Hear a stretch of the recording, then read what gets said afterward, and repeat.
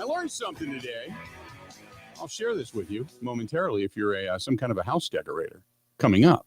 Got that going on. Grant Bill's in studio, which is not the norm for us. So Not usually. But then we don't get sick of each other. I think it's a good system, right, personally. Right. It's kind of like a married couple that doesn't see each other all the time. Yeah. Like, hey, I look forward to seeing you. So it's more special when it happens. That's why we love Austin so much. We do. We never see Austin. Austin, how you doing today? You never see I'm doing well. You doing good? Okay, just yes, sir. Just checking. Can I ask you a question? Absolutely. What the hell happened at the end of Evo's show today?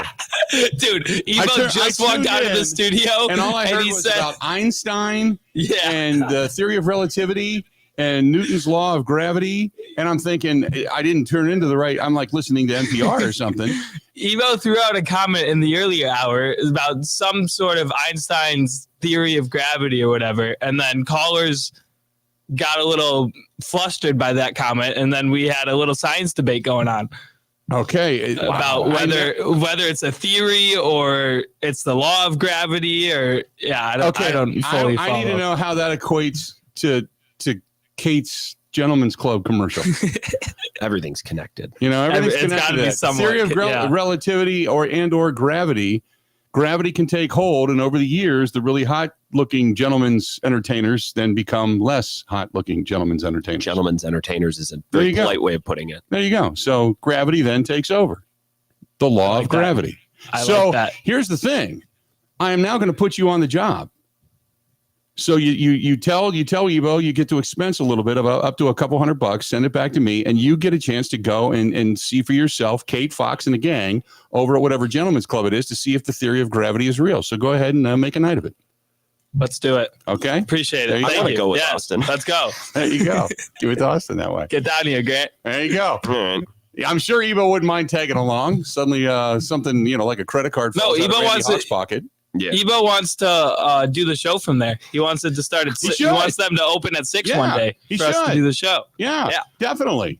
Would Absolutely. Would it be better to go to a gentleman's club at 6 a.m. before the top talent maybe leaves, as opposed to going at like 1 in the afternoon? How would that work? That's a good question. Yeah, do they have a brunch buffet, like someone in the corner carving a ham? I don't frequent them enough, so I couldn't tell you. But good answer. Back when I did rock radio. That's all. When I was in Columbus, Ohio, that's all that sponsored us was like 4 or 5 gentlemen's clubs, because we flipped from a classic rock station to a P1 hard rock station. You cornered that market, and that was the market that came out. And as a matter of fact, we did a Christmas. We did a Christmas. It was how everybody does Santa Tracker. Yeah. Okay. Well, we always did stuff. We called it One Step Stupid. So we hired the Santa. I think I told the story out of Macy's.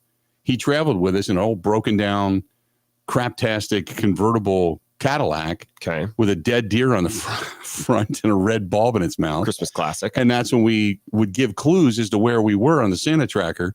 And we were at all of our sponsors. So we ended up going strip club to strip club. With a Santa. He ended up giving, because we were going to give we had $10,000 cash. We were going to give $1,000 away to each listener that found us. And Santa, at the second stop, found a girl that he liked and ended up giving away most of the cash. I was going to say, did they sit on his lap? And Santa was probably in his 60s, 70s.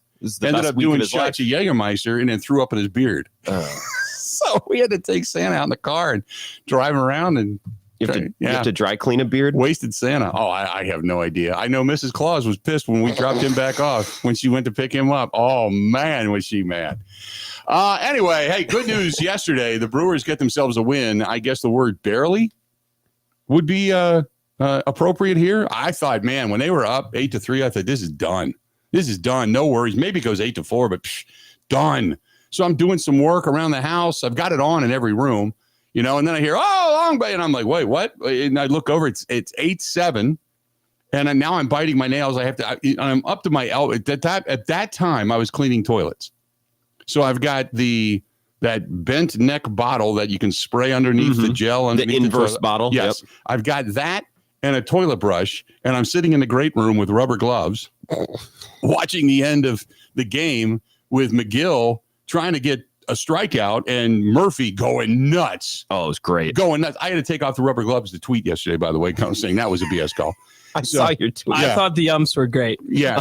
I'm kidding. I'm kidding. Yeah. One of your guys got squeezed earlier in the game. Who was it that Yeah. struck out on that ball really down and away? Hap, I think, or Shaw. Yeah, it was Hap or Shaw, I think. But yeah, Well, Hap they were- deserved it. Yeah. So anyway, the umps were bad. they were The not umps were good very either way bad. yesterday. Did Yeah. you look at the ump grading system? I did. I saw the ump scorecard. I'll pull it back up. The ump scorecard was not good. It was a lower percentile yesterday than it had been. Well, and the thing is, percentage aside, it's funny. I actually think his accuracy percentage or whatever is like 93%, which I guess is not great. Like you still want major league umpires to be higher than that, but they'll do like the 3 most consequential calls of the game. Mm-hmm.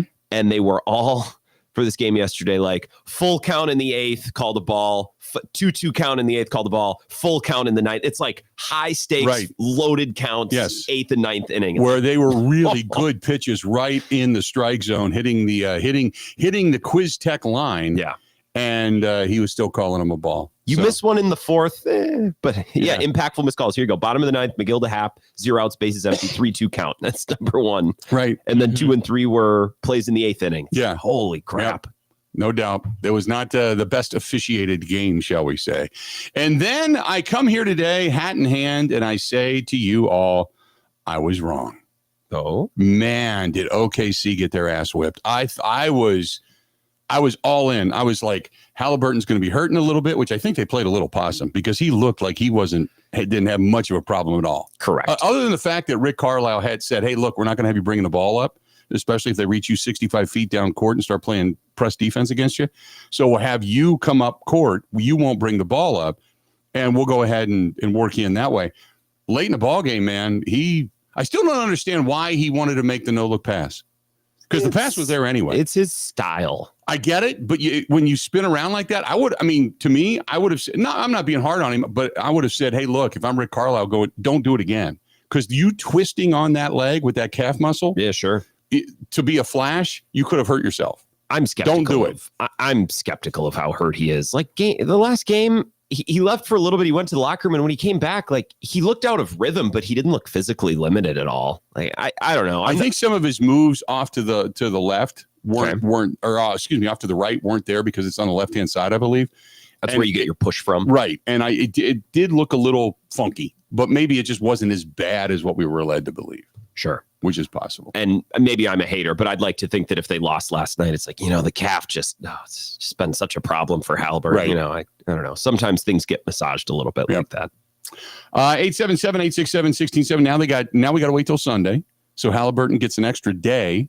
So he gets Friday, Saturday, then into Sunday, instead of just a 1-day turnaround. So he gets an extra day to kind of recoup a little bit. They now go down to OKC, where we'll see if that team can respond because, man, they looked embarrassingly bad. So there you go. So that's it. So that's kind of where everything stands today. If you want to get a hold of us, 877-867-1670, 877-867-1670. You can find us. We always appreciate it when you do. You can text us, 608-321-1670. 608-321-1670. You can find us over on YouTube. Go to youtube.com. That is youtube.com/Bill Michaels Show. youtube.com/Bill Michaels Show. Find us on Twitter X @Bill_Michaels. Find Grant over there at Wisco Grant. You can find us on Instagram, Facebook, and TikTok under the Bill Michaels Show. We are on the Twitch app, the Kick app, the LinkedIn app. Email the program, thebillmichaels@gmail.com. The website simply thebillmichaels.com. The app to take us anywhere and everywhere and listen to us is WOZN, The Zone Madison. And then we are on after the fact on Spotify, Apple, iTunes, Google Podcasts as well. And don't forget, tomorrow night, 8 o'clock Central Time, The Bill Michaels Show is a television show over there on My24 TV in Milwaukee. On My24 TV in Milwaukee. There you go. So Brewers get the win, and basically they leave where they started, which, you know what? I'll take it. We just said yesterday you got to get the win, and they did. And they hit the ball. They were stealing bases. Do you know, since the day that I went off on Joey Ortiz? Yeah. Almost 3 weeks ago. Mm-hmm. When we were at Wild Ridge? Is that when that was? A little before, a little part of after, it was somewhere here. in there. It was here. I think it was that Monday, and then I kept going all Throughout the week. Gotcha. I think it was that Monday. Since then, he is hitting 272. Since then. Now, I don't want to be a guy that's going to be the jockey carrying the stick and continue to whip the horse. I don't want to do that. But I think we should keep up criticism because that guy's playing lights out right now, and I'm a superstitious kind of guy in certain elements. Well, the defense that he played yesterday was fantastic, was unbelievable, and I don't think they win yesterday without a couple of plays that he made. Although that double play, if he'd have just tossed it to Terang, I think they get him. Maybe they might have, yeah, because he hesitated, that split second of hesitation. Just a little bit. Yeah. Man, how about the way that Terang received that ball in the 8th with the wherewithal to say, okay, I got to go on the far side of the bag and catch this like a first baseman and extend. Right.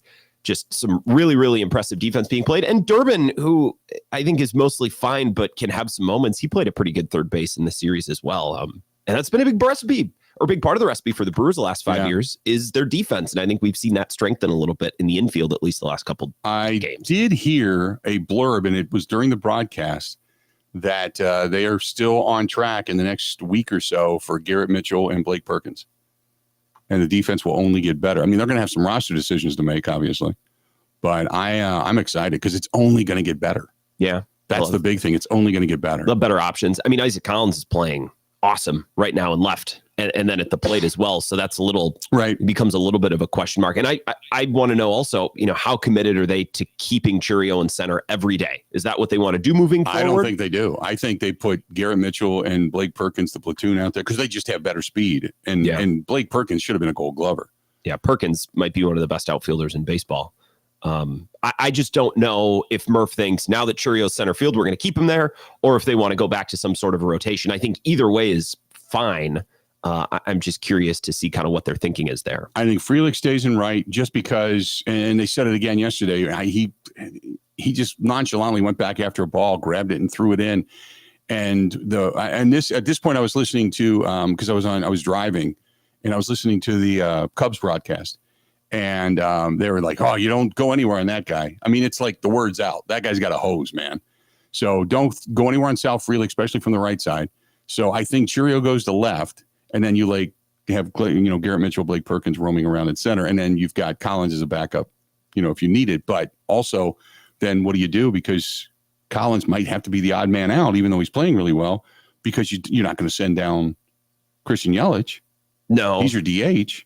And he's your backup outfielder if you need him. I think it might be more of a matter of they might just not bring up Garrett Mitchell right away. You know what I mean? Which could happen. If he gets healthy and they're like, actually, we like our options right now, they don't have to bring him up at all. Right. I mean, how much did they take their time with him last year? Remember that? Right. And even this year with this injury, it's like, it shouldn't be too long. And then it's 2 or 3x the length of injury that we originally thought. Well, and when they were at home and Matt Arnold joined him in the television booth, he said, they're on track to be back. We want to get them back up here at the end of the month. That's our goal. So I don't know if that's changing or not, but we'll see. So anyway, you've got Brewers now out on the road. So you've got a new opponent, obviously. So the cool thing is you got the Reds and the Cardinals are playing each other down in St. Louis. Brewers are on the road up in the Twin Cities. The Mariners, who are a game over 500, it's not a schlep team. They're actually in Chicago. Beginning today. That's a 1:20 game. Oh, awesome. We'll have baseball on today. So we'll have some baseball. And then not that really Pittsburgh matters or anything like that, but Pittsburgh is going to be playing Texas Rangers in Pittsburgh at PNC. So if the Pirates play in a stadium somewhere and no one is there to watch it, does it really happen? Right. I'm also really jacked this weekend. And I'm going to Summerfest on Saturday and Game 7 will be on Sunday. So I don't know if I'll ever sit down and seek out a stream to watch this game. But the Red Sox and the Giants play this weekend. And that means Rafael Devers gets to play against the team that just dealt him away. And he might do so while playing first, which is what the Red Sox wanted him to do. Of a little rivalry. Did you see Schilt go after the Dodgers and Padres last night? Did you see Schilt come out of the dugout after Machado got hit? Well, I saw Tatis got hit too. Tatis, I'm sorry. Tatis when he got hit in the hand? I didn't see what Schilt did. Schilt went after him. Schilt's an old schooler. Yeah. I like him more now that he's not with the Cardinals. Robinson got tossed. I mean, everybody got tossed last night. That was a good one. Like that. That's the first time we've really seen a lot of old school style of baseball, I guess might be the best way to put it. I like it. I like that they plunked Contreras last weekend after, what he did at first. Like I want the teams to do the smart thing, and I don't want them to get caught up in doing dumb, but every once in a while you gotta play the game within the game. And I'm glad that in 2025 teams are still willing to do that a bit because it's entertaining as hell. Right. Yeah. Tatis got hit with a pitch. That was the 9th inning too. So that's when they waited last game of the series. Both benches come out. Dave Roberts and Padres manager Mike Schilt. Both were ejected. Schilt was going after Roberts. Roberts was John. And Roberts is the guy. See, this is what makes me mad about baseball fights, because guys get big and tough, and then they get held back until they're not, and then they stand there. So Roberts last night, he's yelling, "You just stand your side of the field." You know, here comes Schilt. Schilt was bowling across. I mean, he's coming. Here comes the Rhino out of the twice the speed of LaRusso once upon a time when he came out. He was coming for him, and it took guys to pull him off of Roberts. And Roberts is he's still yelling, but his eyes are big. Like, if anybody lets that guy go, he's gonna whoop my ass. You know, it's like, Roberts, you big wuss. So I loved it last night. Well, and all these baseball players, they're all wusses, all except Martin Maldonado, who once almost broke a guy's jaw out of nowhere in that fight with the Pirates. But that's why Contreras calling out Hoskins last weekend was so silly. It's like, oh, that guy, he's all talk. It's like, all of you are all talk. All you do is yell, and then you stand and puff your chest out. No one ever hits anybody. And, well, I do like the fact that Suarez hit Ohtani. Yeah. If you're going to take the biggest stab at the biggest fish, and you're going to get ejected away, hit that guy. Plunk him. Hell yeah. I loved it. I absolutely positively loved it. That's good old school baseball. Loved it. Loved it. Hell yes. Let's do this. We're going to go ahead and take a quick break. We're going to come back. We got a lot more to get to. Stay tuned. We got a whole lot more of the Bill Michaels Show coming up. We are in studio today. Stay tuned. This is the Bill Michaels Show on the Wisconsin Sports Zone Radio Network.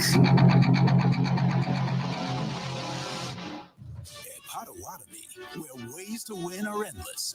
Another chance to capture epic cash and prizes comes Friday, June 27th. It's the season finale blockbuster drawings. Watch your entries from Enchanted Spins, Unreal Treasures, and Boundless Bounty come together for drawings where $300,000 in cash and prizes is there for the taking. Be there to win your share. June 27th only at Potawatomi Casino Hotel, Milwaukee. More info online. Must be 21 years old to play. The engines are coming to life. It's race season again. Vintage, Superbikes, IndyCar, and more. For tickets and information, go to roadamerica.com. That's roadamerica.com.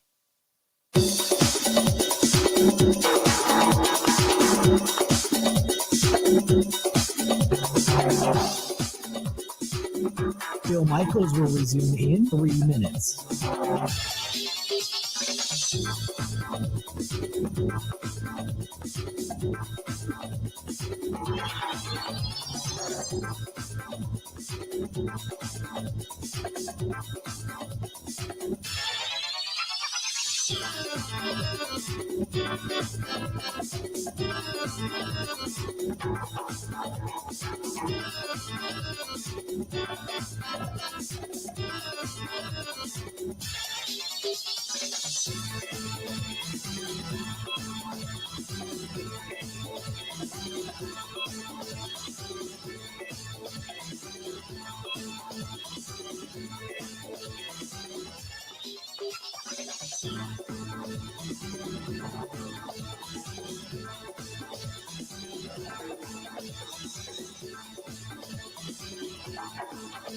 Bill Michaels will resume in 2 minutes.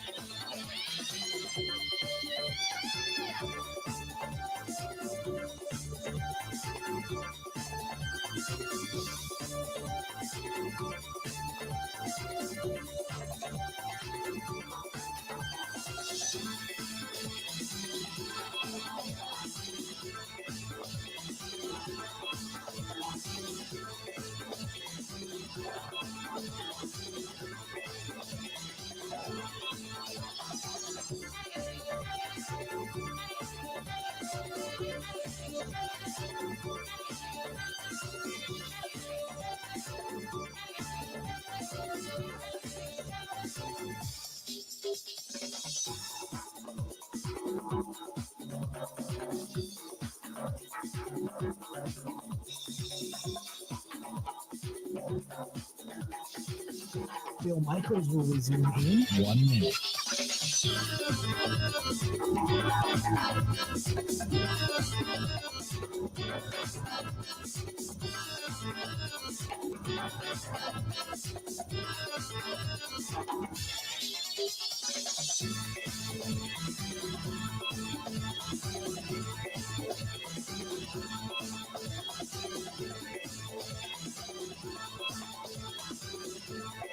Bill Michaels will resume in 30 seconds.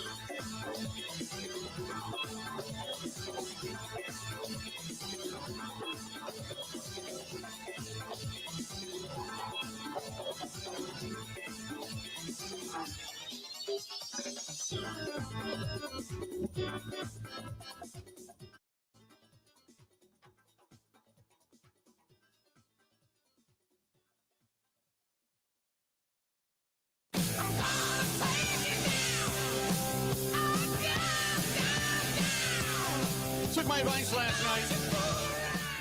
Sat down. And Krista got here, I guess, I don't know, about 7:30, something like that. And I was just wiped from the day of working around the house and getting things ready for tomorrow. And I looked at her and she said, we're going to get dinner? I said, she reeled off a bunch of different restaurants. I'm like, you know what? I'm going to Cousins. So, and I misordered on the app, which I'm sure it ended up in their favor. But I ended up wanting a pepperoni melt, and then I ordered hers. I don't know why, but I hit the larger one on mine.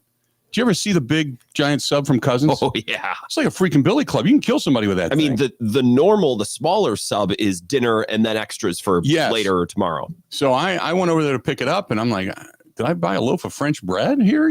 And sure enough, they said, no, this is what you ordered. I looked at it. Yep, that's what I ordered. So the best part about it is I've got the second half for today. So I'm giddy. There's half a Cousin subs in our fridge right now because she got one for lunch yesterday. And I'm like, I could eat that. No, I'm not going to eat it. Yeah. I'm not going to touch it. Did some Cousin subs last night, which was fantastic. Sat there, watched the game, and had the pepperoni melt, and then kicked back and said, okay, I think I'm done. I'm going to eventually go up to bed here. So there you go. Anyway, Cousin subs, where they believe in better. And don't forget, they are also a big supporter of our motorcycle ride coming up on August 31st. And in addition to that, we are then going to also be doing stuff for veterans, military members, and first responders and their families, and they're big supporters of that as well. So thanks to our friends at Cousin Subs for being a part of the program. As always, Cousin Subs, locally based right here in the state of Wisconsin, and they believe in better. Brewers off to Minnesota to take on the Twins. Got to get 2 out of 3.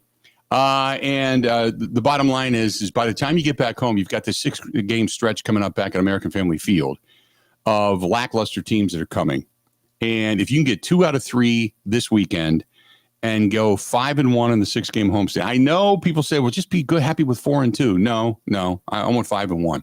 You're playing really bad baseball teams. Pittsburgh and Colorado, 2 just swamp suckers. And you go 5-1, and I think you probably get a game. If you go 2 out of 3 over the weekend and 5-1 in the homestand, I think you get a game on the Cubs, maybe 2 if you're lucky. But then you'd be probably by the time you get to the end of next weekend, you're sitting there 4.5 games back, maybe, which would not be a bad way to go. I'd be fired up for that. 4.5 games back, creeping into the month of July, and you're not going anywhere. You're still in their rearview mirror, as good as they've been playing and as much as they've been hitting the baseball. Then you're still in there. Then you might get in their heads a little bit. And this team needs to stack wins at home in a way that they haven't recently. They have that 10-game homestand, and I know they won the final 3 of their final 4 against the Cardinals, but they went 5-5 on the homestand, right? Because they got off to such a poor start against San Francisco. So I think to really, really have a great stretch at home where you're not just winning series, but winning more games, like you said, it's important for this team. I think they have to win those games at home. They're not good enough to give away games at home, especially to bad teams. Yeah. This is from Rich. He said, Bill, you listened to Def Leppard last night at Summerfest. I saw they were there, but no, I didn't go. There is not a lot at Summerfest this year that I'm like, wow, I got to go. Def Leppard would have been one. I would have liked to, but I got too much going on this weekend with IndyCar coming up, which, by the way, coming up here at the bottom of the hour in about 8 minutes, we're going to be talking with Steve Zotke from the Traction Reaction podcast. He's our racing guy. He is live at Road America. We'll talk with him, and he might grab a driver. Who knows? And we'll see who he ends up grabbing. But because they had a really an interesting race in St. Louis last weekend, and on the tail of that coming into Wisconsin is fantastic. So we'll talk with Steve. But no, between that and everything going on here at the house this weekend, yeah, it's a busy time. So I'm looking at the Summerfest lineup again right now because we're going tomorrow. And I was hoping, who are you going to see? We're going to see Billy Currington tomorrow night. Okay. Which that should be. But he's not on a main. No, it's perfect. He's headlining US Cellular. Okay. So the one kind of right out in the middle when you walk in from the main entrance of the grounds. Right. But I was like, well, maybe we go down there early tomorrow or earlier than dinner time and see somebody else. And I'm looking through, I'm like, not really. None of the main headliners, Hosier would be cool. The Killers would be cool, but it's not a ton for me there this year. Of course, you go and it's a nice day. You're always going to have fun. Yeah. But I'm with you. Not a ton of artists that I would go out of my way to go down there and see. You're going to have sunshine. You're just going to have holy cow, melted cojones down there. Yeah. So 94 tomorrow with a heat index of 105 and then a heat index of 107 on Sunday as race car drivers jump into Indy cars and then take off. I will say one thing. You'll have grip on that track. Those tires might be stuck to the track coming up on Sunday for that IndyCar race. But I'm sure that's something that Steve can tell us about too, because we had people. Did we have someone text or comment on the show yesterday? Like, how do they keep from baking in there? They do have cooling. They do have. I'll ask Steve, but I know they can have water. They put water packs in there, and then they have a straw that actually comes through the face of the helmet, and they can just move their mouth sideways, and they can actually suck the water. But I don't know how they keep cool. I don't know if there's a way to keep cool. I get the sense you got to be able to do something, like maybe you can blow air in the suit or something around you. Yeah, or maybe water goes through the suit. I don't know. I can't remember. I feel like they'd have to have cooling measures even when it's 80 in the summer. Like forget 105. I think with how tightly cramped they are in there and the exhaust and everything, like they would have to have cooling measures even when it's just an average summer day, let alone 100. Look at Austin ripping you. What did he say? He says on the live stream, somebody's got to be back here to man the board for Grant to save his precious 1 hour commute today. They just asked me how where did that come from? Today. Where'd that come from?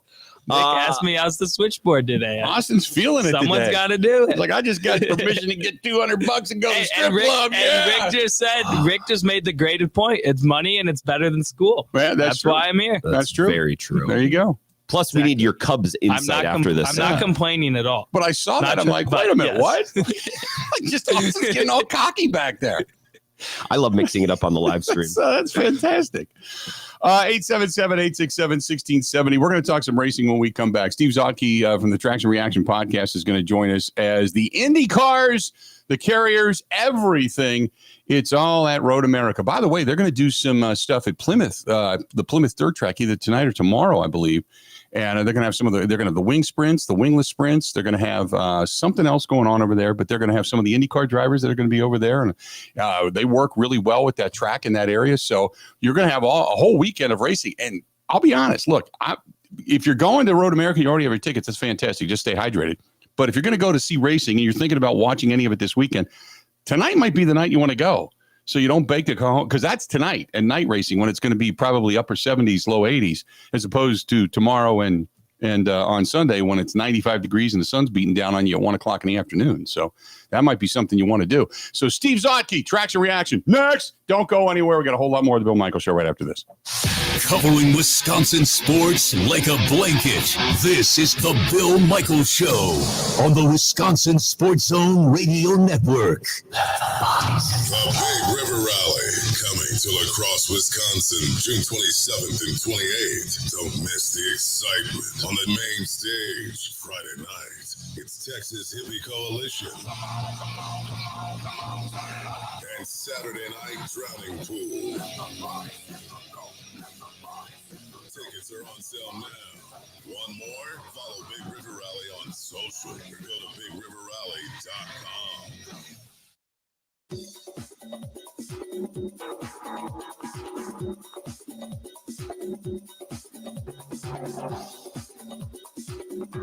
Bill Michaels will resume in 5 minutes.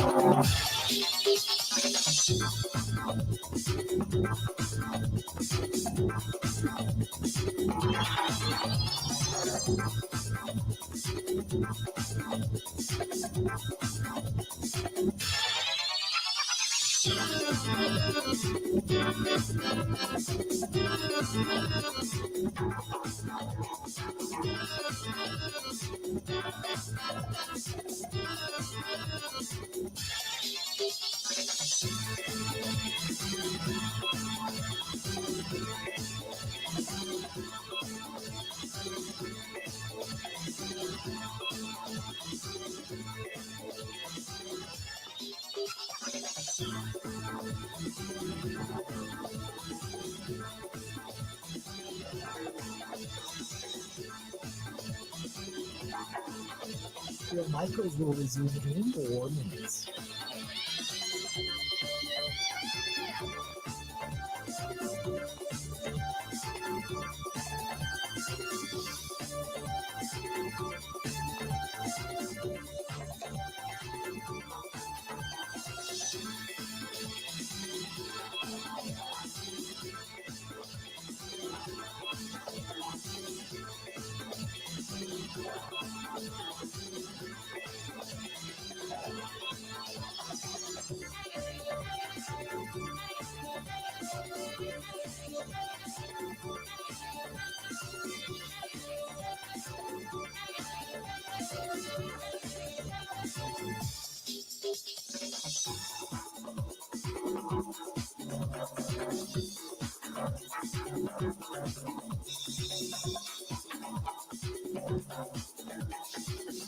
Your micros will resume in 3 minutes.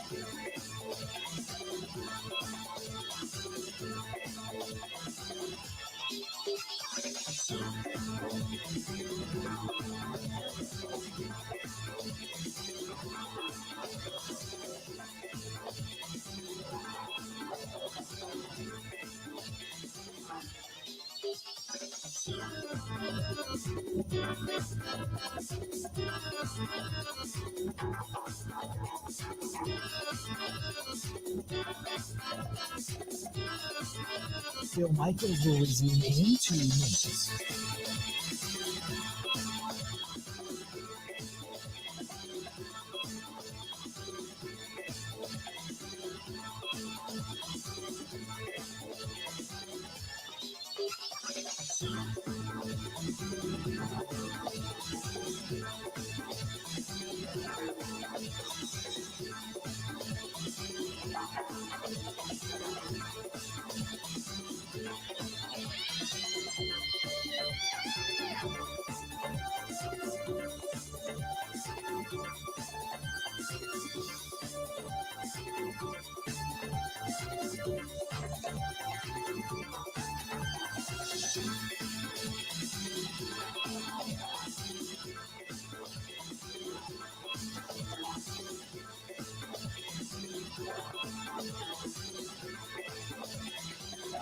Your micros will resume in 1 minute.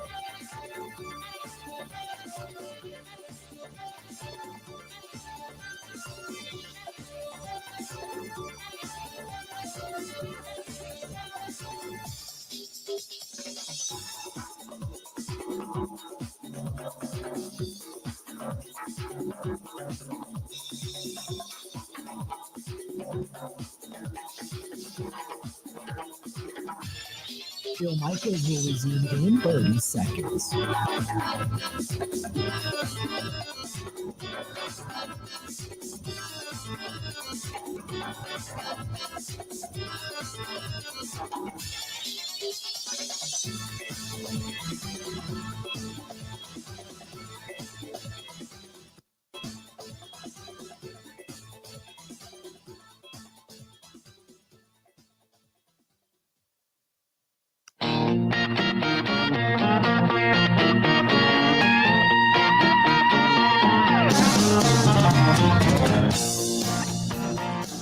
Welcome, Bill Michaels Show today on a Friday.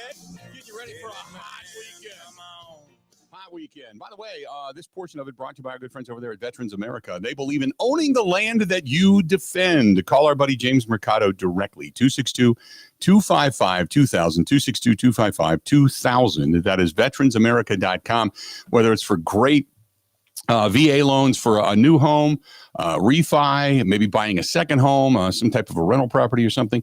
They can help you out with all of that. And they know all the loopholes that the VA offers. So get a hold of James directly. He can help you out. Even if you go to all the other credit unions and such, make sure you get a hold of Veterans America. Own the land you defend. Call them direct, 262-255-2000. It's 262-255-2000. Trust me, he's passionate about our military. He's passionate about our friends, our first responders, their family members, and all you veterans out there. He's passionate about that. So if there's anybody that can help you, man, it is him for sure.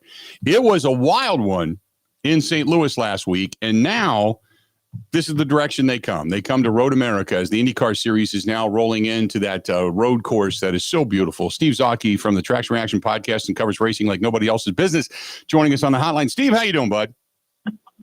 I'm doing fantastic, Bill. How about you? I am great. I feel so bad. I'm rooting for Joseph Newgarden because all he did was lead. He looked like he was going to get himself a win last week, and then just a freak crash takes him out, and he slides 100 yards on his head at St. Louis, and his day was over. So I'm rooting for Joseph Newgarden. All right, I'll be rooting for Pato O'Ward because as of right now, the only guys that have won are Alex Palou and Kyle Kirkwood. But Pato O'Ward has been just that guy. He's second, third place finishes, and just a little bit off. And yeah, I feel if he gets that first win, he could actually rattle a couple off in a row. Which is true. He's had a hell of a season. He's just been coming up a little bit short. So tell me, the biggest concern I would assume this weekend is going to be the heat, right? Yes. Yeah. How do they stay cool? And well, with these, with the new cars with the aero screen, I mean, one of the reasons they got the aero screen we saw last week with the aforementioned Newgarden, who got upside down, but was able to walk away from that. But the problem with that is that you lose a lot of the ventilation in it. Now, there is a little fan, almost like a scoop or fan, that they put on top of the aero screen that'll help move air into the cockpit, which helps. But talking to the drivers and that, it's pretty tough. It's going to be a hot one. But this is why they work out. This is why there's a place called Pit Fit in Indianapolis where they do specific workouts and whatnot for drivers and that. And this is, as Bill Parcells said, this is why you guys work out. This is why you lift those weights. Right. No doubt. The water they drink, somebody asked me too, because I know they have the pack of water that they can get through the helmet, but is that cooled or not cooled? It is. Yeah, it's as cool as it's going to get. Yeah. Yeah, it's not that cool. Yeah, I was going to say, it's not sitting on the engine though. It's not like they're drinking hot water, but yeah, because they're going to have to stay hydrated, man. It's going to be crazy up there. Yeah, I'm gonna have we're gonna have a drivers get together up here, roundtable thing in a few minutes here, and I wonder if we should bring up the pickle juice. Remember the Packers and the pickle juice thing a few years ago? Well, they just had that was all the rage in the NFL. They just had a pitcher for the Texas Rangers that was cramping up on the mound, and they ran him out 2 little bottles of pickle juice. He drank them, and he was fine the rest of the game. So. Apparently that's the real thing. Yeah. So maybe that's a direction they go. Kyle Kirkwood coming off of a win last week with the Honda. Chevrolets were pretty solid in the top 6 with 4 of them ranking in the top 6, but Honda's been strong this year. Yeah. And it's surprising. Chevy has to be so disappointed because at one point in the race last week, they had the top 6 positions, and you're thinking, okay, this is going to turn around for Team Chevy. And then, it didn't work out for them. So, yeah, they've been, they've been, taking the bit in the mouth, and they want to get that win, especially with the strength of Penske and the resurgence of AJ Foyt Racing. So it'll be interesting to see with the horsepower with this track, of course. You got the long straightaways and the tight turns. It'll be interesting to see if who comes out on top, whether it's Honda or Chevy. Let me ask you about Penske, because Penske's just run into a bunch of bad luck as of late. It goes back to even getting penalized at the Indianapolis 500, and some crashes that happened last week when they were running so strong. Penske looks like they got a black cloud over them right now, don't they? Yeah, it's an ebb and flow that these teams get. You know, some teams and the tolerances in that are so tight. And you know, if a team, whether it's NASCAR, Formula One, or IndyCar, you know, with the competition is so tight that if you're just a little bit off, you know, that could be a half a second, and that's a lot of time on a racetrack. Give me your thoughts on Will Power. He ends up winning the pole last week and then done very early on in that contest. And you got to kind of feel for him a little bit. But is he a guy that you look at and go, this is a road course that takes knowledge, it takes patience, and it takes experience? And you look at a guy like Will Power and go, this might be the guy that, and I think he's had success at Road America before. This might be a guy that maybe comes out of nowhere. Yep. Yeah, he could, and he's going to need it right now because the talk is you know, he's on the outside, inside looking out at Team Penske, that this could be his last year with David Malukas moving into that ride next year. A lot of people were questioning, especially when, you know, he was leading at St. Louis last week, is, you know, I can't believe Penske would get rid of him. And it's almost kind of like what the Packers and some of the teams do, or baseball, whatever it is, where, you know, it's sometimes it's better to get rid of a player a year early than a year late. Yeah, no doubt. And I think Penske is looking at that with Power. What else about the track? And now that you've been there a few days, and you know, all the cars are there, and they've got obviously the running tonight over at Plymouth, the Plymouth track as well. But give me just some of the other stories you're working on.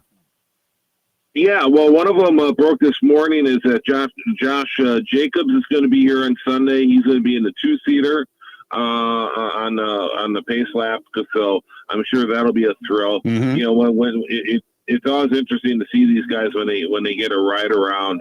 I remember when I worked at the Milwaukee Mile, we had guys like Charles Woodson and that come in, and we would try and put them in a two-seater or a race car or pace car, and, you know, they'd get out of it and their eyes would be all bright, just like, wow, that was so much fun. So, you know, guys, you know, putting, you know, these guys in that position, it really opens their eyes to the world of auto racing. The other news that's breaking is it looks like Kyle Larson will not be doing the 500 next year. It's just so the logistics with it is just so tough with it, and I think he was a little bit frustrated at NASCAR with them not moving the Charlotte race maybe back a little bit, and this year was a lot more, even more frustrating than the year prior. Right. And looks like, yeah, he's just going to maybe take a year off. And until things change, you know, Larson won't be in the Indy 500 anytime soon, unfortunately. Getting away from IndyCar for a second, going to NASCAR. Is NASCAR in trouble, Steve? Well, NASCAR has been very frustrating to a lot of people. They're kind of floundering around, you know, and, you know, people have been, you know, why are you so critical of NASCAR and that? Well, you know, you and I were raised in NASCAR fans when we had, you know, not only Dale Earnhardt Jr., but we had Alan Kulwicki, we had Davey Allison, you know, we had all these, and, you know, I think the golden age of NASCAR was pretty much that 1986 to 1992. Right. You had a lot of it was with the cars and everything. It was fantastic. It's interesting. You know, you look on Twitter, you'll see these kids go, oh man, I wish I would have seen Dale Earnhardt Sr. And I guess we were lucky to see somebody like Dale Earnhardt Sr. run, but they just have not been able to fill that void. And I think you know, I've said this before on this show. They should have kind of went in the direction of the NHL. You know, the NHL had the strike. They had a lot of issues, but they solidified their base audience. And NASCAR basically got rid of their and turned their back on their base audience, looking for new audiences, and it kind of hurt them. And you know, until they figure out what they want to do. Now they've tried bringing some of the tracks back, like North Wilkesboro, Nashville, and that, which is good to see. But you know, you see them reaching out with the road courses, Mexico, which as a track I really like, where they were last week. there was a lot of criticism, and even legends like Richard Petty was very was not positive in what he thought of NASCAR going down to Mexico. Yeah, I don't understand that move. I off the record was talking to people when we were out at Road America last week, and some of the race officials that were there heading up, prior to Indy and such, and other people that are on site. And they were just like, "What are they doing? You're cutting your own throat," and they don't care. They don't see it. It's like whoever's running this thing thinks that they're doing the best thing they can possibly do, and they're not listening to their fan base at all. It's like they're just, like you said, they've turned their back on their fan base just to say, we're going to do what we want to do, and we don't give a damn what you say. And people are turning away, and they don't understand why. Yeah. Yep. Yeah. It makes for a very frustrating situation. It'll be interesting to see what happens with this with the lawsuit that's going on with Michael Jordan and Denny Hamlin. And the charters and whatnot, which is, there's a lot of legalese. I won't bore you guys with it, but it'll be interesting to see if they bring back some tracks like Road America and a couple others, just so they don't get into the issue with with them having too much control over their own thing.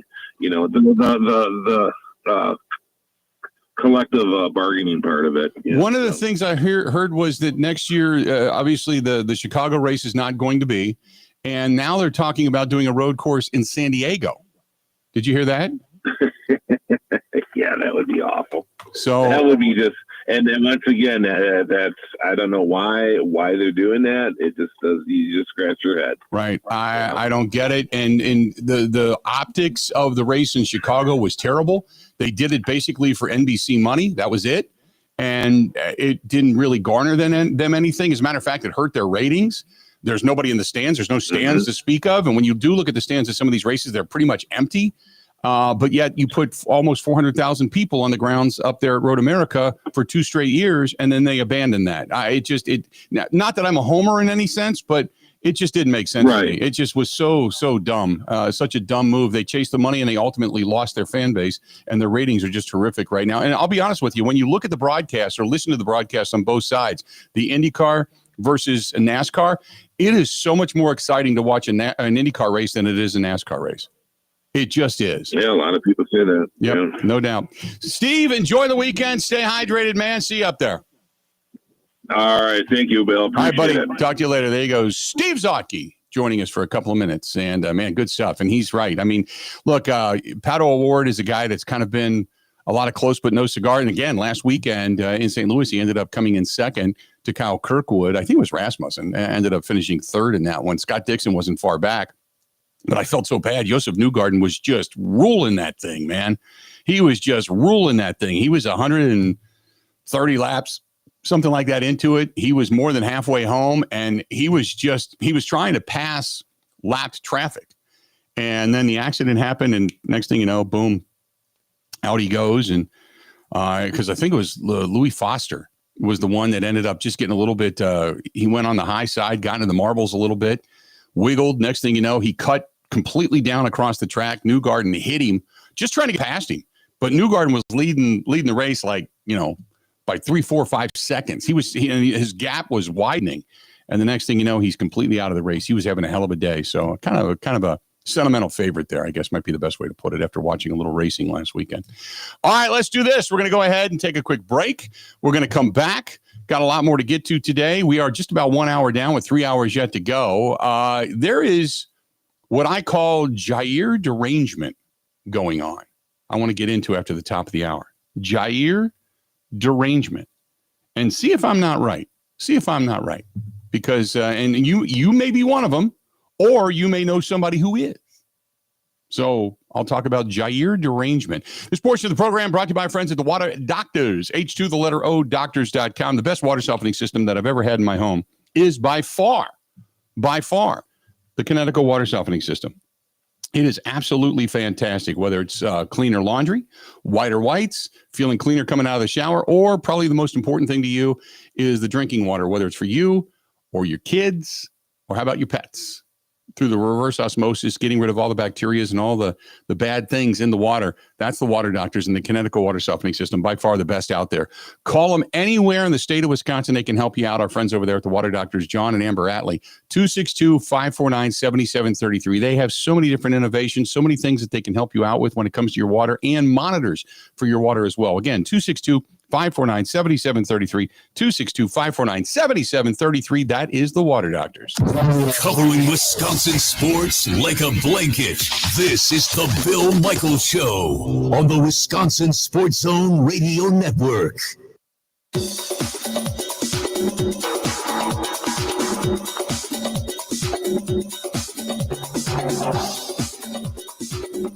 Bill Michaels will resume in 3 minutes.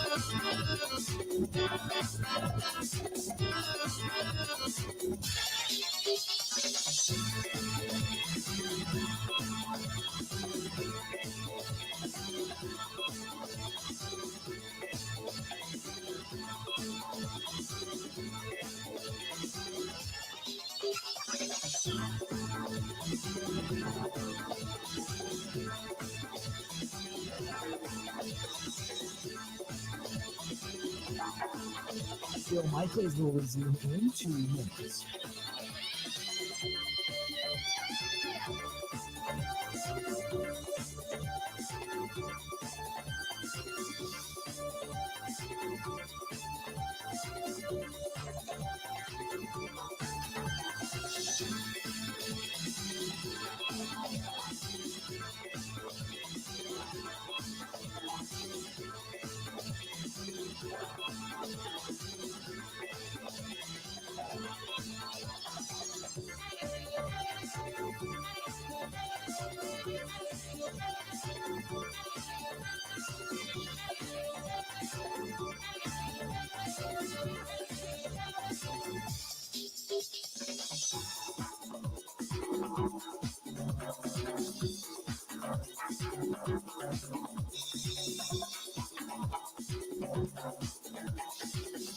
Bill Michaels will resume in 1 minute.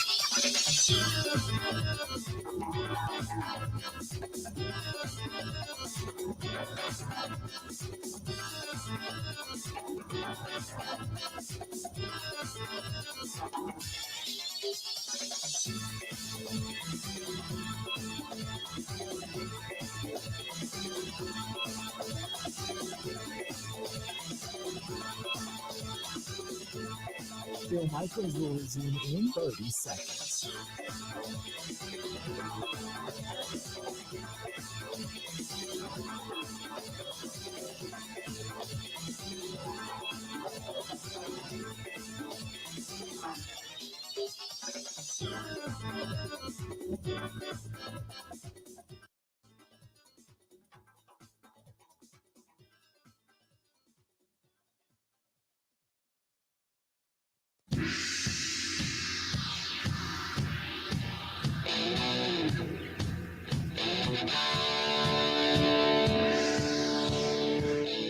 How we looking? Bill Michaels Show. On this Friday. Yeah. I'll tell you this, heading up to Road America with the RV, the air conditioning works just fine.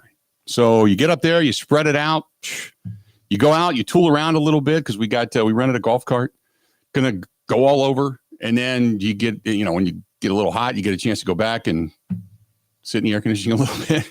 I know that sucks. It did for those that don't have something like that, but I'm telling you, man, it's fantastic. But our friends at Marquardt RV also, it's like next week, I'm going to be off on Wednesday and going to go to the Brewers game. But whenever we get a chance to do things with veterans and through charity events and, be able to take people places and enjoy events together and do it also fundraising along the way, Man, we can't say thanks enough to our friends at Marquardt RV for helping us out with the Thor motor coach for the 2025 Big Unit Cruiser this year. And the service they have given, not just myself, but I hear it from others that pick up RVs and travel trailers, fifth wheels. They just say, look, you're right. When it comes to the service, they go out of their way to help you. And that makes me feel good, because when I hear that stuff, I'm like, it's not just me that they're helping. It's everybody that goes into that store. Or stores, because they've got 8 of them in Wisconsin and 2 of them over in Minnesota. But whether it's a Thor motor coach or a beautiful Tiffin motorhome or a Jayco tow behind or a Cruiser or a Glacier, an Alliance, Forest River, Keystone, Braxton Creek, Canada. I mean, I can go through the whole list. They carry a ton of different brands. But if you want somebody who gives a damn and you want somebody who's really going to help you with knowledge, that's our friends at Marquardt. Markquart. They're big. They're not the biggest, but they're the best when it comes to service. That's what they pride themselves on. Marquardt, Markquart. Go to marquardtrv.com. That is marquardtrv.com. And a big supporter of the motorcycle ride and helping us help veterans, military members, first responders, and their families. So great stuff. Coming up after the top of the hour. Are you mad that the Packers didn't sign Jaire? I just want to know. Yes or no? And if so, why? There is like this derangement, because Jaire's father, his whole goal is to get you pissed off at the Packers, the way he's pissed off at the Packers, the way Jaire's pissed off at the Packers, right? They didn't offer him this. They didn't offer him that, this. And I'm like, well, but they paid him to be the highest paid corner in the league. It's not like they slighted him, remember? And he's been banged up. He's only played half the games. That's very well documented. But there are people that are like, I can't believe you didn't offer him that. Like, whoa, wait a minute. And you didn't do anything. Well, they did. They brought in Nate Hobbs. They did do something. And they drafted another corner. They did do something. So to say they didn't do anything, they got to go out and get somebody. They got to get somebody. Well, wait a minute. They did. They brought in Nate Hobbs. You can only bring in so many corners. They drafted one and brought one in, and they let one go. So you have 2 to the one you lost. We're going to talk about it when we come back. I think there's a little bit of a misguided thought to a certain extent. Stay tuned. More of the Bill Michaels Show coming up next.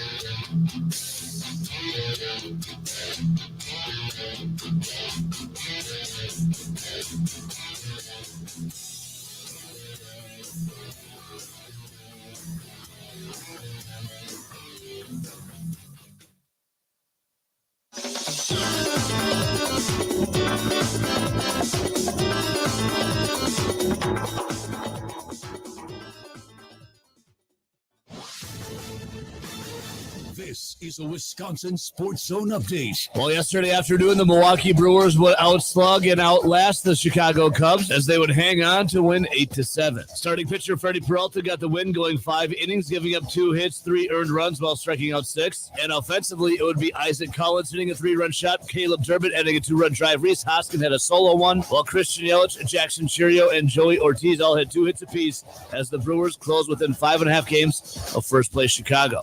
Manager Pat Murphy, who had some choice words for the umps, also said it was an aggravating but emotionally charged win for the crew. Our guys, they battled and got out to a good lead. Swing the bat's great today with authority, a lot of hard contacts, and great opportunity for our young guys to then face the great Cubs team coming back and breathing down our necks right to the very end. And, so it gets pretty emotional. The Brewers continue on the road as they go to Minnesota to take on the Twins. Right-handed pitcher Jacob Mizorowski will take the mound for the crew as he makes his second career start. First pitch tonight will be at 7:10. For nearly 40 years, ABC Wisconsin Apprenticeship has been helping men and women transform themselves into highly skilled trade professionals. These skills are in demand and provide strong wages and benefits for a bright future. If you're a hands-on person who likes the feeling when you get projects done, apprenticeship could be for you. Go to buildyourcareerwi.org or just search online for ABC of Wisconsin. With trade speculation surrounding Giannis Antetokounmpo, the Milwaukee Bucks also have a few players entering free agency this summer, most notably Bobby Portis. He said in a podcast, Run It Back, recently that he would like to be back with the Bucks, but wasn't sure because he wants to be compensated fairly. NBA free agency will begin on July 6th, and finally the Packers will get back to the action at training camp on July 23rd. For the Wisconsin Sports Zone Network, I'm Ebo.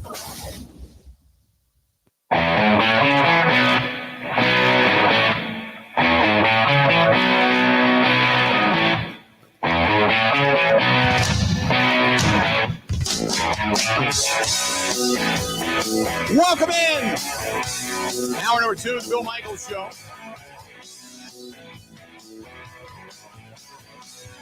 Glad that you're with us on this Friday edition, as the clouds are going to start parting, if they haven't already, in your neck of the woods. And the heat is going to start to seep into the great state, and we're going to have an un-Wisconsin-like weekend where we're in the 90s with heat indexes over 100. It's going to feel it's not even going to be Phoenix. Somebody says it's going to feel like Phoenix. No, Phoenix doesn't have humidity. Remember, it's not the heat, it's the humidity. Tell that to a turkey who's in the oven, It's the warm weather cousin of, it wouldn't be so cold if not for the gosh darn wind. Right, exactly. Well, my personal favorite. Yeah. That's true, though. I'll say this. If it's That's 30, the thing, it's true. If it's 32 degrees and it's a nice, calm night and snow is falling, it's beautiful. Lovely. If it's 32 degrees and the wind's howling at about 20 miles an hour and the snow is sideways, yeah, my turtle's gone, just so you know. Yeah, that's that. That's the end of that. That's all she wrote. 877-867-1670, 877-867-1670. Give us a shout. You can hit us up via text message 608-321-1670. YouTube.com/Bill Michaels Show. We always love it when you subscribe to us. So if you could do that, please do. Please do. We always appreciate it. YouTube.com/Bill Michaels Show. You can find us on Twitter, on X, @Bill_Michaels, @Bill_Michaels, @Wisco Grant, WISCO @Wisco Grant. We're on Instagram, Facebook, and TikTok, The Bill Michaels Show. We're on the Twitch app, the Kick app, the LinkedIn app. We're an email the program if you want to, like our buddy Steve does every day. I got one of his emails. TheBillMichaels@gmail.com. TheBillMichaels@gmail.com. TheBillMichaels.com is the website. You can find us and take us anywhere and everywhere on our flagship station, The Zone, out in Madison, WOZN, The Zone, Madison. We always appreciate that app. Then you can have us on Spotify, Apple, iTunes, Google Podcasts after the fact, and listen to us and watch us and such over there on My 24 TV in Milwaukee. That's My 24 TV in Milwaukee, and that's where you can catch the program as well. So plenty of ways to stay up to date with the program. So there you have it. 877-867-1670. You got something to say it. I got an email here, and I want to get to this real quick, and I copied this. So it says, this is from Justin in Green Bay. He said, and this is where the Jaire derangement comes in. Why wouldn't the Packers offer Jaire anything? It's ridiculous to give him up for $6 million a year when he could have anchored the secondary here. That's the Goody way. Cheap and won't go for it in any year. They're just happy with the playoffs. They don't care. That's from Justin in Green Bay. Justin, you're a little misguided, okay? I've said this before. I'll say it again. Yes, they want to win championships. They're not just happy with getting to the postseason. I'll tell you that right now. Not from a coaching standpoint, you want to win. Not from a player standpoint, you want to win. Not from a general manager standpoint, you want to win. You want to have that ring. And from a marketing standpoint, you make more money by winning a championship than you do by just getting to the postseason. So there is no reason to ever think they're just happy with getting to the postseason. They're happy with getting to the postseason every year, yes. But do you think that lessens the desire to win a championship? Absolutely not. So that mentality is just an absolute positively steaming pant load. And when people say they're only happy with going to the postseason, it is like nails on a chalkboard to me because you don't know what you're talking about. Okay. Do they want to go? Yes. Every year they want to go. That's true. But just being happy with that and not really wanting to win championships? No, that's not true at all. That's not true at all. Now, first of all, they did offer Jaire. They did make an offer to Jaire. Apparently, Jaire's father, Landis, in a conversation with a local radio station, he said he revealed that although the Packers' proposal was, quote, similar in compensation to what he just signed for, there was not the guaranteed money in it. So that's not similar at all. I'll just jump in and say, so if the money's not guaranteed, it's not really similar. In other words, they said you can make the same amount of money, but we're not going to guarantee everything. It didn't include guaranteed funds. And Jaire prioritized having more contract certainty than that. In other words, you've been nothing but banged up, and we'll give you a contract, but you got to go earn it. It's pay for play. And for most people, look at a guy like Darrelle Revis and Kirk Cousins. That's what they've done their entire career. They'll sign these short contracts. They'll go play for an exorbitant amount of money, pay for play. Here you go. Hit the market at the right time. Right. It's not a big 7 or 8 year deal or anything like that. It's just keep going to the market. Keep going to the market. And Darrelle Revis made $250-something million. $300 million is what Kirk Cousins has made. He's won one playoff game in his entire career. Business Hall of Fame. Right. So Jaire's father clarified the Packers proposed a salary of 4.3 with earnings up to 6. So the base salary of 4.3 is guaranteed. An overall package comparable to the deal that he signed with the Ravens. However, the incentives from Baltimore were more achievable. In other words, they lowered the bar for Jaire. Well, and we reacted to that the other day. He's just got to play 50% of the games to get all the money. Right. That's the problem. Is the Packers are like, you can earn 6, 7, 8, whatever it is, $1 million. You just have to play. Where Jaire's like, oh, man, I don't know. I get hurt a lot. So Baltimore said, only play half the games, we'll pay you. And he went, oh, that's easy, because I can probably do that, because let's be honest, out of the last 68 games that I was, technically that the team technically played, I only played 50% of those games, 34 to be exact. That's why he's I'll put go on there. The market. Yeah. So this whole thing of the Packers, 1, didn't care, 2, they didn't offer them anything, and 3, they were stupid. No, Jaire said, I'll take free money. If I get hurt, which I probably will, I want to get paid. And the Packers are like, we are done paying. We paid you a ton of money to get hurt. You were the highest paid corner in the league. For years. And you played half the games. You've been paid. You've been compensated. So this whole thing, what I call Jaire derangement, where people are like, they got to bring in 2 guys or 3. Like, where are they going to put them? That's my question. Where are they going to put them? Why do you? Now, here's the other thought. And this goes hand in hand when people want to see free agents come here. We got to go get a free agent. And there's times that I'm guilty of this. So it's more pandemonium than it is anything. But you got to sign somebody. Well, they did. They signed Nate Hobbs. Hobbs is Jaire's replacement. He's a more durable guy. He's a hitter. He's not.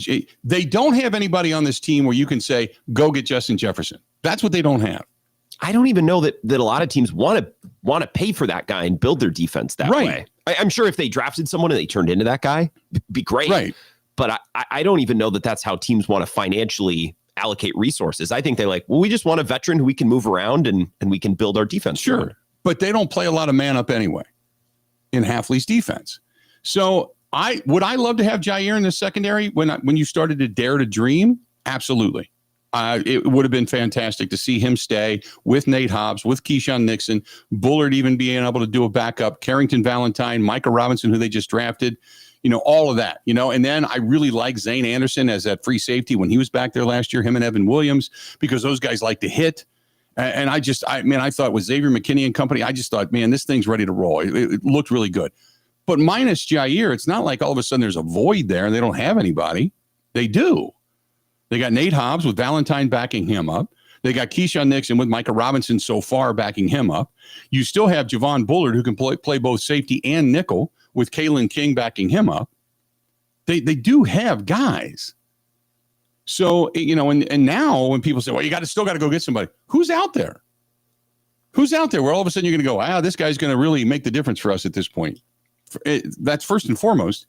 So, yeah, they saved money. They also have guys they have to pay because they can't pay everybody.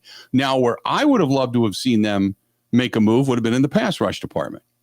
With, bringing in Baron Sorrell, I like that move. That's a hungry guy. I don't know what he's going to amount to, but there's somebody who I'm rooting for. They really believe and said over and over again that Lucas Van Ness, they look to make the jump. We hope you're right, because there's a lot riding on that statement. You hope that you're right there. You hope Kingsley Angabari can come in and play extremely well.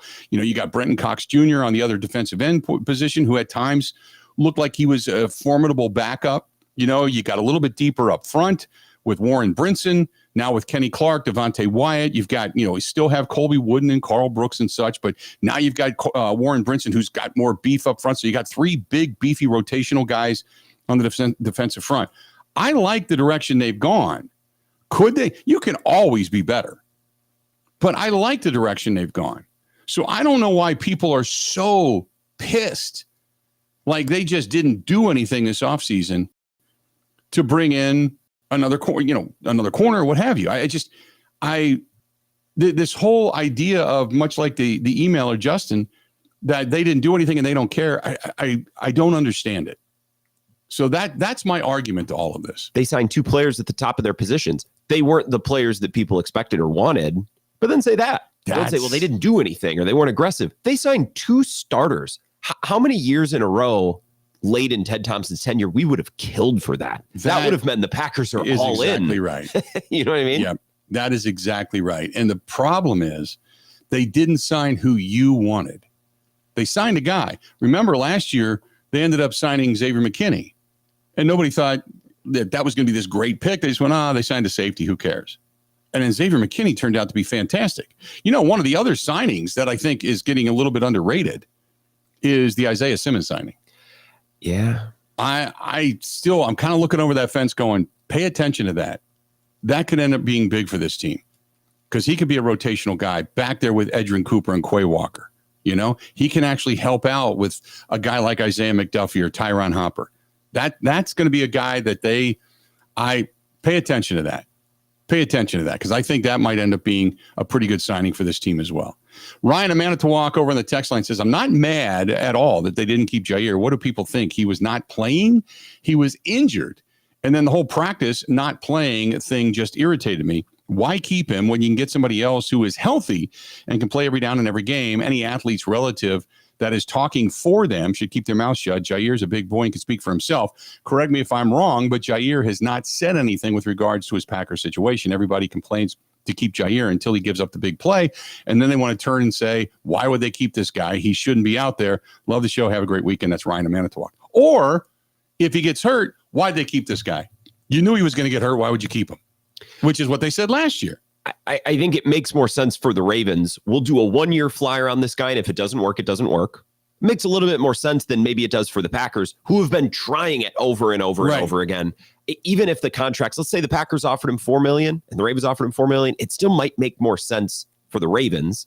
And it might make sense for Jaire. It's like, well, I'm going to go get a contract from a team who wants me, play with my college quarterback, as opposed to, take a haircut from the team that's mad at me. And I know they're mad at me and I'm mad at them.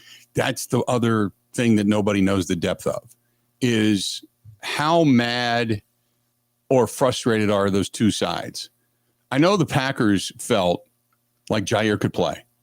Like he was there on the cusp of being ready to go. And Jaire kept saying he wasn't ready, that he'd practice and look good. And then he'd say, well, it's swelled up. And it might. I mean, I don't know. I'm not going to say that I doubt Jaire. But the Packers were frustrated because they felt that he could be cleared to play, and he chose not to. And when you're paying that guy to be the top corner and he's not, and you think that he can, and your doctors are saying that he can, you go back and forth. And that's where the level of frustration is suddenly becomes personal, and it's not a business anymore. The Packers looked at it and said, here's a business. We think you're good. You're going to earn it because we paid you a lot of money the last 2 years not to earn it. So here you go. Jaire said, I'll take the easy money. And he should, by the way. That makes more sense for him. You know what I mean? They're guaranteeing me $4 million. You're giving me a chance to make $4 million. So it makes sense from his point of view. I just think that Brian Gutekunst probably feels closer to, you know what? Jaire should owe us money. Like you're Packers fans, you're mad that I'm not giving him guaranteed money. He should be cutting us a check for all the games that he missed the last couple of years. Right. So I think all the frustration and the decision-making on both sides is very understandable, even if it's frustrating. And I think the frustrating part for Packers fans, talked a little bit about this yesterday, is this has happened before. You know what I mean? With lots of different star players over the last 10 years. So I think that's an element that has Packers fans a little frustrated too. 877-867-1670, 877-867-1670. Looking forward to next weekend. Going to be heading out to the Starlight Lounge and Buzzard Billy's out there on Pearl Street in La Crosse, Wisconsin. Buzzard Billy's put up they changed their profile picture. I saw this today. And it's a great shot of Buzzard Billy's out in front, Starlight Lounge sign up above it, Buzzard Billy's sign, and a big giant neon Buzzard Billy's across the top. The problem with the picture, there's one problem. In the lower left-hand corner of that picture, there's snow. It's a picture from the wintertime. I'm like, oh, no. Feels wrong. It feels so wrong. But doesn't the beer cheese soup in the winter? Oh, it's beer cheese soup anytime is good. Okay. If it's 95, I'd still eat Well, you're not affected by the heat. No. You'd eat a bowl of it. I love it. I don't care. But yeah, they're like, I'm like, get rid of that snow picture. A little slush. Get rid of that snow. Then again, right now, they have the table set up out front. So maybe those umbrellas block a little bit of that view, that really nice, view of the front of the building.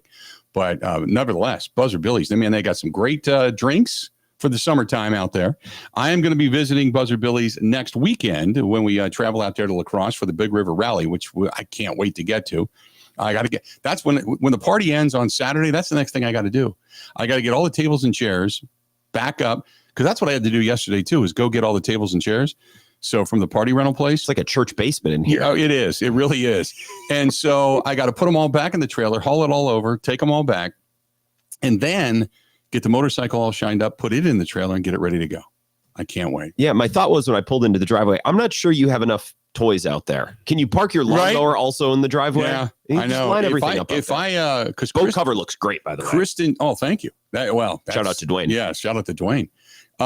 Kristen just bought the new car, so her ride is it's pimped out. Yeah, it is sweet. She bought. Her company said they have a deal with Jeep. It's all American made, so they have a deal with Jeep. So they bought her a Jeep Wagoneer.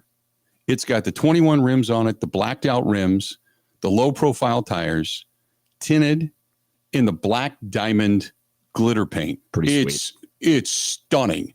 And then they do have the American flag placards on each side of the Jeep. And then she just has to put her company logo on there, and then they pay for the car. But yeah, she just got that, and I've got my car, same type of thing with the blacked out tires. You just got it, yeah. So between the cars and the boat and the trailer and the two motorcycles and an RV all in the driveway, all I need now is like a side-by-side or something like that, or jet ski on a trailer. Something, yeah. All we need is all that out there. But just me and the motorcycle are going to be heading out to La Crosse next weekend, and definitely stopping into see our friends over there at Buzzard Billy's. Let's do this. Stay tuned. We got a whole lot more of the Bill Michaels Show coming up. I just want to get your thoughts. Are people freaking out over this whole Jaire thing? And do you know somebody who needs to be talked off the ledge? And they have what I now call Jaire derangement. Stay tuned. More of the Bill Michaels Show next. Ready? This is the Bill Michaels Show on the Wisconsin Sports Zone Radio Network. At Potawatomi, where ways to win are endless, another chance to capture epic cash and prizes comes Friday, June 27th. It's the season finale blockbuster drawings. Watch your entries from enchanted spins, unreal treasures, and boundless bounty come together for drawings where $300,000 in cash and prizes is there for the taking. Be there to win your share. June 27th only at Potawatomi Casino Hotel, Milwaukee. More info online. Must be 21 years old to play. And now for the Pella play-by-play, here's Jeff Levering. Thanks, Gina Della from Pella. What a beautiful day to have new windows and doors installed. Every day is beautiful because Pella installs year-round during all seasons. And as Pella goes into another windup, it's so hard to guess the next pitch. The customizations seem endless. And it doesn't have to be super expensive. Pella has a product line for every budget. And if it is time for a major upgrade, rest easy by scoring no interest and no payments for up to 2 years. Pella also provides a free in-home consultation, which includes a no-obligation quote. That's always a great play because working with one of Pella's design experts is such a wonderful, no-pressure get-together. I know this from experience. With a range of affordable options and products assembled in the USA, you can get the look you want at a price you can afford. And there's no reason to wait with this incredible deal going on. Get no interest and no payment for up to 2 years. Visit PellaWI.com today. Certain restrictions apply. 6/30/2025.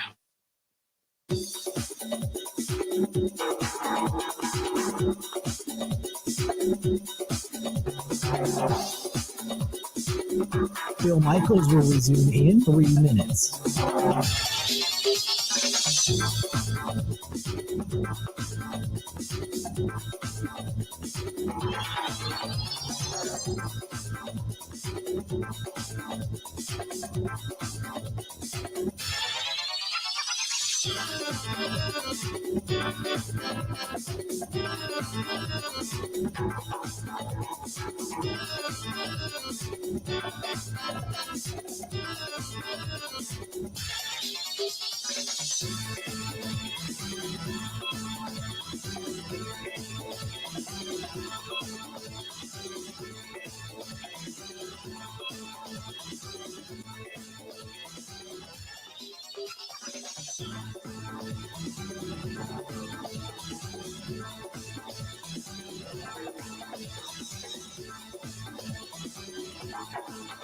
Bill Michaels will resume in 2 minutes.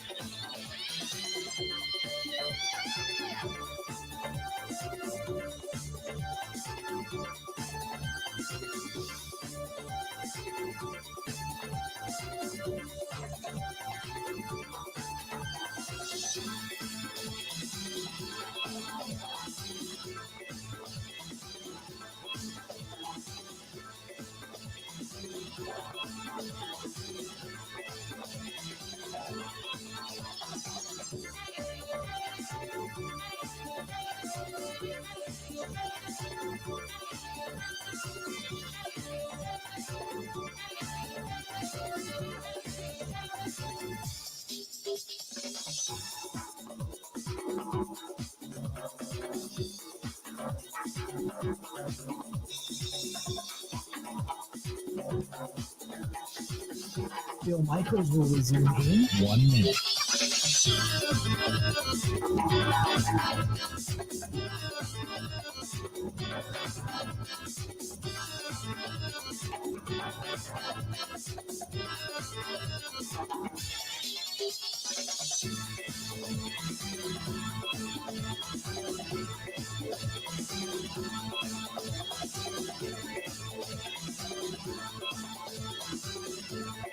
Bill Michaels will resume in 30 seconds.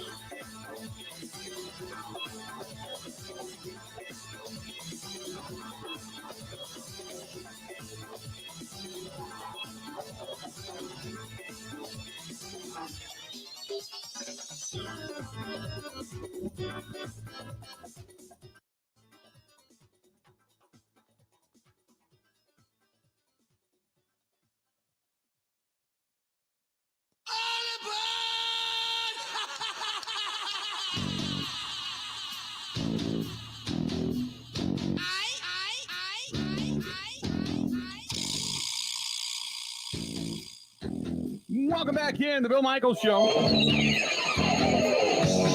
Talking about Jaire derangement for some. This portion of the program brought to you by good friends over there at Sobelman's. Sobelman's Pub and Grill.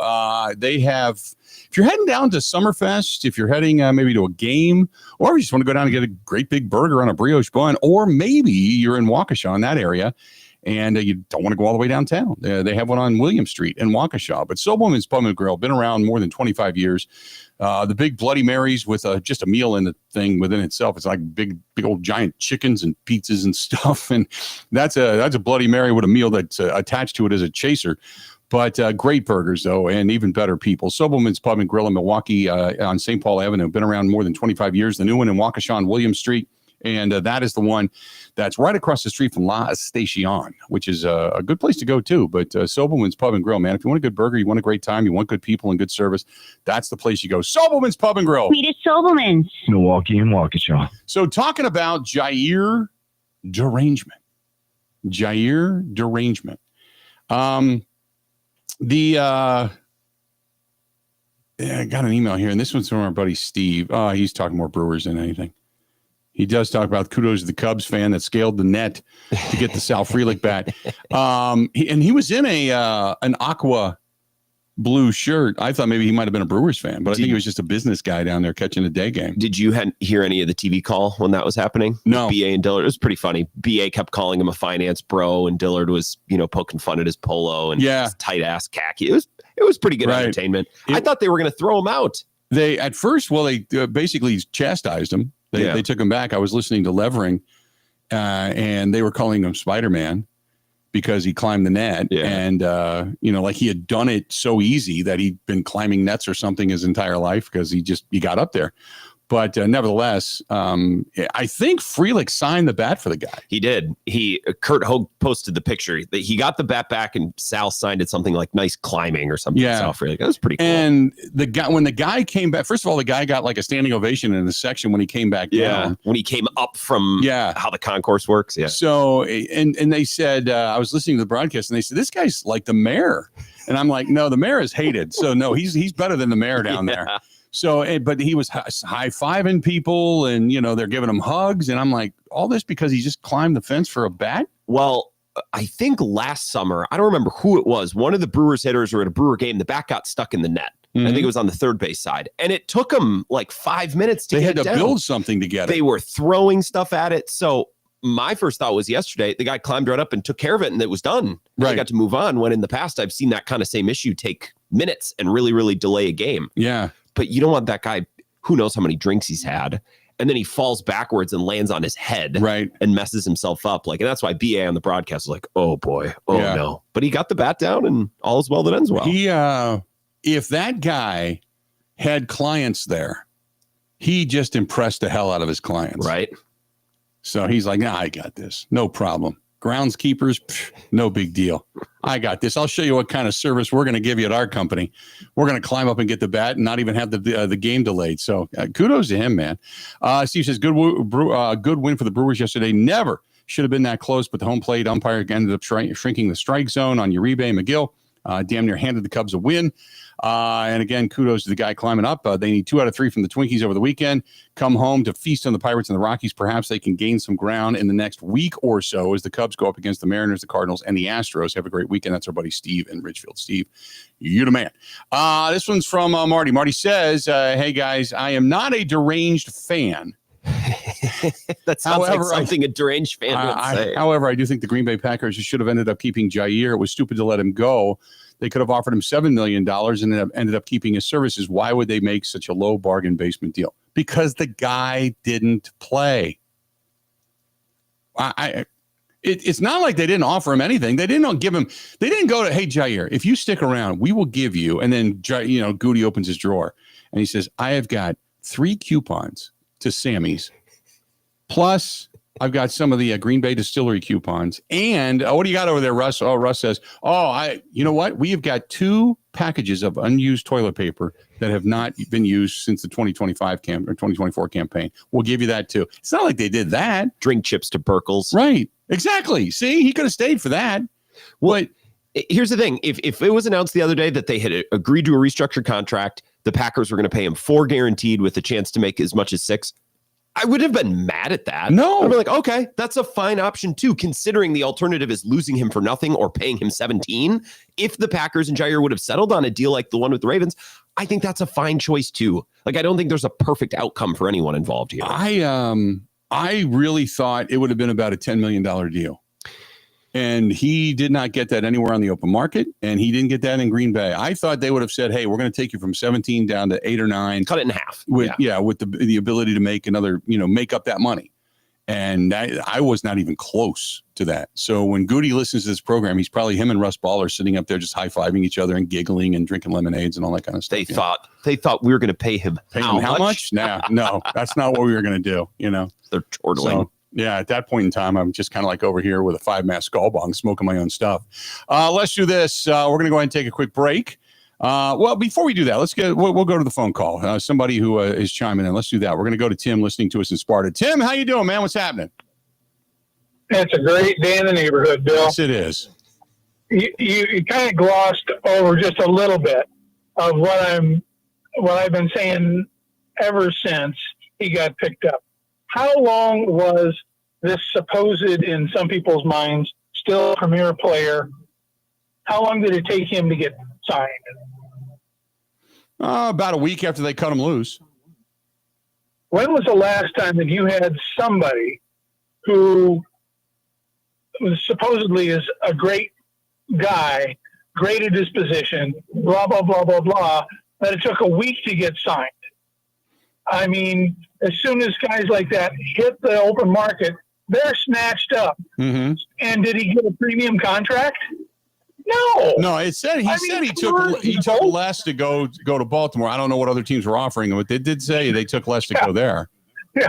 In this day and age, is somebody actually in the sports world, somebody's going to take less money to go somewhere? I don't think so. Not unless, it might be Kansas City or possibly Philadelphia. Mm-hmm. But no, these guys are making all the money that they can. So the rest of the league is going, he just sucked $30 million for free out of Green Bay. Do we want to actually have him, suck 8, 10, 12 out of us? Right. No, the answer is no. So get over this JDS syndrome, boys. It just he's not worth it. Well, here's the thing. I appreciate the phone call, Tim. One, I guess he visited 3 or 4 teams or had 3 or 4 teams interested, and they said he took less to go to Baltimore. Now, I don't know what the other offers were or how much more money he turned down, but it's got to be very similar. It's not like it was $5 to $10 million he turned down. He's not one in a position to turn down money right now. No. So that's first and foremost. So I would assume they're all pretty similar as to what was being offered. It was just maybe a little bit less guaranteed money or something like that, but regardless. So it's not like he turned down $5 million somewhere else to go and make $5 million less with the Baltimore Ravens. I agree with you. Normally you're going to go somewhere and you're done. You're signed right away. He signed within a week. Yeah. He visited 2 or 3 teams in a week. No reason to rush. Yeah. Right.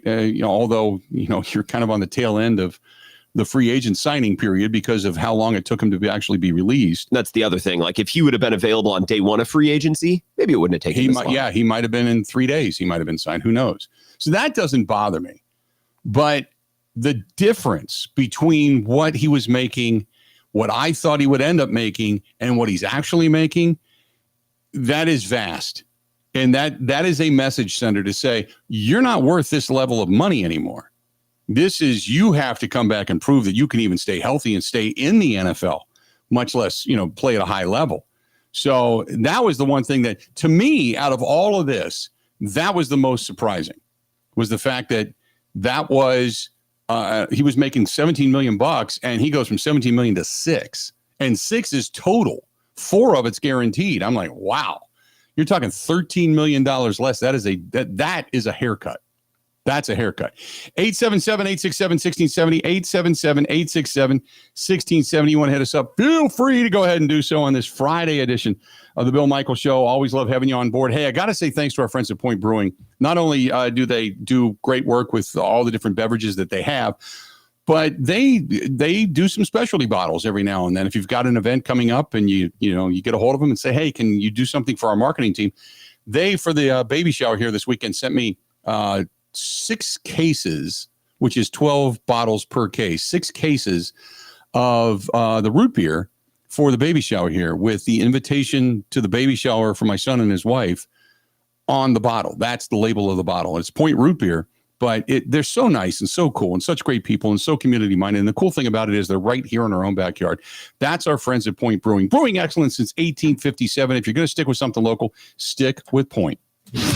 This is the Bill Michaels Show on the Wisconsin Sports Zone Radio Network.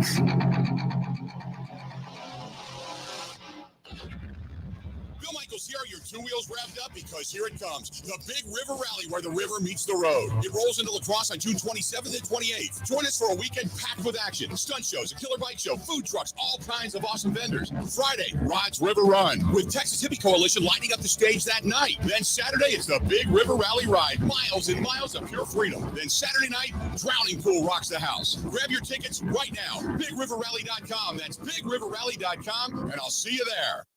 Phil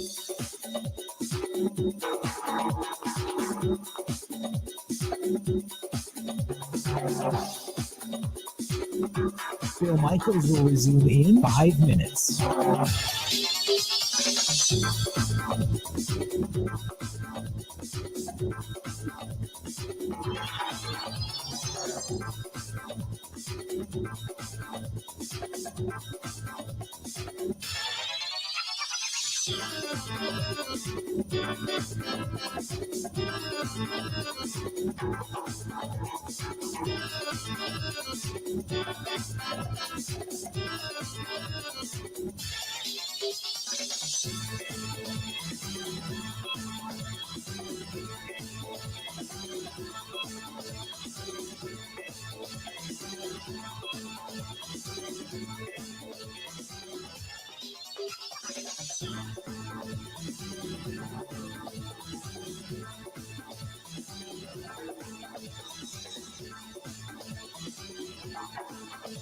Phil Michaels will resume in 4 minutes.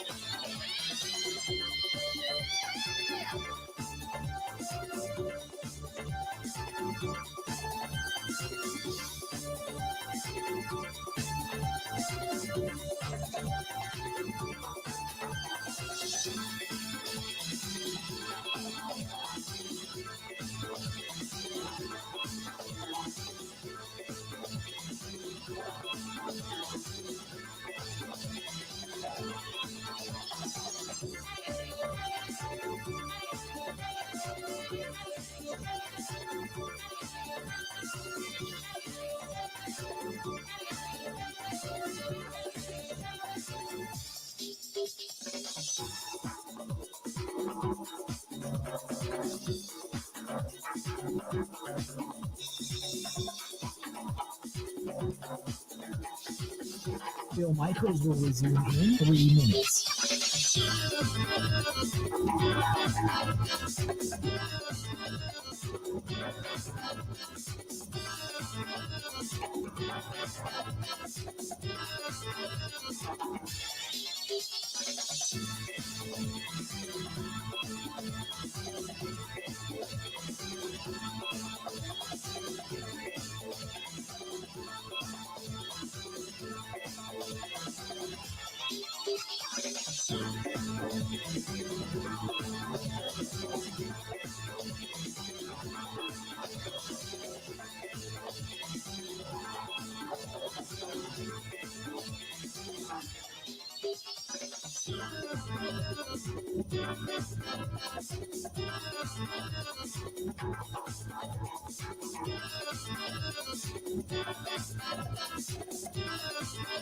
Phil Michaels will resume in 2 minutes.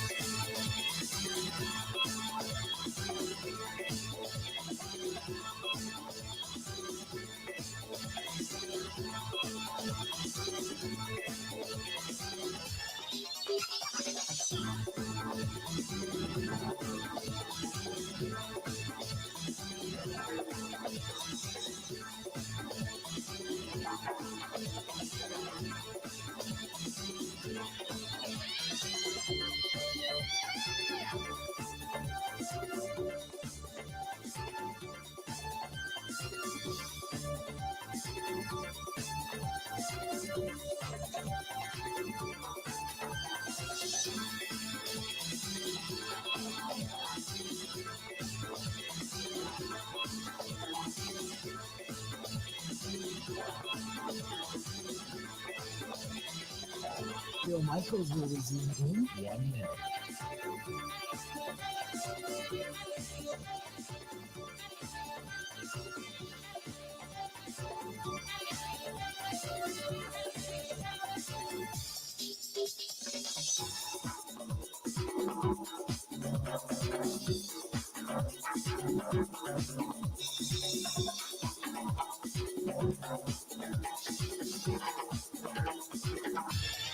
Phil Michaels will resume in 30 seconds.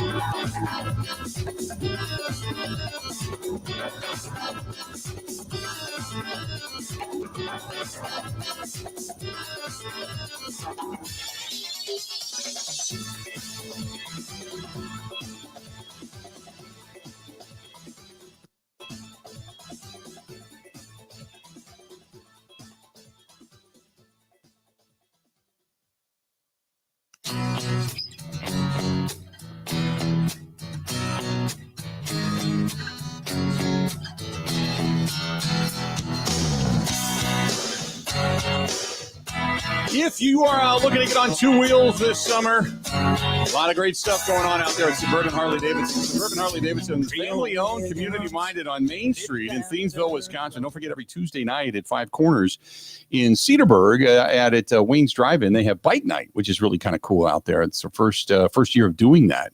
But they have a ton of new and even more used, gently owned, as they say, pre-owned motorcycles that are out there, and all different types, but nevertheless, Harley is obviously what they sell. But the motor clothes department, you've got Animal and everybody over there in the service department, and they're great people and very, very knowledgeable, and one of the best service departments and dyno departments around, as a matter of fact. And they have been the same family and the same owners and pretty much same management in the same building for, I think, like 50 years. I mean, they've been around a long time, and they get it done extremely well. That's our friends at Suburban Harley-Davidson. Go to suburbanharley.com. Todd, by the way, is the guy that runs everything out there. Suburbanharley.com. Check for Todd, 262-242-2464. And don't forget, they are the landing spot this year for the 18th annual Big Unit Poker Run, coming up on August 31st, the landing spot. We're going to have some music. They're going to have vendors. They're going to have food, all that kind of good stuff. But they're going to have a lot of parking, and we're going to have a hell of a party, kind of getting back to our roots at Suburban Harley-Davidson in Thiensville on Main Street in Thiensville, Wisconsin. Go to suburbanharley.com. That is suburbanharley.com. Again, suburbanharley.com. One of the I can't get it out of my head now. Do you want me to share that with the class? During the break, you said, here's something that you don't need to know. And you were 1,000,000% correct, but I can't get it out of my head now. So awful announcing, just tweet stories about commentators and sports announcers. And I am not even going to click. Well, okay, I'm going to click on the story, but I'm not going to share the whole story. The headline is, Skip Bayless reveals his celebrity hall pass is Marie Osmond. Quote, she kind of has a crush on me. I threw up a little bit in my mouth. No. And your response was even funnier. I could see if it was Donny Osmond. Donnie is quite cute. He's maintained his boyish looks. Probably a lot of surgery, but clean living, maybe. I don't know. Yeah, that's man. That's. I got to read you the first sentence of this story. Okay, do it. If you clicked on this article, you officially lost the right to ever complain about awful announcing giving Skip Bayless too much coverage again. For the rest of you, feel free to keep complaining. Yep, we're in that group. There you go. Yes. Skip Bayless and Marie Osmond. Oh God. Now you start thinking of couples that should never hook up. You know what I mean? Well, that's one. That's an easy start to the list. Yeah. It's now you just, you start thinking about, hall passes for other celebrities. And you're like, no, I no. This is a podcast that he does with his wife. Apparently, he was talking about this, and her celebrity crush is Al Pacino. Oh, have you seen Al Pacino lately? Well, I can't imagine he looks good. No, he just did the Francis Ford Coppola Lifetime Achievement Award dinner the other night that I watched. I mean, Al Pacino back in the day, good Italian looking dude. Now it's like a bridge is missing a troll every time he goes out in public. He looks worse than the professor on Back to the Future. Yeah, him and Sly Stallone have kind of aged similarly. Sly hasn't aged terribly. He looks good in Tulsa King. He was never a handsome man to begin with. He's just kind of a meathead. When I watch Tulsa King, I can't tell if like one day he looks normal and the next day, I don't know if it's too much makeup or he got punched in the face and it's all swollen up. Because it goes weird. It's weird. One day he's normal. One day he's all swollen up. Like he just got done getting more Botox injections or something. Ernestine insisted she would eagerly give Bayless a hall pass, suggesting he could go away with Osmond for a month if she agreed. Quote, Marie, how about a month in Barbados? Bayless proposed, and then it will be over. It will all be over. All you have to do is 1 month. She couldn't put up with him for 1 month. That's what Ernestine says. Why are we still reading this? Claiming Osmond would, quote, kill herself after being forced to watch sports in their hotel. Yeah. This is an insane story. Dwayne says with the lip implants that she had, she can suck a golf ball through a garden hose. Oh, my God. Donnie looks good these days. Oh my God. This smut is ruining. We were talking off the air, but we always watch the Andy Williams Christmas specials with all the little Osmond boys sitting in a row. Right. I can't think of this. This makes me sick. Yeah. For lots of different reasons. Yeah, the Steven says Stallone has a face that looks like a catcher's mitt. Well, he never had a good-looking face. His face used to look like a first baseman's mitt. I follow him on social media because him and his family, they do some really cool stuff. Yep. And the guy was in, I don't know if it was New York. He was in a big city. Him and his family are walking down the street, and he just walked into this cafe, and they had cannolis and coffee and all this different stuff. And he just started buying for people, sitting down, talking to people, just frank stuff. We were like, is this really Sylvester Stallone? And they're walking in going, I can't believe you're doing it. And he was just buying people coffee. And I'll tell you this, dude still looks good. I mean, now granted, he probably roided for most of the years he was shooting the movie Rocky and Rambo, but dude still looks good. He's got a good head of hair. And if it's implants, they were done well. Yeah. Do you watch Tulsa King? Yes and no. My dad loves it. I watched Tulsa King via clips.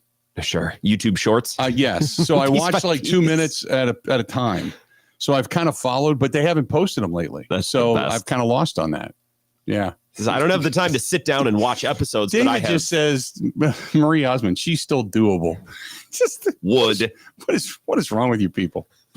Come on. I think there's a lot of nostalgia playing into that take. That goes back to like when you started to think about Snoop Dogg and Martha Stewart. Nobody wanted to see that either. I think Martha would be higher on my like list Snoop than Marie Dogg Osmond. Hanging out with a bag of rice. He's like, ooh, come on, for shizzle. Okay. You're like the beginning of a bowl of Chipotle. It's just like, come on, man. No, I don't want to think of that. This is the first time Marie Osmond has been in the news recently, though. Right? It's a good pub. Any pub for her is good pub. I don't even know what the one commercial she's been in. I don't even know what it's for. She's on a fake stage acting like she's at a concert. Well, Donnie and Marie ended their residency at the Flamingo in 2019, apparently. We just missed it by a couple years when we were in Vegas. Crap.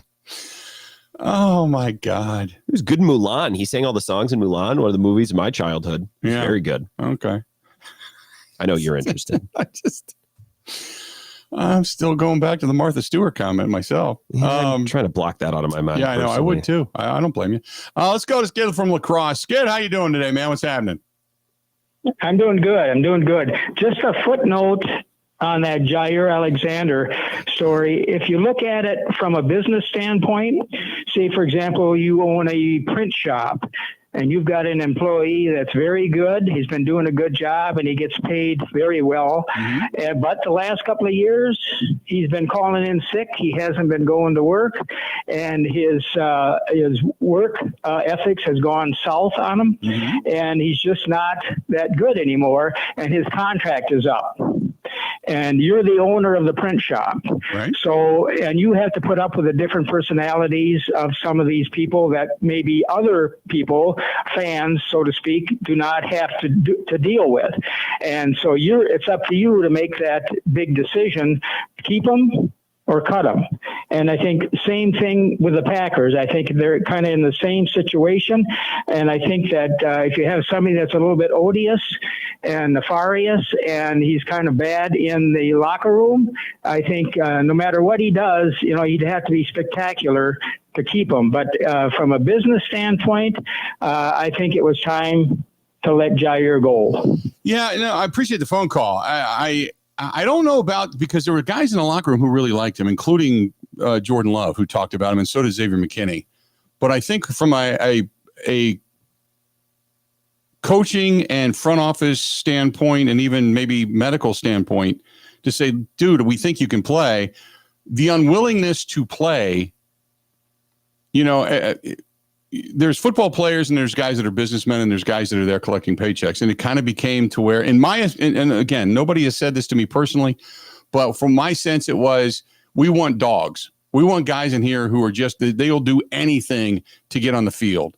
And they felt like Jaire wasn't that he was more worried about, the next contract and what was coming up, and knowing that the money was going to be there this offseason because they have very good possibility of getting cut. And so from that standpoint, they made a initial offer and it was rejected. And I think there might've been a little bit too much water under the bridge. I don't know specifically, to be honest with you. I wasn't in that negotiation, but yeah, I agree with you. It's like, you got a guy that's calling in sick. He's not there. And you're like, look, you can't help us by doing this 100%, but maybe you can do this, and they refuse to come into work, that's when you start to go, okay, we're not going to pay a guy just to tell us no. So it's time to go. We're going to give you a low end deal. Here's what it is. Up to you, but you're going to make the decision as to whether or not you want to come back. And he ultimately decided he wasn't going to come back. And his contract wasn't up. Let's remember that. He wasn't a free agent. Right. So it's not like the Packers were just electing to let him go. They had to choose between a bunch of options. None of them were great. Put it this way. If he was so in demand and was such a highly sought after corner, somebody would have traded for him. Exactly. And nobody traded for him. They got the low ball deal. And I'm sure there were plenty of teams that were fine paying him $4 to $6 million with incentives, but that $17.5 million, that's why nobody called. No one was interested in acquiring that contract.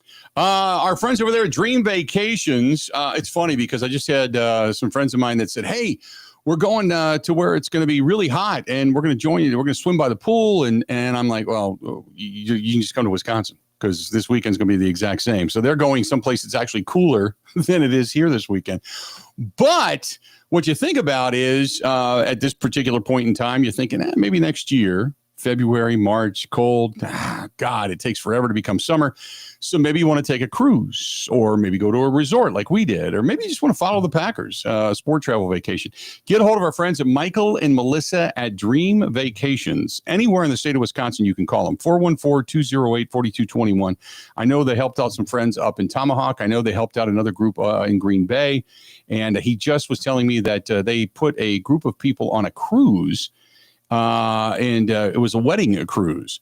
So it was a couple that I think they were in their early 20s and their parents and such. And they just took a wedding cruise. They had to coordinate 32 people to put them on a wedding cruise that is going to take place in November.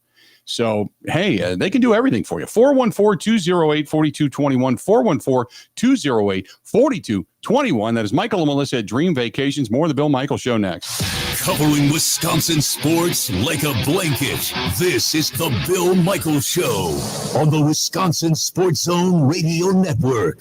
And now for the Pella play-by-play, here's Jeff Levering. Thanks, Gina Della from Pella. What a beautiful day to have new windows and doors installed. Every day is beautiful because Pella installs year-round during all seasons. And as Pella goes into another windup, it's so hard to guess the next pitch. The customizations seem endless. And it doesn't have to be super expensive. Pella has a product line for every budget. And if it is time for a major upgrade, rest easy by scoring no interest and no payments for up to 2 years. Pella also provides a free in-home consultation, which includes a no-obligation quote. That's always a great play because working with one of Pella's design experts is such a wonderful, no-pressure get-together. I know this from experience. With a range of affordable options and products assembled in the USA, you can get the look you want at a price you can afford. And there's no reason to wait with this incredible deal going on. Get no interest and no payment for up to 2 years. Visit PellaWI.com today.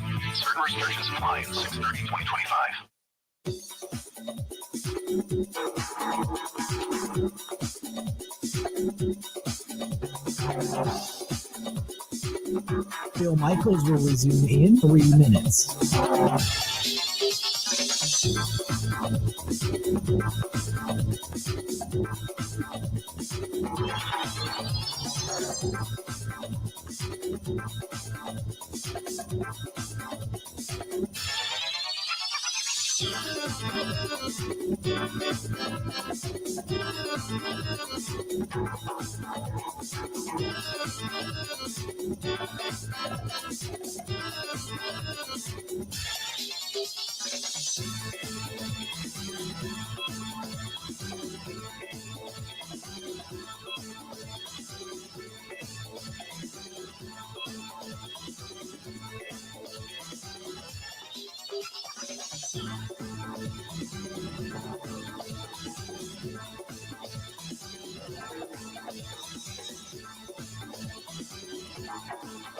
Bill Michaels will resume in 2 minutes.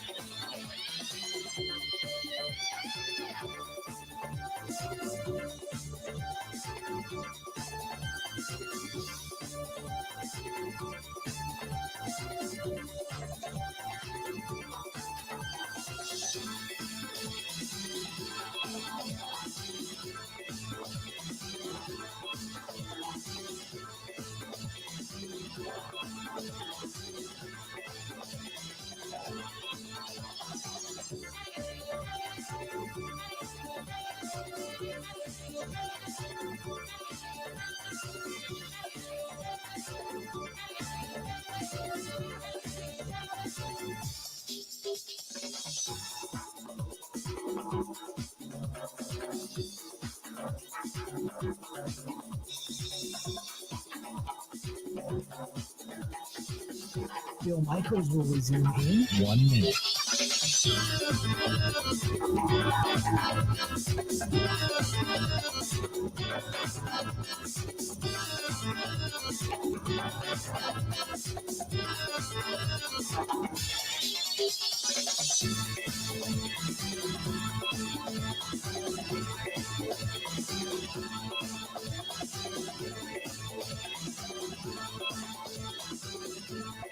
Bill Michaels will resume in 30 seconds.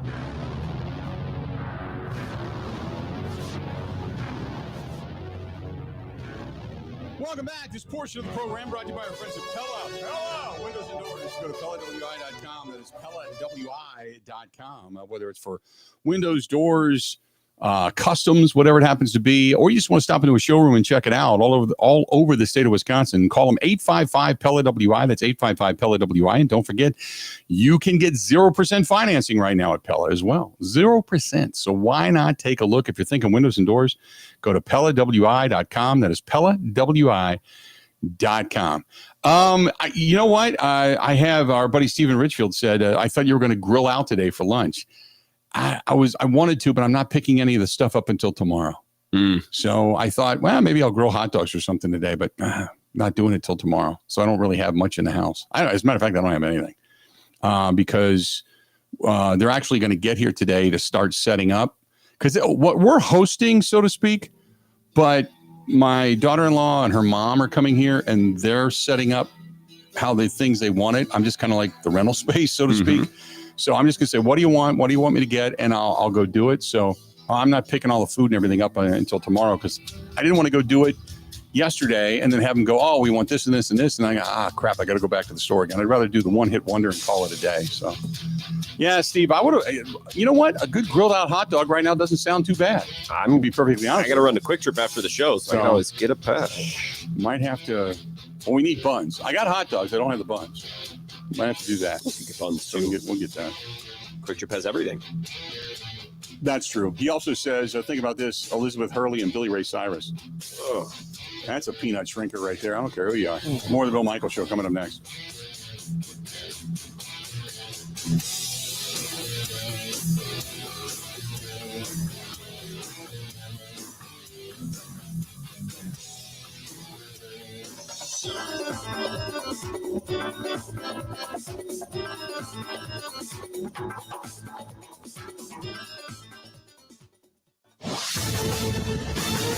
This is a Wisconsin Sports Zone update. Well, the Brewers would hang on to beat the Chicago Cubs yesterday at Wrigley Field, 8-7. Home runs from Isaac Collins, a 3-run shot. Caleb Durbin added a 2-run drive, as well as Reese Hoskins with the solo shot drove the Brewers offense. Starting pitcher Freddie Peralta would get the win. He would go 5 innings, giving up 2 home runs while striking out 6. And Trevor McGill would work the 9th. After some questionable calls by the ump, he would get the save. Here's more from him. Yeah, I mean, just trying to keep the emotions even, and obviously we can't show up an umpire, but pretty bad calls there in Abner's inning and in my inning.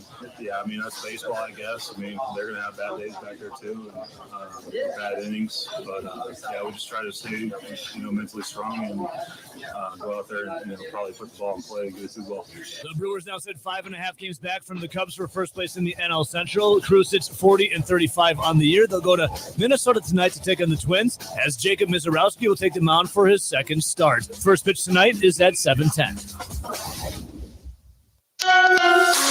Rural Mutual Insurance, keeping Wisconsin strong. They believe in protecting the families and children in our farming communities. Kids love to be included in the daily farm activities, but accidents can happen quickly. Reduce the chance of injury by making sure your farm is a safe environment for adults and kids. Learn more at ruralmutual.com.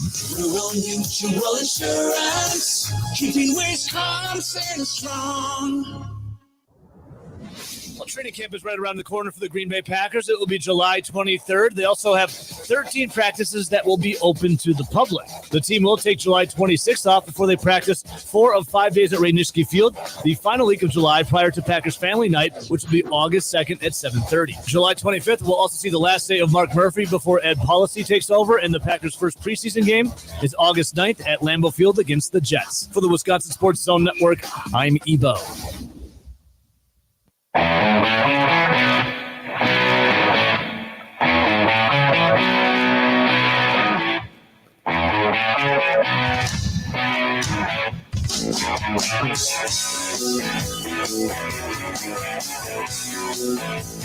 Welcome in.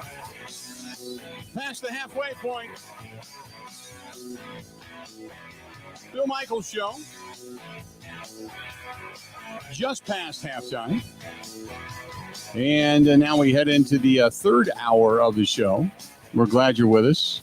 877-867-1670, 877-867-1670. You want to find us, please feel free. Go ahead and do so. You can also text us 608-321-1670, 608-321. What is it? So we were talking about the Skip Bayless and Marie Osmond thing. Correct. And people are now coming up with combinations, right? Dwayne says, what about Fabio and Rosie O'Donnell? Oh, man. That's like putting dog turds on pancakes. It's just nasty. What about Sharon and Ozzy Osbourne? Oh, that alone. Anything with Ozzy. Anything with Ozzy. It's just, it's just, I'll never forget. Wasn't it? Didn't he have something where he was caught off mic saying he pooped his pants or something like that? Probably pooped his pants this morning. It's just, oh, God. I almost had a heart attack when I read that. I'm sorry. I lost my train of thought there, Dwayne, but thank you very much for making me laugh. Also, you can track us down on YouTube. Go to youtube.com/Bill Michaels Show. You can find us on Twitter, on X, @Bill_Michaels, @Bill_Michaels. You can also track us down, track Grant down @Wisco Grant. We are on Instagram, Facebook, and TikTok, the Bill Michaels Show. The Twitch app, the Kick app, the LinkedIn app as well. Email the program, thebillmichaels@gmail.com. And now you can find us on the website, thebillmichaels.com. The app, the WOZN, the Zone Madison. You can take us anywhere and everywhere. We're after the fact on Spotify, Apple, iTunes, Google Podcasts. And we are a television show in Milwaukee on My 24 Milwaukee. That is My 24 Milwaukee. There you go. What else do we have? I got a whole bunch of stuff that was sent to us on the text line talking about Jaire.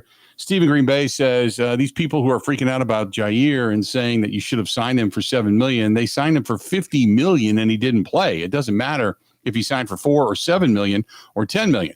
You're not going to get what you're paying for out of him based upon the evidence that's been given to the Green Bay Packers. He's not going to play through any type of injury, no matter how small it is. That's now apparent.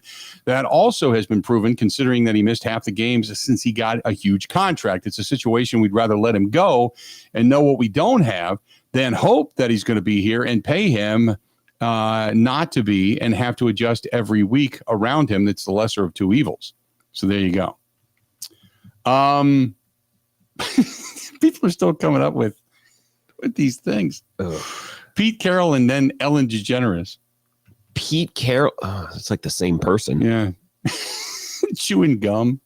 Hey, you want to do it? Didn't Ellen leave the country? I think she left the country. I think she lives in like the UK. Once the veil was pulled off of her show and all the people behind the scenes started saying what a true pain in the rear end she was. Yeah, she probably was a piece of work some days, but I'm always skeptical of the underling. And you should treat those people well. But I always wonder how much resentment builds up if you work on a show and you feel like I should be the one doing this or I should be the one and it doesn't happen. Well, so then you complain. There was one of the they do it on Vice where it's the dark side of whatever. Yeah. And she was one of them. She was one that they did one on. And all these people, even going back to the days of her doing the comedy tours when she was younger, of the way she treated people at theaters that she would go into. Apparently that whole reputation people kind of ignored for a while until the mask came out from her show and said, this is just the nastiest person in the world to ever work for. Then everybody came out and said, yeah, she treated us bad here. We thought it was just us. So yeah, she I think she left the country in kind of a ball of shame. So I also think that when you have your own show, you just must it's like your fiefdom. You know what I mean? Yeah. Everything goes the way that it needs to go for you, and people bring you the food and bring you the things. Right. It probably starts to go to your head after a while. That's the thing is have you ever been treated like that? Not really. No. I did the Broadway show with Kareem Abdul-Jabbar. The Broadway show? Yeah, when they took Kareem's life story in pictures and stuff in the sit down, I hosted that to open up. It opened here in Milwaukee. Like as a theater, like as a live show people could watch. It was at the Marcus Theater and everything. And I was the host with Kareem. And so you show up early, you go through rehearsals and everything.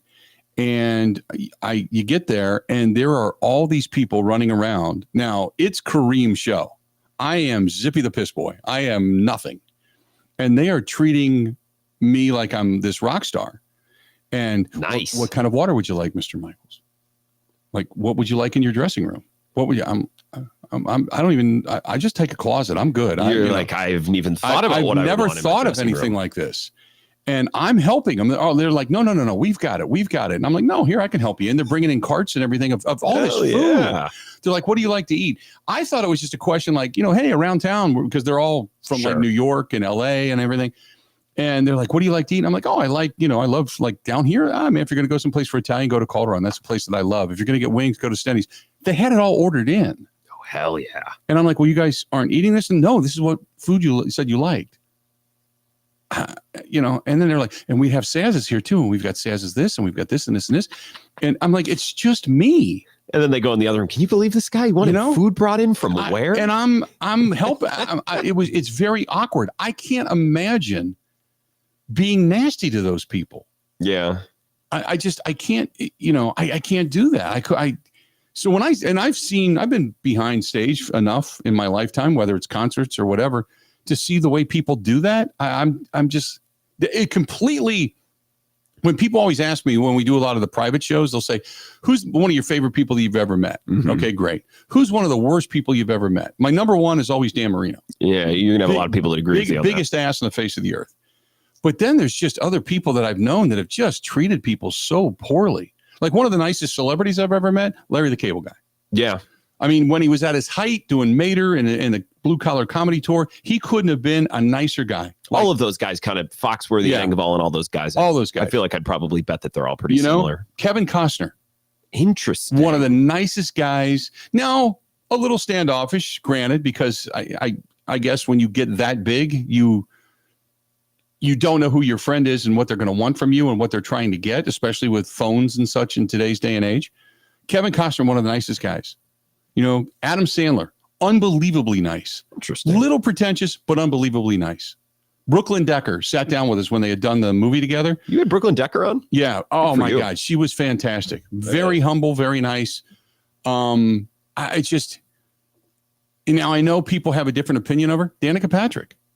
She was fantastic when she was coming up through the Indy Lights series. Never forgot where she came from. Now, I don't know about the rest of it. Some of the things that people talk about behind the scenes, I don't know. I didn't see that side of it, but unbelievably nice. There's some people that I've met that are just fantastic. And then there are some people that as they build up to the interview with you, they're just kind of jerks. You know who was very standoffish? Remember a couple of years ago out in Vegas when Rick from Pawn Stars? Oh yeah. That guy was a weird dude. I think he didn't seem mean or negative or anything. I think he was there because, well, why not? And he seemed like he was bothered to be there. Yeah. And nobody really knew what to ask him, but we've all seen the show. It's like, well, what's the weirdest thing you've ever sold? He probably got that question 100 times throughout the day. And he had was like just kind of dinosaur poop or something like that somebody found and they sold at their shop. But it was like, if you don't want to be here, then why be here? Another big jerk, Joey Votto. Yeah. A lot of people around baseball. Joey Votto, total jerk, So, but when you get to these level of celebrity, I wouldn't know how to act. No. Kristen always says if we ever hit like the massive lottery, there'll be signs like, gold-plated car or something like that, or, gold-plated bodysuit I run around new sign at your tiki bar that has your name spelled correctly. Yeah, exactly. I love that sign. It is funny. Even when we repainted it, I left it the same. I was going to say, I checked it. It's still spelled wrong. But it's like, I don't even know if I'd move. The only way I'd ever move is if I got a lakefront property. Gotcha. And I'm not talking like Lake Michigan. I'm talking like some lake here in this area where I'd buy a lakefront property and, that kind of thing. If I had that kind of money, I'd do that. But beyond that, I'd probably throw a hell of a party somewhere and invite friends over, and like we already do now. It's like, well, what's different from the Christmas party? I mean, come on.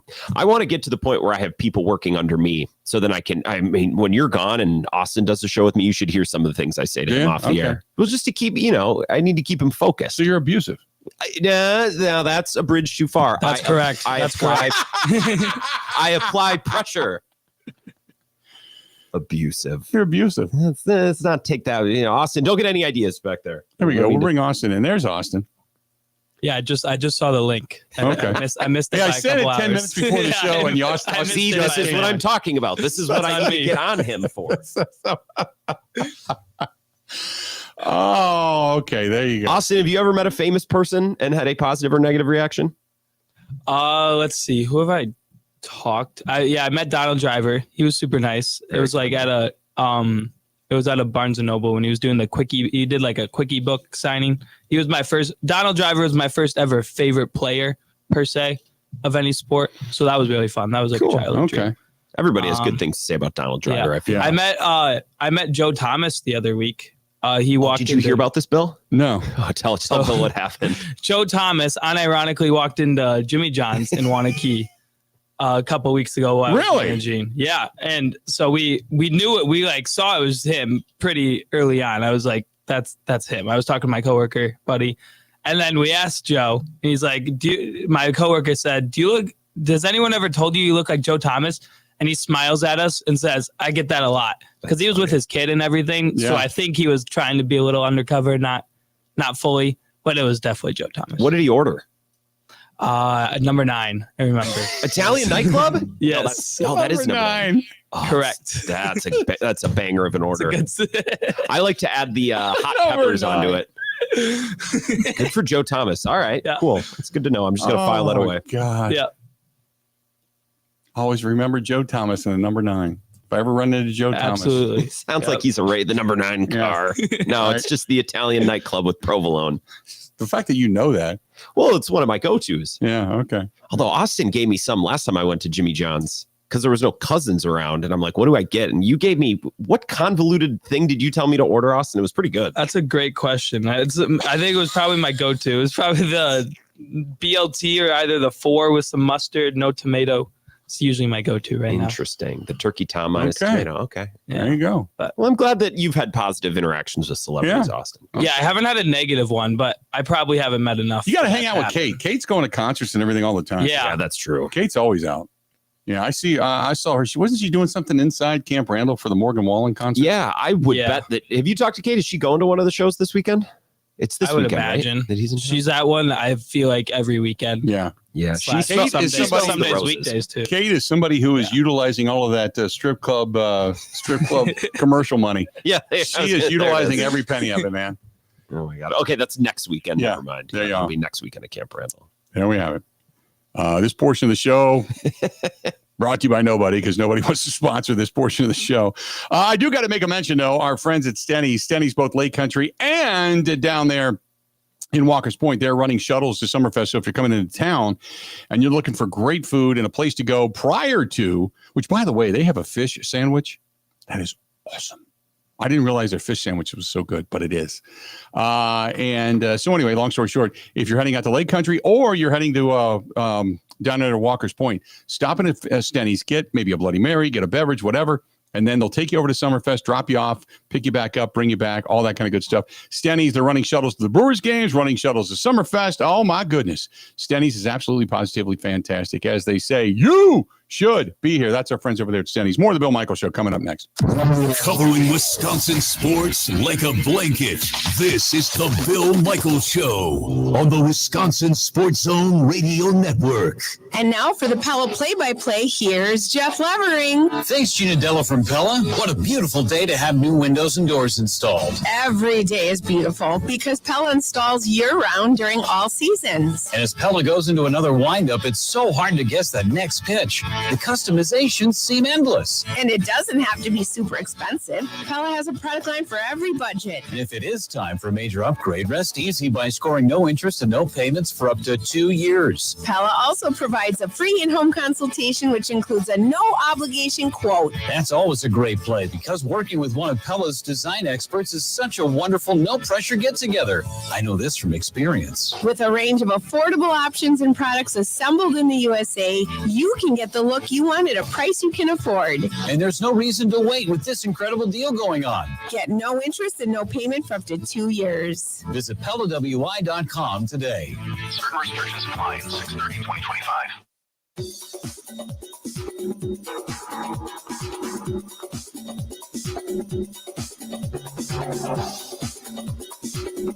Bill Michaels will resume in 3 minutes.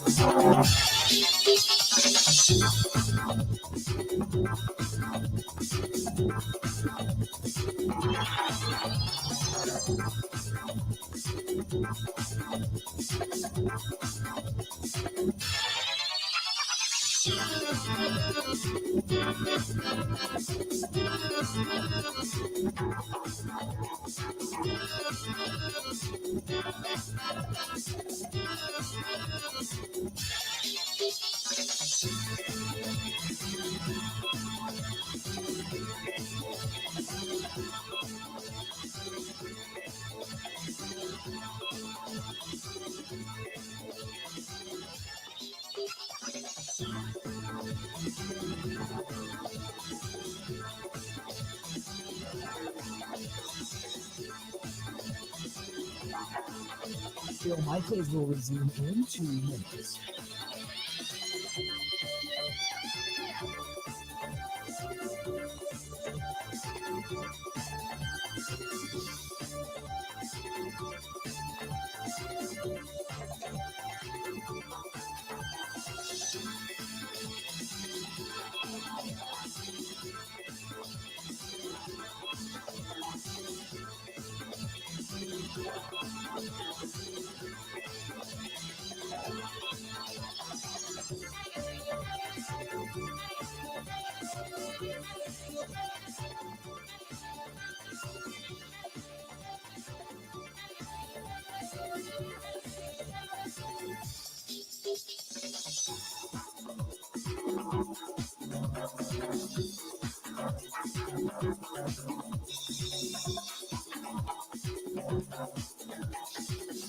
Bill Michaels will resume in 1 minute.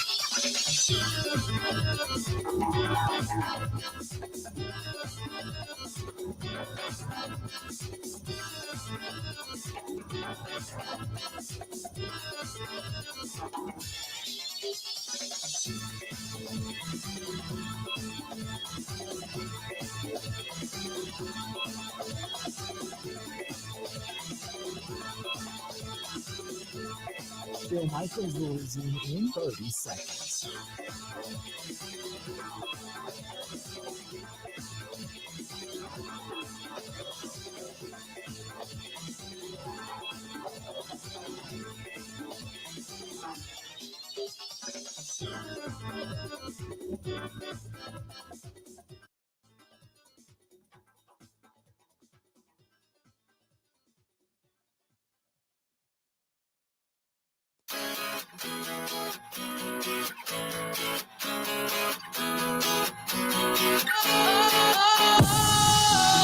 Sometimes I get a good feeling, yeah.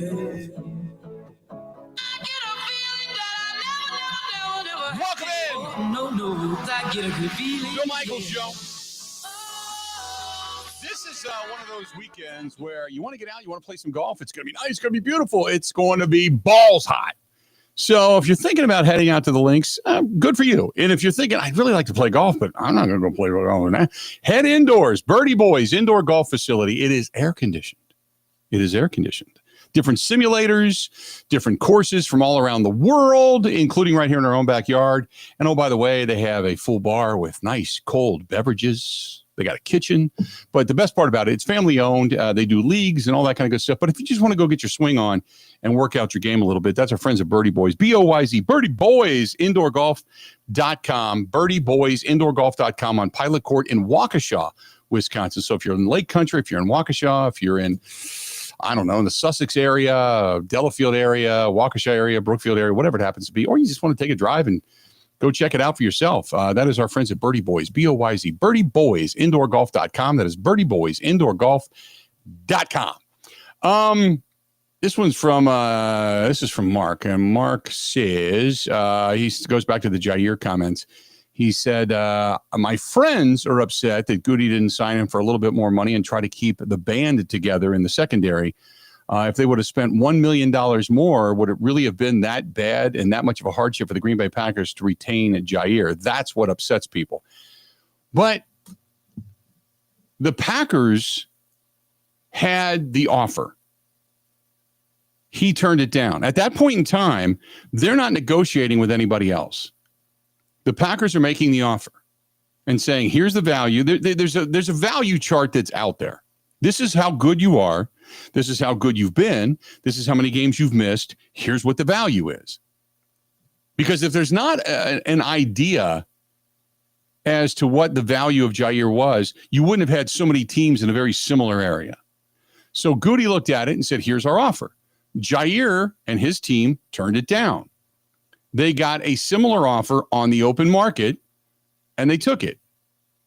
Maybe a little less to play with Lamar Jackson, both of those guys coming out of Louisville, Kentucky. But it's not like the Packers said, we'll give you 4.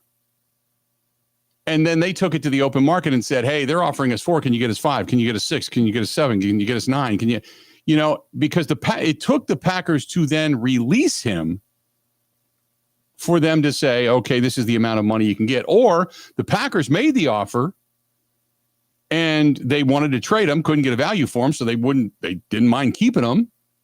They said, here, we'll give you a very similar deal. We're just going to make it incentive-based. And, to me, I think it's fair to do that. So I don't know why there is such a negative connotation out of some people in regarding Jaire. Now, at that point in time, Jaire's people, if Goody says, hey, this is what we're willing to offer you, we'd like you to stay.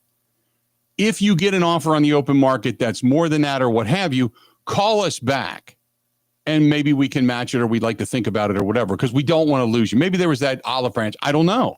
Or Jaire might just have said, too much water under the bridge. You wanted me to play. I didn't want to play. It became personal, so I'm out. We don't know. All we know is Jaire's father is the one rushing to social media to try to explain to everybody how somehow they got screwed by the Packers. They didn't want to pay us. They didn't want to do that. What you're not saying is they paid us extremely well for the last 2 years. And, he got hurt. It's not his fault, but, it's minor injuries and this and that. And PCL is a rather large injury, but, he gets banged up like a rag doll. So, yeah, we feel like a necessity to give a bunch of that money back. They never did that. So I don't know why people are so upset about this. Don't get it. I call it Jaire derangement because it's just you're looking for a reason to be mad at the Packers, in my opinion. That's just my thought. The Packers aren't going to bid against themselves before he's ever on the open market. And I doubt that they said, you know what?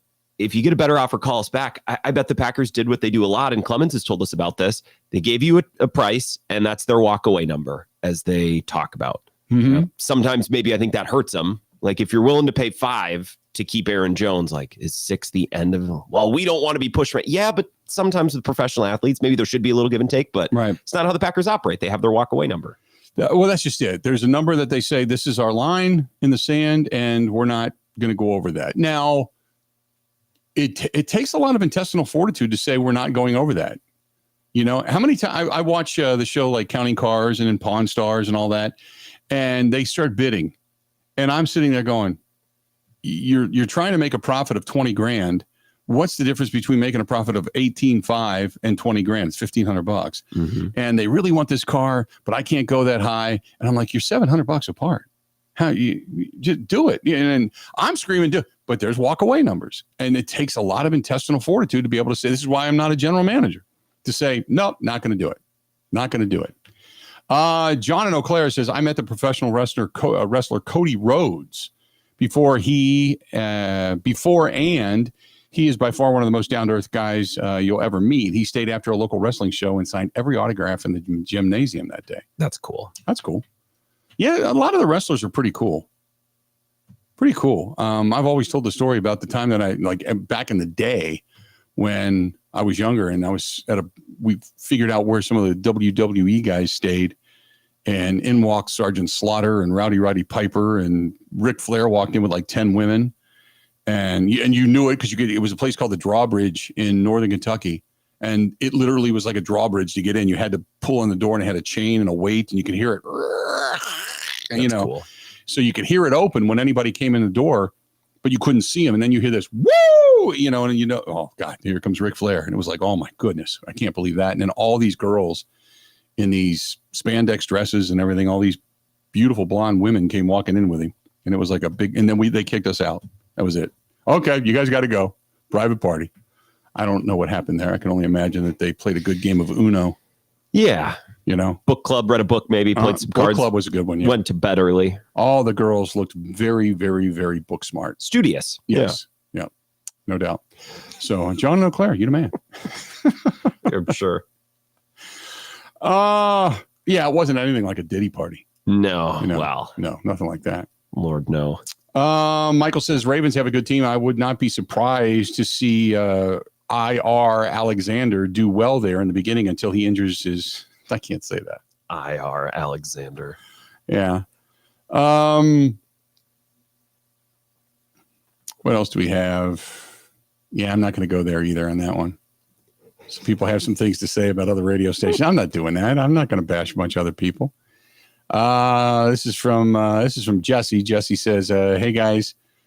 Nope, that's not one either. That's more for next week. Wrong Jesse. Got a lot of text messages and stuff. Not airworthy? No, it's not airworthy. I love how we're the ones talking about nonsense, and then every once in a while we'll get a call or a text. So, on the Jaire thing. Yeah, I know, right? Here's the thing I don't mind. I don't get into bashing other radio stations and other talk show hosts, so some people do. Sure. And that's great. If you listen to us and you hate other people, okay. Great. Thank you for listening to us and not hating us. I can appreciate that. But I'm not going to sit there and bash other people. I mean, you and I do it behind closed doors. But, I was going to say, not on the air. Cody from Cochrane, he says, hey guys, with Mitchell and Perkins both coming back, do you still think they're going to pursue a bat? Do you think that would be, or they would be aggressive, if at all? That's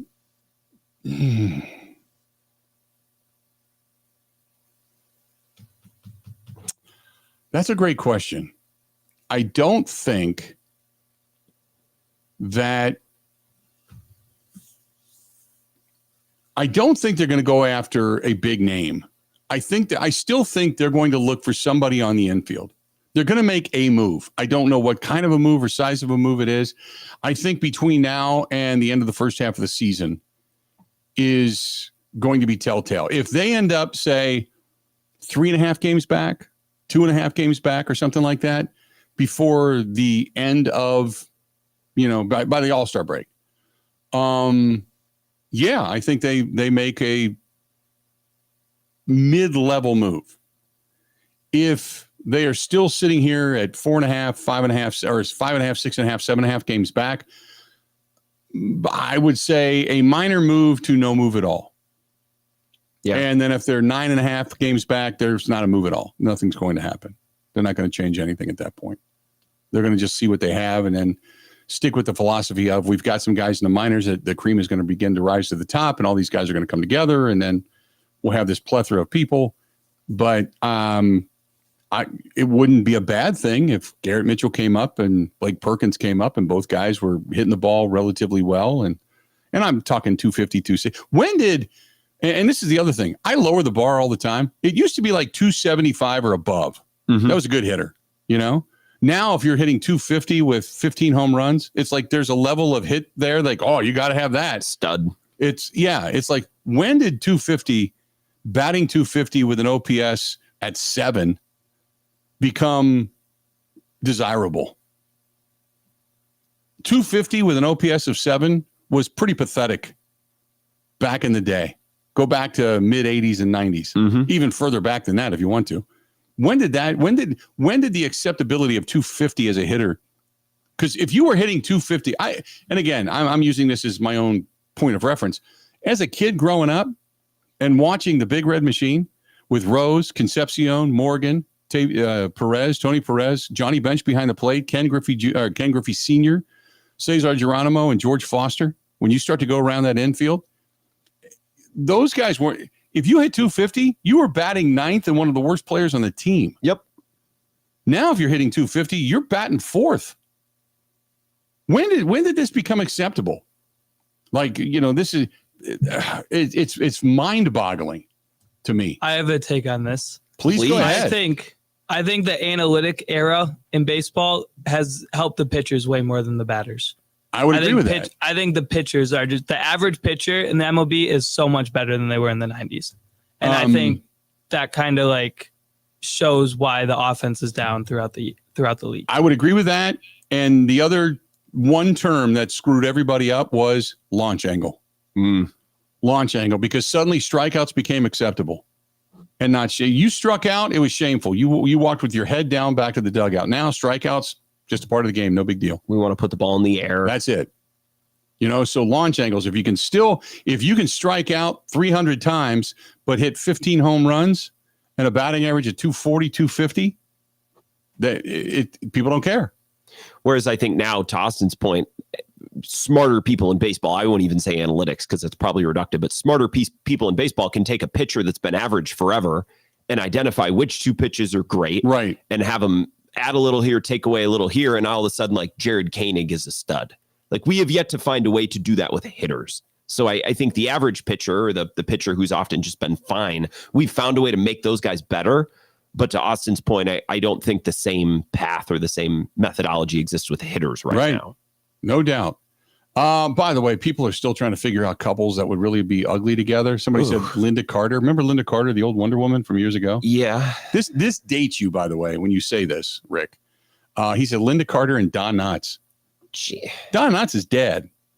We're talking about people that are alive. First of all, nobody's digging anybody up to have sex with them. Just so we're not exhuming. We're not the host of the Necrophiliac show. Don Knotts from Andy Griffith. Andy Griffith.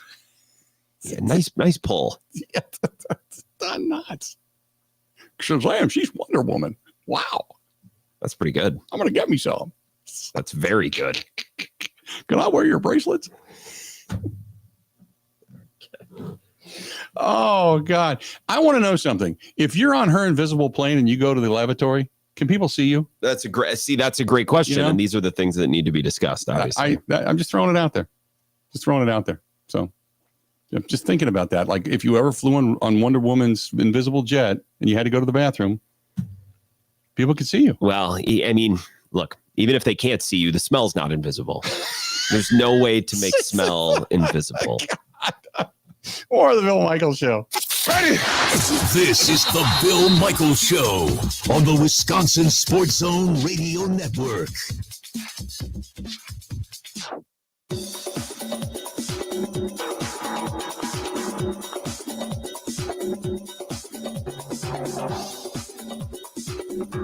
Bill Michaels will resume in 5 minutes.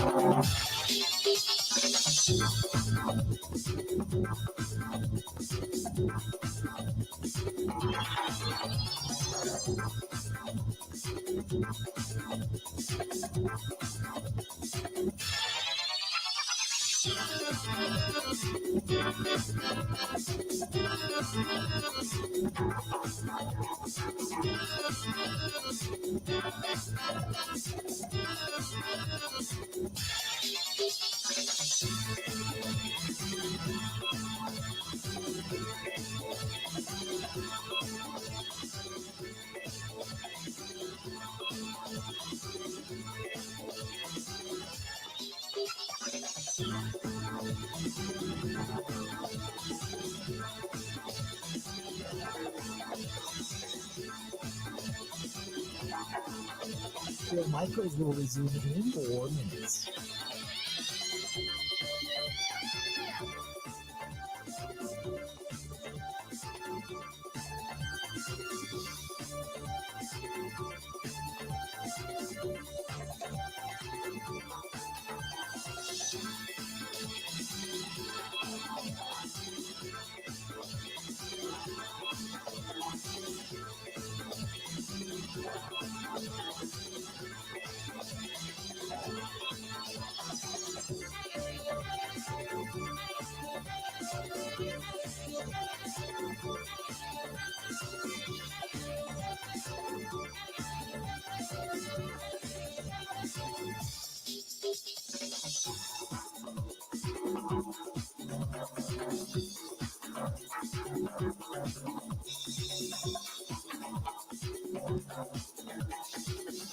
Bill Michaels will resume in 3 minutes.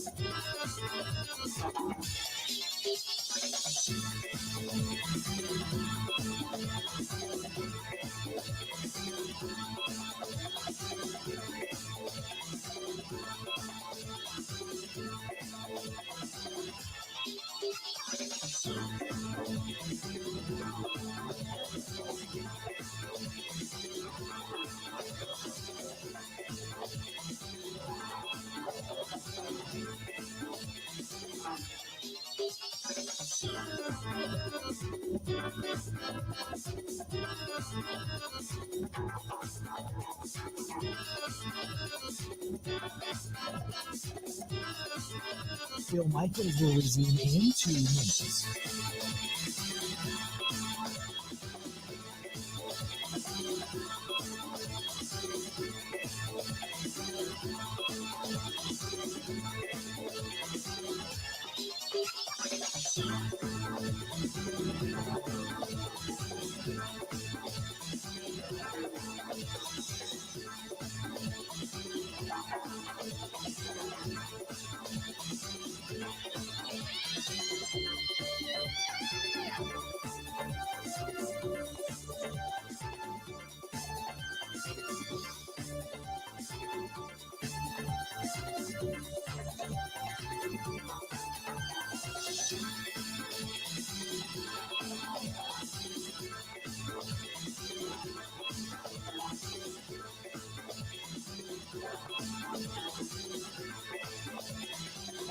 Bill Michaels will resume in 1 minute.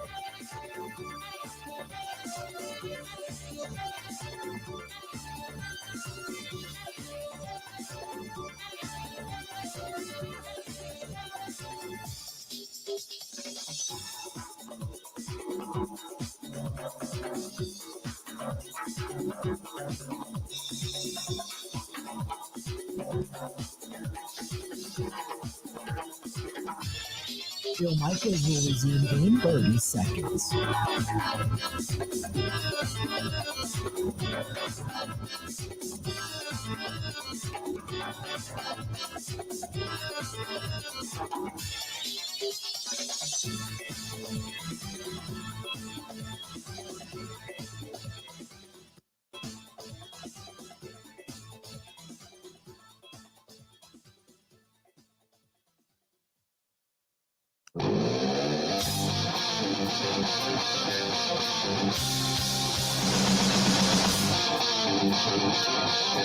Welcome back. Bill Michaels Show. Maybe you're heading out tonight, fish fry.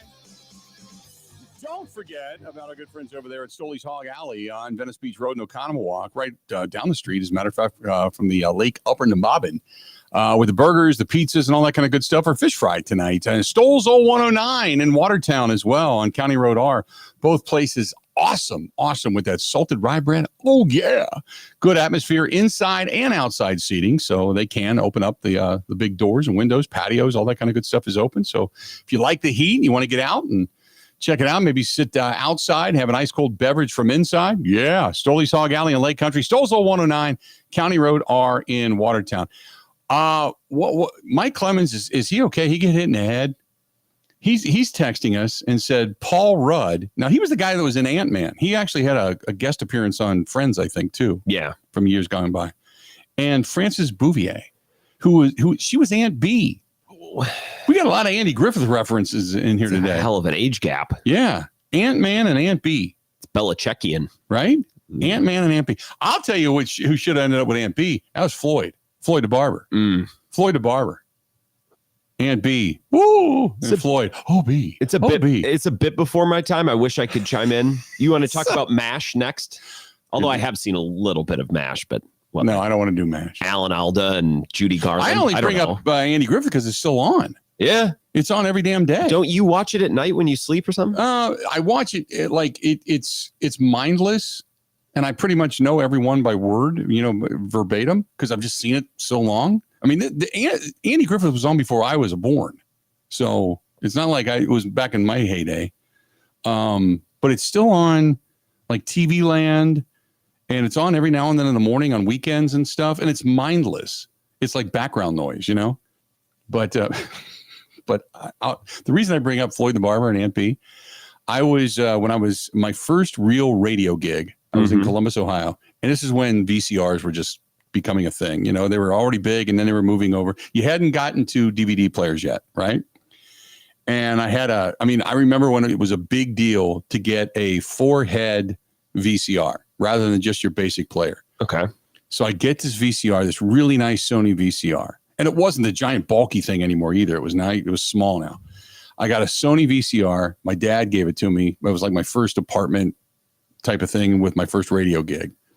I moved to Columbus, Ohio, and the people that are above me in the condo complex I'm at are moving out.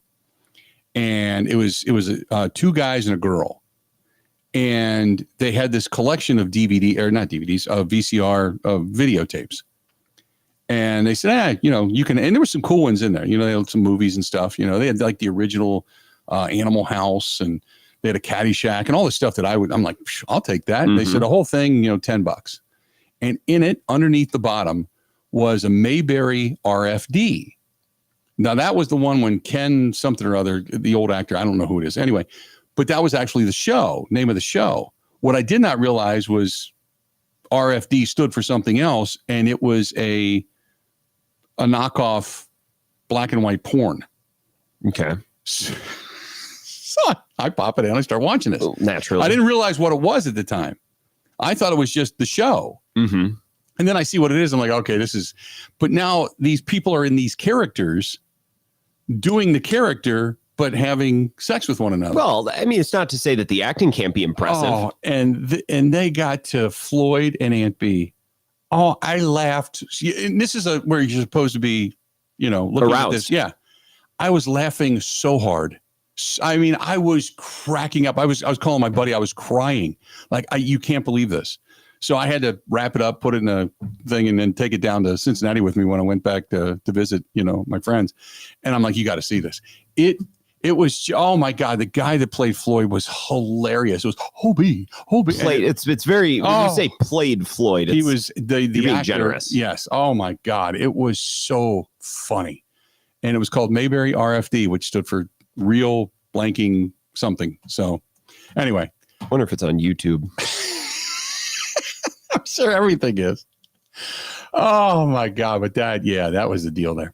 Anyway, so getting off of that topic, but thank you, Mike Clemens, for bringing up the vivid image of Aunt B. Yeah. Oh God. Yeah. And MASH is still on TV, as Jeff said. There's a lot of old shows that are still on. I wake up every morning, and for whatever reason, Sundance pops. It was Sundance or something else, and Cosby Show is still on. My grandpa used to watch Bonanza all the time. Bonanza's still on. Oh, it's great. Walker, Texas Ranger, a little newer, but still excellent. Yeah. Then if you get into some of the over-the-air channels, you go back to like All in the Family and the Jeffersons and Barney Miller and all that stuff.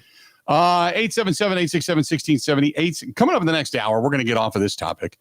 And what topic? We're going to hear from Pat Murphy first, because I want to hear it. I didn't get a chance to listen to his full presser yesterday after the game, because I'm sure he was fired up. Yeah. I love seeing a fired up Pat Murphy, by the way.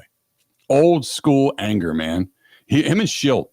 I would love to see him and Schilt a tag team against any other grouping of managers in Major League Baseball. They would whoop their ass. I like that take. They would whoop their ass. I'd love it. Love to see that. So anyway, I want to hear his presser. So we're going to hear that coming up after the top of the hour. So don't go anywhere if you haven't heard the manager from yesterday. And then Trevor McGill did not have kind things to say in regards to umpiring yesterday. I think McGill spoke. I wouldn't say he was angry or aggressive, but he was, I think, a little bit more short and sweet and to the point about the umping than even Murph was, because I don't think Murph wanted to get fined. Right. Like, I think J.R. Radcliffe asked him about it, the umping, and Pat goes, hey, you said it, not me. You were the one who said it, not me. Because I probably don't think he wants to get fined. Murphy was, you could read his lips, though, standing at the top of the dugout stairs, screaming at the umpire. And then when they won, and then they all come out on the field, and they start, kind of fist bumping and handshake. He was still, he was railing on the home plate umpire yesterday, railing on him. And for the most part, rightfully so. Well, and you could tell how much they wanted that game yesterday. Yeah. I think that's what I'm going to lead my show with tonight, a little bit more Brewers reaction. But this rivalry is awesome. Yeah. And it's been great going back to 2018 because both fan bases travel. There's more Cubs fans, but you could hear a good contingent of Brewers fans yesterday in the stands too. Yep. When Rhys Hoskins went yard, you could hear him. And it seems like when these two teams have played more often than not over the last 6 or 7 years, like they typically get each other's best shot just about always. So it's fun, and unfortunately, you're going to have 5 of them down at Wrigley coming up in August. But that's neither here nor there, because hopefully at that point, at least you have, kind of your own fate in your own hands. And hey, if you play well and you overcome it, then who knows? Maybe you can end up overtaking the division if you can keep it close. So I wouldn't mind that at all. 877-867-1670, 877-867-1670. Hit us up if you've decided to do so. That's a way to do it. You can also text us, 608-321-1670, 608-321-1670. If you want to give it. Did you see Vlade Divac broke his hip? He crashed his motorcycle. That just came across. Vlade Divac. Vlade. Yeah. By the way, the ratings are out for the Stanley Cup. And maybe it's because of the repeat from last year. An average of 2.5 million viewers watched on TNT, with 2.8 million tuning in for the Panther series clinching game.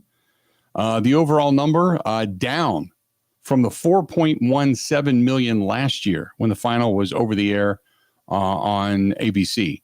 So maybe putting it on cable had something to do with it. The share of the viewers increased 15% from TNT's first Cup game in 2023 when Vegas beat Florida.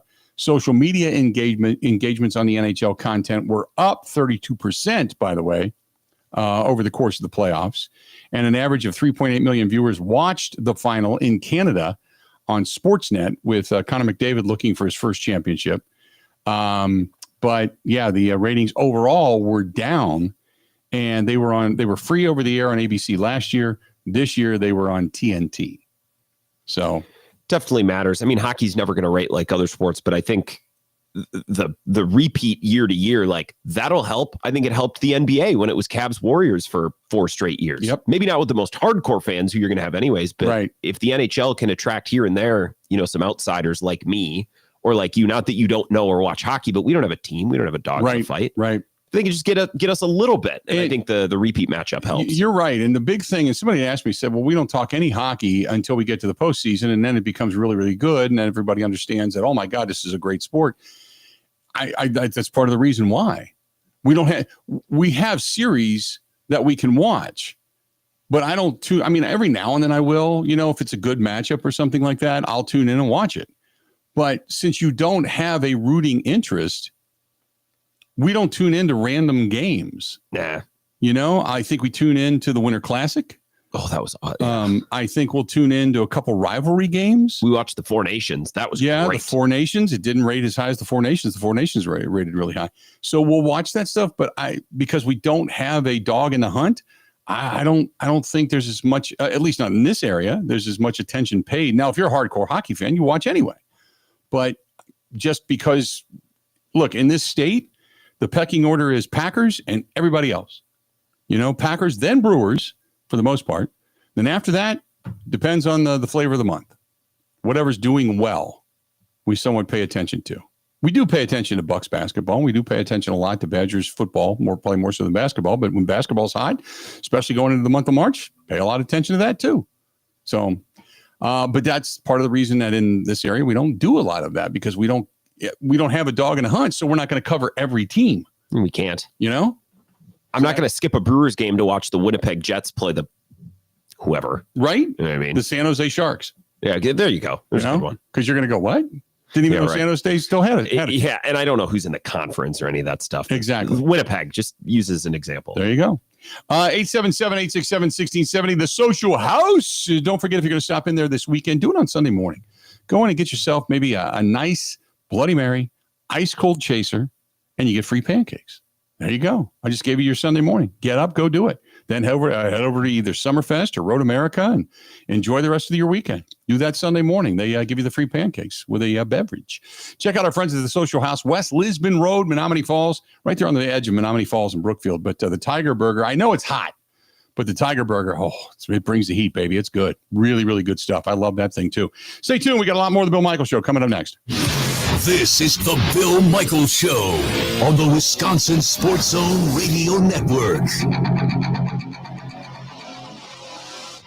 And now for the Pella play-by-play, here's Jeff Levering. Thanks, Gina Della from Pella. What a beautiful day to have new windows and doors installed. Every day is beautiful because Pella installs year-round during all seasons. And as Pella goes into another windup, it's so hard to guess that next pitch. The customizations seem endless. And it doesn't have to be super expensive. Pella has a product line for every budget. And if it is time for a major upgrade, rest easy by scoring no interest and no payments for up to 2 years. Pella also provides a free in-home consultation, which includes a no-obligation quote. That's always a great play because working with one of Pella's design experts is such a wonderful, no-pressure get-together. I know this from experience. With a range of affordable options and products assembled in the USA, you can get the look you want at a price you can afford. And there's no reason to wait with this incredible deal going on. Get no interest and no payment for up to 2 years. Visit PellaWI.com today.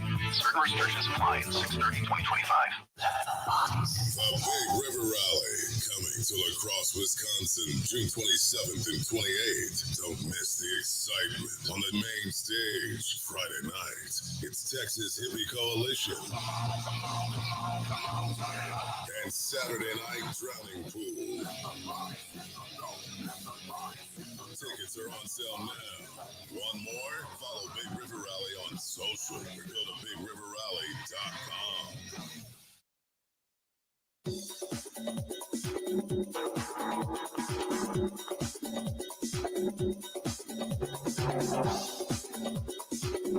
Bill Michaels will resume in 3 minutes.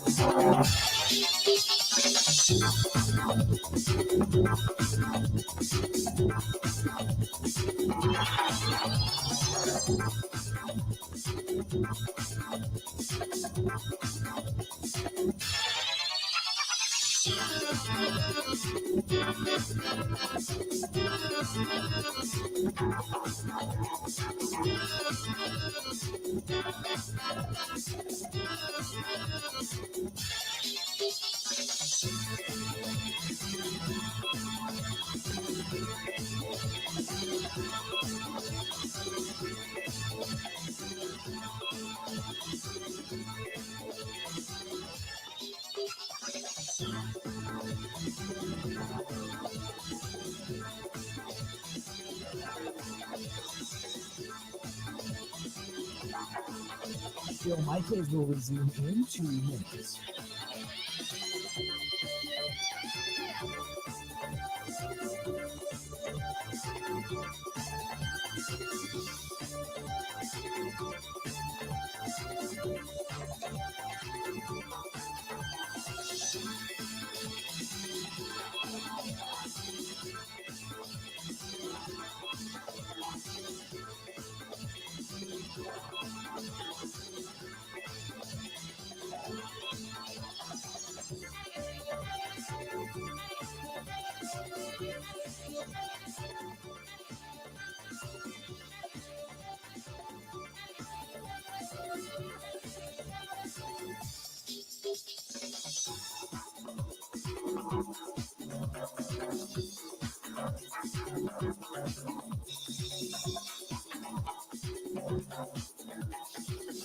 Bill Michaels will resume in 1 minute.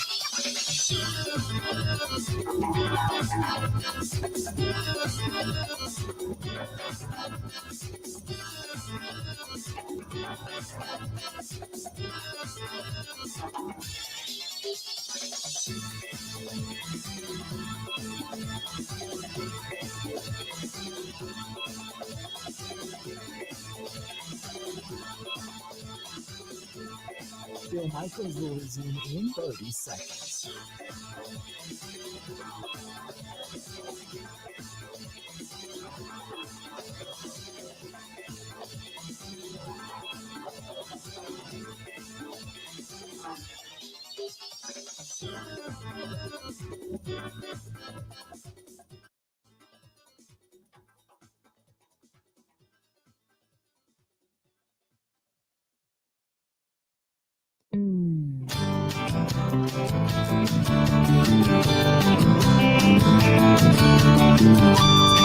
If by chance you are heading over to Summerfest, I'll give you a little idea.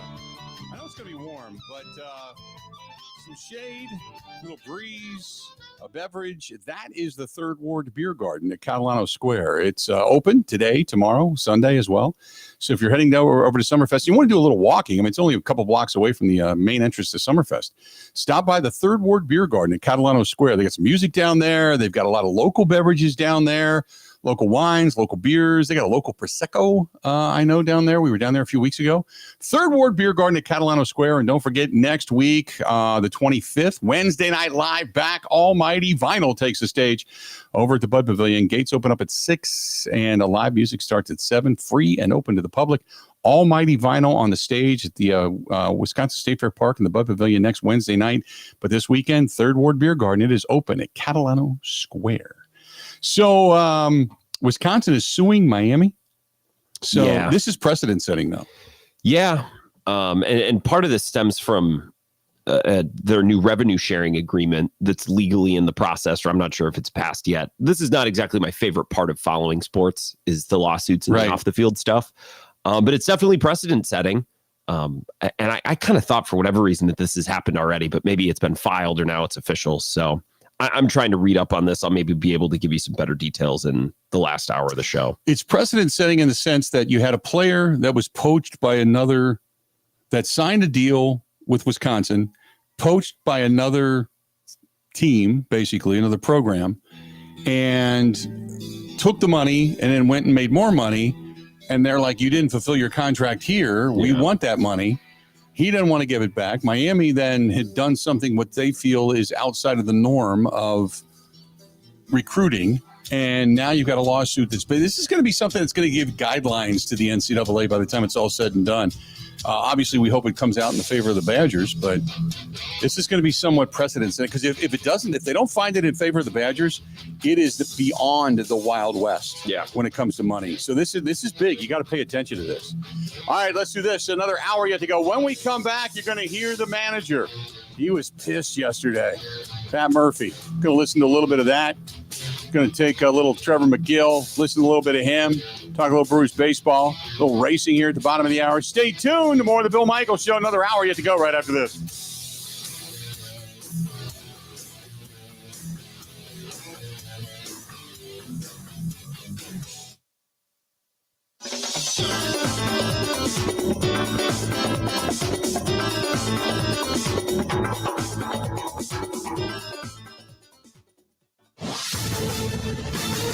This is a Wisconsin Sports Zone update. Well, the Brewers would hang on to beat the Chicago Cubs yesterday at Wrigley Field, 8-7. Home runs from Isaac Collins, a 3-run shot. Caleb Durbin added a 2-run drive, as well as Rhys Hoskins with the solo shot drove the Brewers offense. Starting pitcher Freddie Peralta would get the win. He would go 5 innings, giving up 2 home runs while striking out 6. And Trevor McGill would work the 9th. After some questionable calls by the ump, he would get the save. Here's more from him. Yeah, I mean, just trying to keep the emotions even, and obviously we can't show up an umpire, but pretty bad calls there in Abner's inning and in my inning.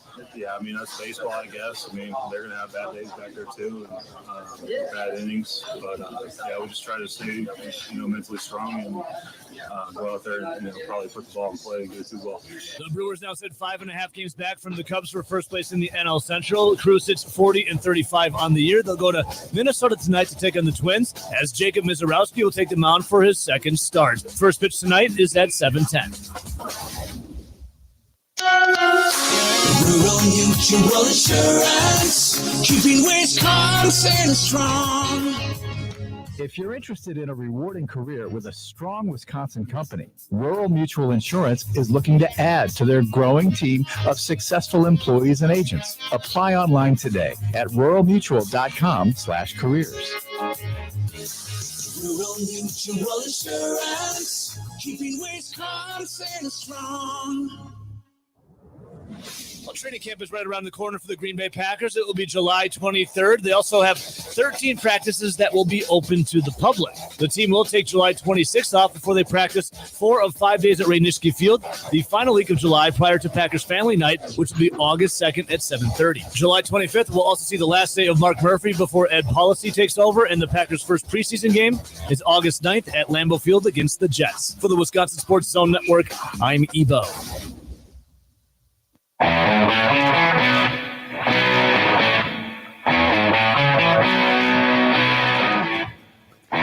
afternoon.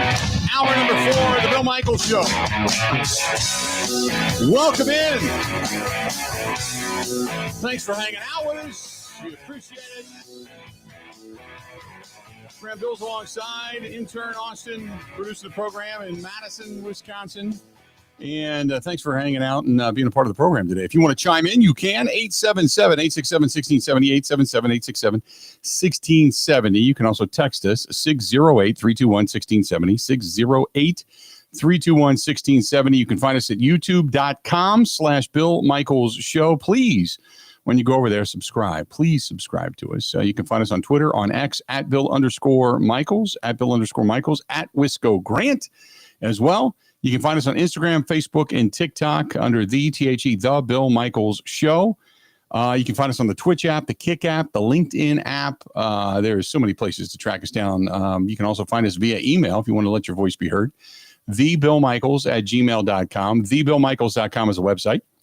The app, WOZN, the Zone Madison. That's our flagship station out of Madison, Wisconsin. You can listen to us anywhere and everywhere by downloading the app.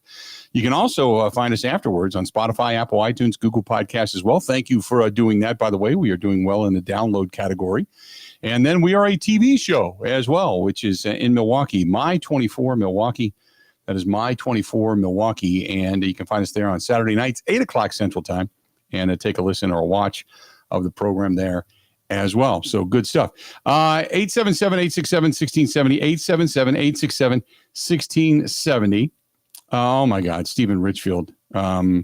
He was going back to the Billy Ray Cyrus and Elizabeth Hurley thing. Oh my. First of all, Billy Ray Cyrus,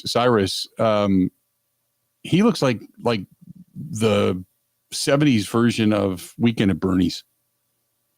Picture him in this thing. Holy mackerel. With the cowboy hat and the long hair and the glasses and the beard and everything. He looks like Weekend at Bernie's, like he's dead.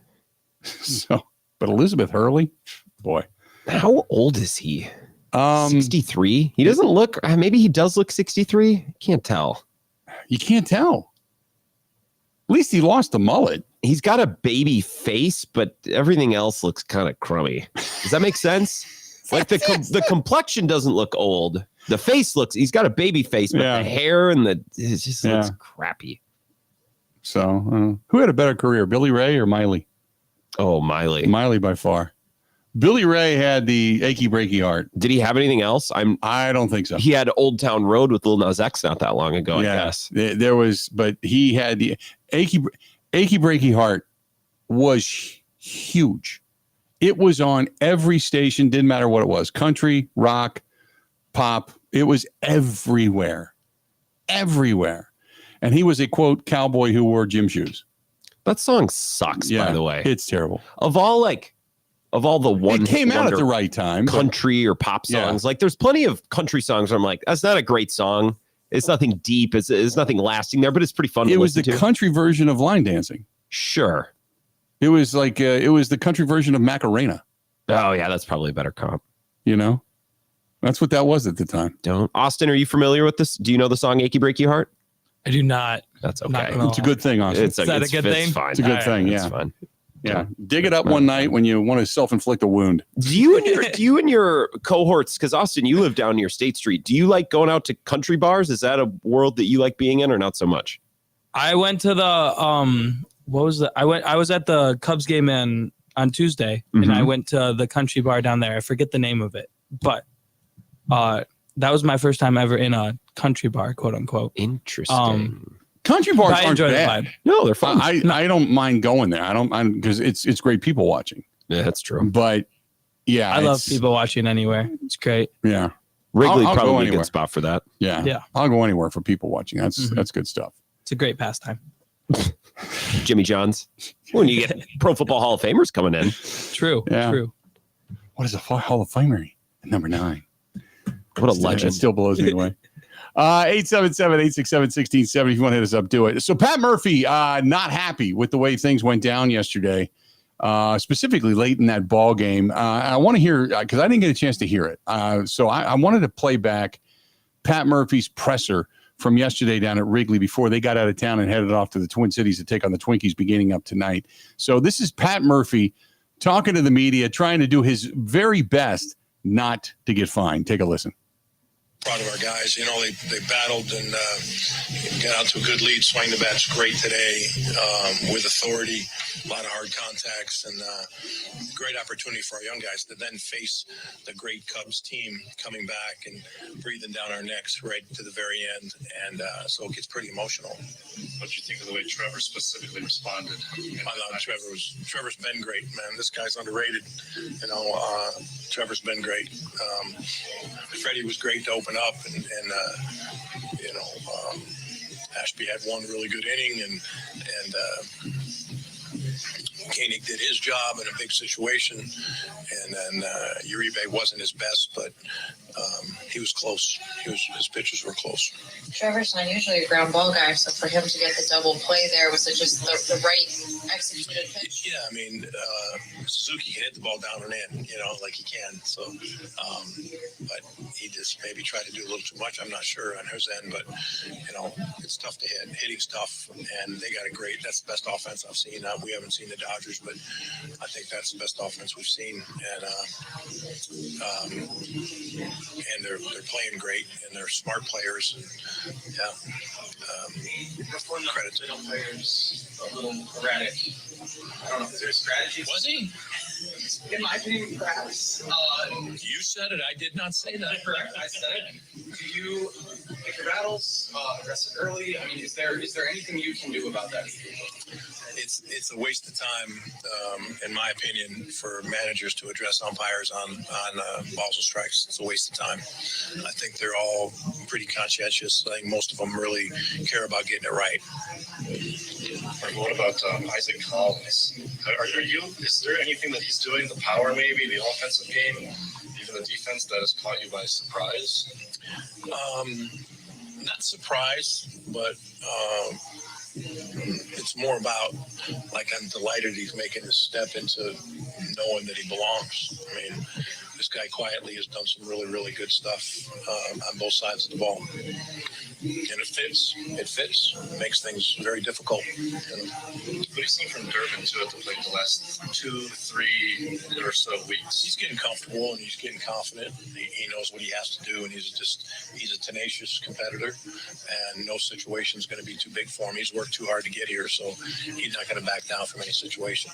Once he makes a mistake, I'll bet on him coming back. That's who he is. He's resilient. He's relentless. Yeah, he's the type of player you win with. He's a winning player because they respond like immediately. It doesn't take him 2 days. He doesn't hang his head. You know, he gets hit in the mouth, might blink for a second, and he's right back at you. What do you think of the way the offense responded in that second inning after the home run to give up? That's it. That's how you have to do it. You respond, and you have to get the pitches to do that with. And if you don't, then you take those pitches and you go to first, and the next guy does it. But you have to be willing to be in that present moment so you can win the pitch. So yeah, responding like that's crucial. Durbin's a local kid too, and I see he was a wrestler. Maybe he's had a little bit of his tenacity. Yeah, I mean, he's got tenacity. I don't know if he can wrestle or not. He sure as hell low enough to the ground. So, but it makes sense. You know what I mean? I didn't think he was a long jumper, but not surprised he was a wrestler.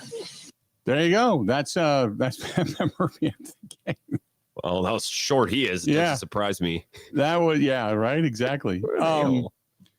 he was very, like you said, very specific in saying, you said it, I didn't, and he didn't back away from it. Yeah. Basically, okay, you Didn't said correct it. him. Right. Yeah. He didn't say, no, wait a minute. Here's something different. He said it's a waste of time to address the umpire about balls and strikes. It's like, well, we all do things that are wastes of time. Yeah. But you did it because you addressed it in a very screaming manner in which that I love it when Murph gets mad because you're like, has he gotten like some sunburn or is he just that red? He's fired up. He goes from 0 to 60 in the red department, man. He was, and again, I'm going to talk about this tonight. That game was so important yesterday. Yeah. You get swept even in just a 2-game series. You're feeling like we're that much worse than the Cubs because you dropped 2 of the first 3 and you had a 5-run lead. It just, you could tell how much Murphy and his guys wanted that. And I like the energy. I think this team is better when Murph is full of piss and vinegar. And maybe they're not getting in fights every week, but every once in a while, clear the bench. I think it's good for this team. Yep. No, I would completely agree. I love the fact that he gets fired up. I love the fact that he's kind of sometimes there's leaders on the team that the guys feed off of. In that particular sense, I think the guys fed off of Murph. Trevor McGill looked fired up. Murph was defending him, getting in it. So was the bench coaches, pitching coaches. You saw it all. Everybody was feeding off of Murph yesterday. And like you said, I think that was a very important game to them to walk away and say, hey, we got a split. We're only 5.5 back. So let's not get too crazy. And we didn't, because I think that's a big difference between 5.5 and 7.5. Yeah. And Huge. to just wrap up that little stint in Chicago with a win, you can't go 0-2, especially when you have a 5-run lead. Like if they would have blown that lead and lost yesterday, I'm feeling like, how are you ever going to beat the Cubs? Right. Like that lineup is legit, especially at the top. I mean, they have talent top to bottom, but those first three or four guys are pretty unbelievable. Yep. They've got a really strong lineup. And that's why it's like, look, the Brewers could go on a run and end up 15 games over 500, 20 games over 500 and still not catch the Cubs because the Cubs are just that good. I hate to say that, but they're 45-29 in the season. Well, yeah, and this is why, I didn't want the game to come down to the wire like that yesterday. But for all the Brewers fans who were saying things like, well, it never should have been that close. Well, it's Wrigley against that lineup and the wind's blowing out. So it's like they're going to keep scoring. They're right. It shouldn't have been that close, but unfortunately. And Ashby got hosed. McGill, but Ashby should have had a strikeout. He started to get a little wild. Should have had a strikeout. Didn't get the strikeout. Next pitch, boom. Next thing you know, game's closing in on you. So no, I was happy with it. But in case you didn't notice, the Cardinals have now won 3 straight, and Cincinnati is probably playing the hottest baseball right now in the division. 7-3 in the last 10 ball games. They have closed in to 3 games above 500. They're 6.5 games back. Pirates just stink on ice. They're 16 games back. Their season's over. But Cincinnati's just kind of hanging in there. St. Louis, who had fallen to 7.5 back, has now climbed back a couple of games. So it's not over till it's over. Who do you think's got the biggest run in them? Milwaukee, St. Louis, or Cincinnati with the teams they have? Let's do this. We'll ponder that and take a break. Because who's got the run in them that actually has the ability to catch the Cubs? Think about that. Between the Brewers, the Cardinals, and the Reds, who has got the run in them to be able to actually come back and catch the Cubs and possibly get themselves into the postseason? And I'm talking catching the Cubs and winning the division, not, just being able to eke into the wild card. Who has the ability between those 3 teams who are all hanging pretty tough? Who has the ability to come back and catch the Cubs? This portion of the program brought to you by our friends at Quick Trip. They are all over the state of Wisconsin and now beyond the borders, all the way out to South Dakota, as a matter of fact, which I can't wait to use heading out to Sturgis this year at the end of July, into the beginning of August. But Quick Trip, whether you're just stopping in for the bread, the milk, the eggs, the butter, or if you're going in for a cool, refreshing drink, make your own shake, something like that, maybe even an iced coffee in the morning, or if you're just out to get gas and a couple of things, maybe some, bakery goods for the Sunday morning. Who knows? Whatever it is, Quick Trip's got it for you. And they do it clean. They do it with a smile. And they always say, see you next time. That's our friends over there at Quick Trip. Covering Wisconsin sports like a blanket, this is the Bill Michaels Show on the Wisconsin Sports Zone Radio Network.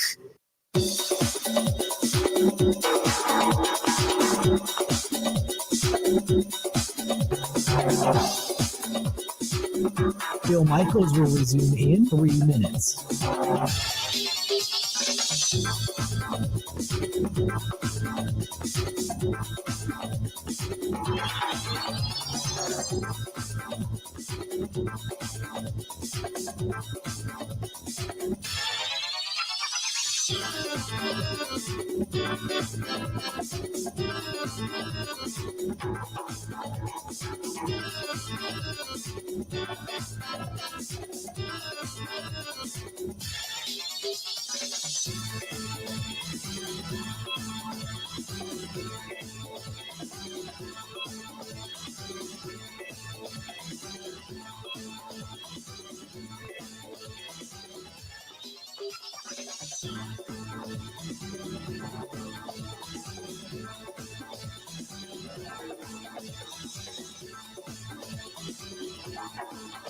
Bill Michaels will resume in 2 minutes.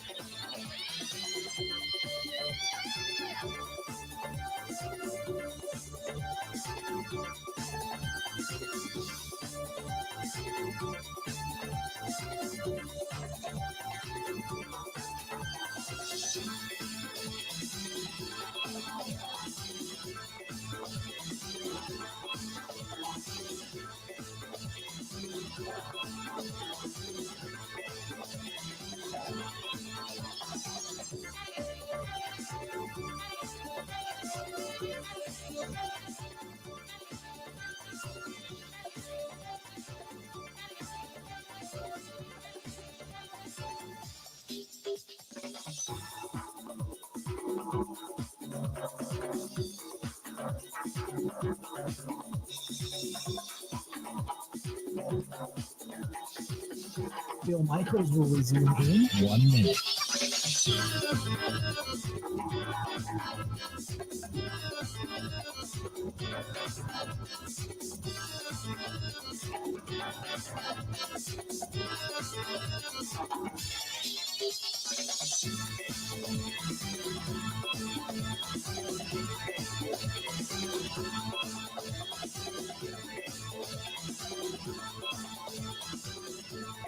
Bill Michaels will resume in 30 seconds.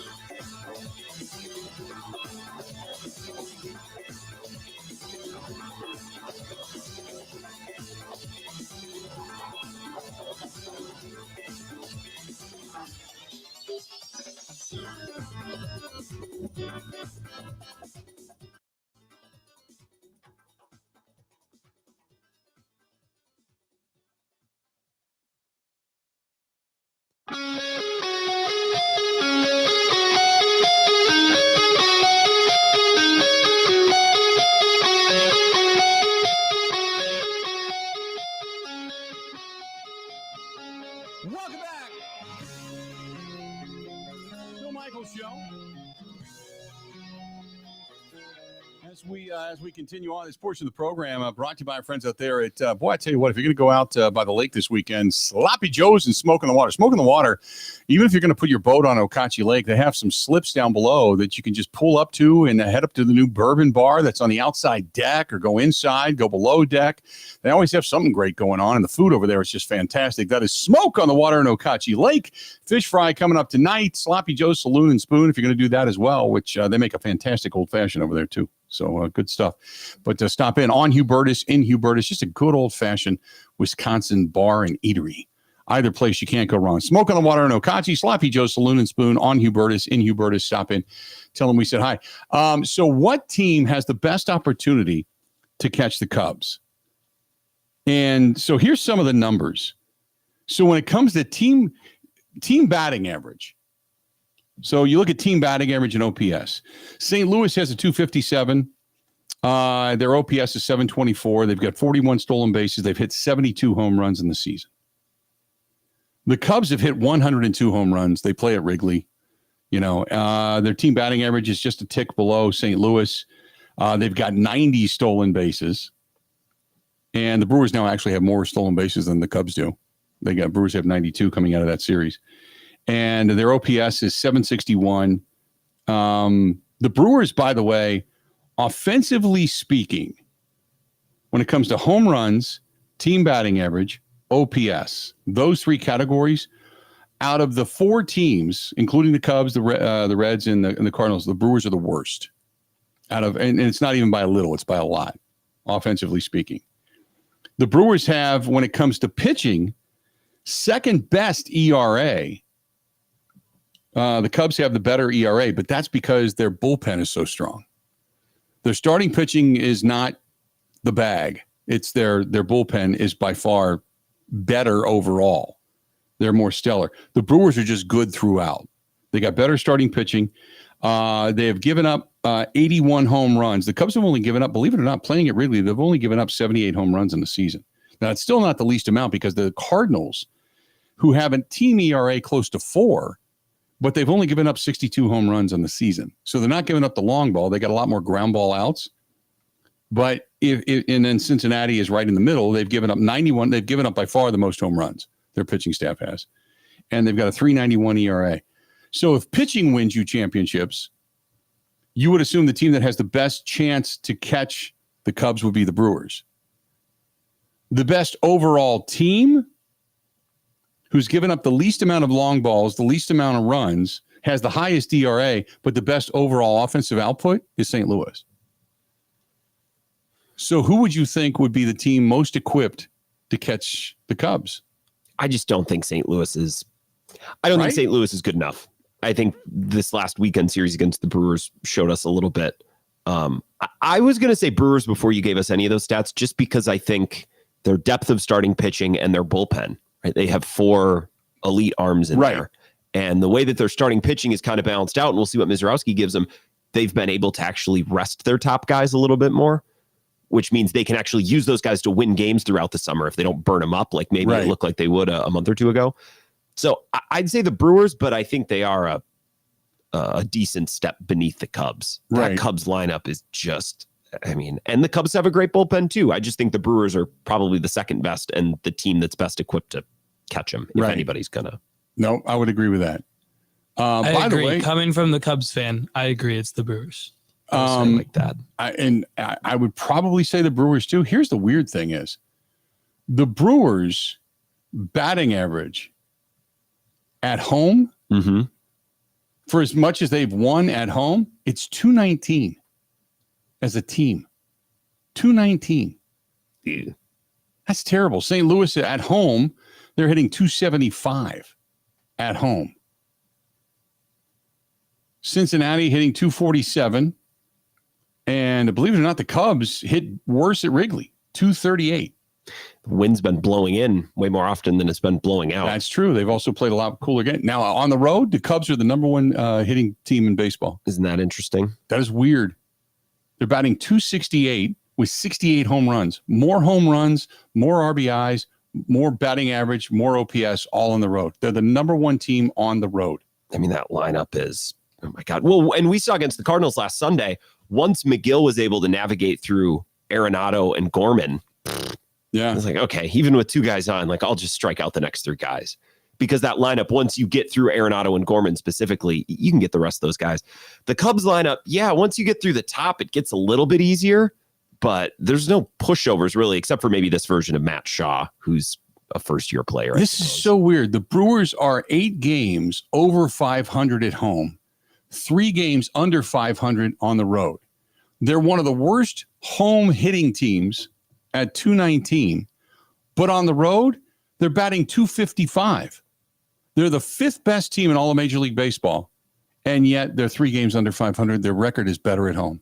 Interesting. Go figure. And that's baseball. Go figure. People would say. So here's the other thing. Their record is 3 games under 500. Statistically, though, when you think about it, with the game getting postponed in that 5-game series at Wrigley, if the statistics hold true, the Brewers would be better off facing the Cubs at Wrigley than they would be facing them at American Family Field. Interesting. Yeah, I suppose. It's going to depend on what the weather's doing at Wrigley. Right. And I think part of it is, the Brewers have had just some miserable stretches on offense. I wonder which one of those stretches coincided with a homestand. And maybe it had nothing to do with the park they were playing in. It was just timing. They were cold and they happened to be playing some games at home, so you never know. It's bizarre. It's a weird sport. The Brewers have a 724 OPS on the road. A 724 OPS. It's crazy. Funny. 724 OPS number. It's a funny team. Puts them 9th best in baseball on the road. Which is insane considering they don't hit a ton of home runs. Yeah. Which, there you go, because they've hit 40 on the road to the Cubs 68 on the road. There you go.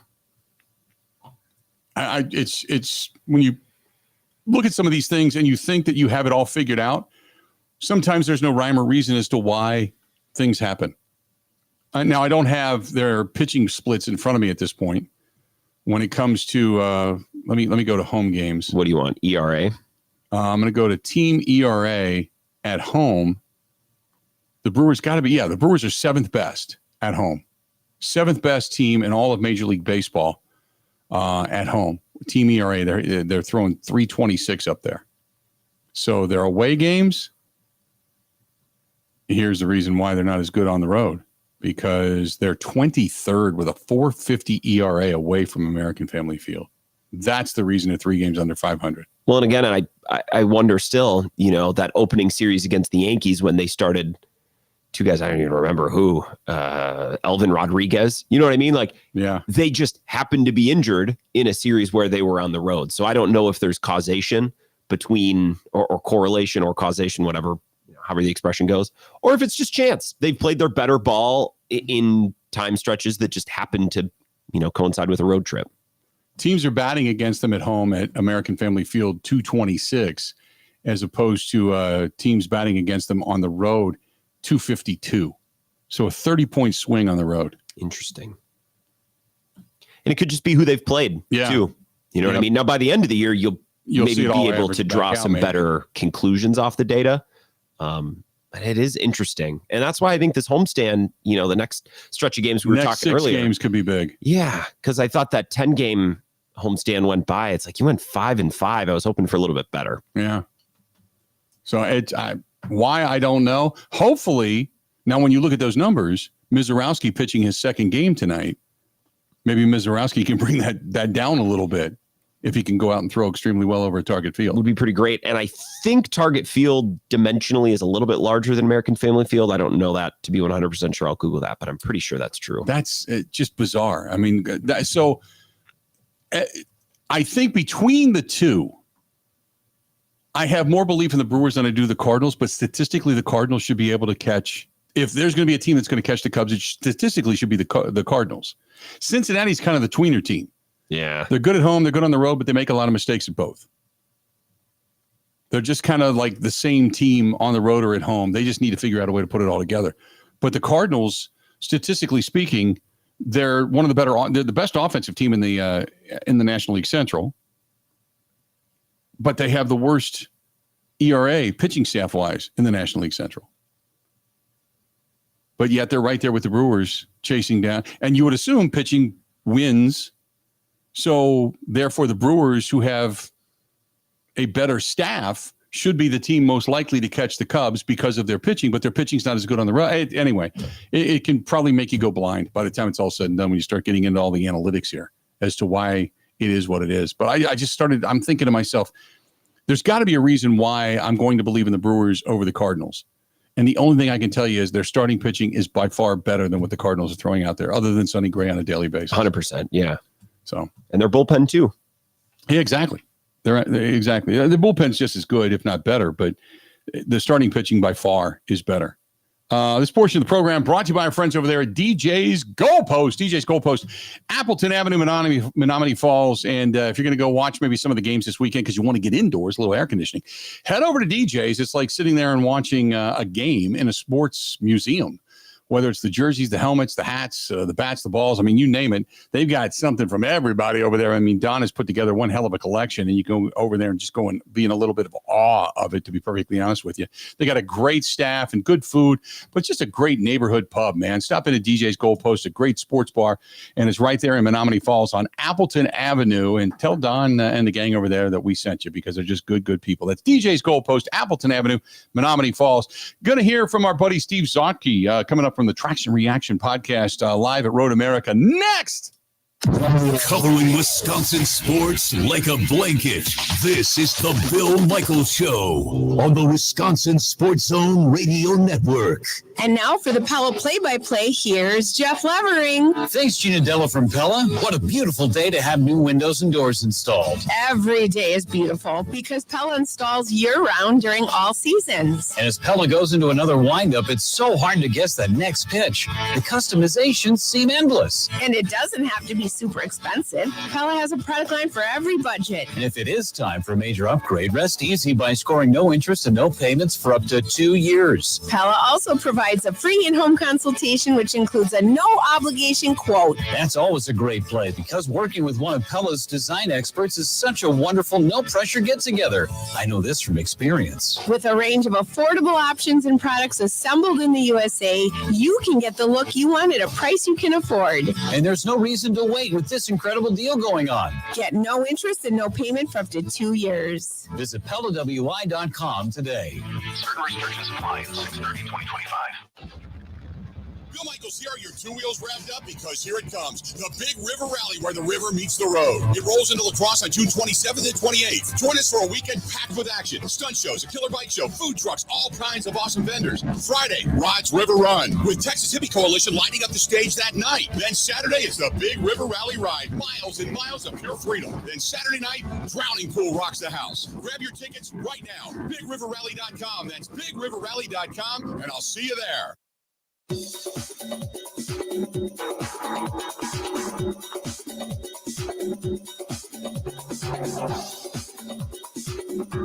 Bill Michaels will resume in 5 minutes.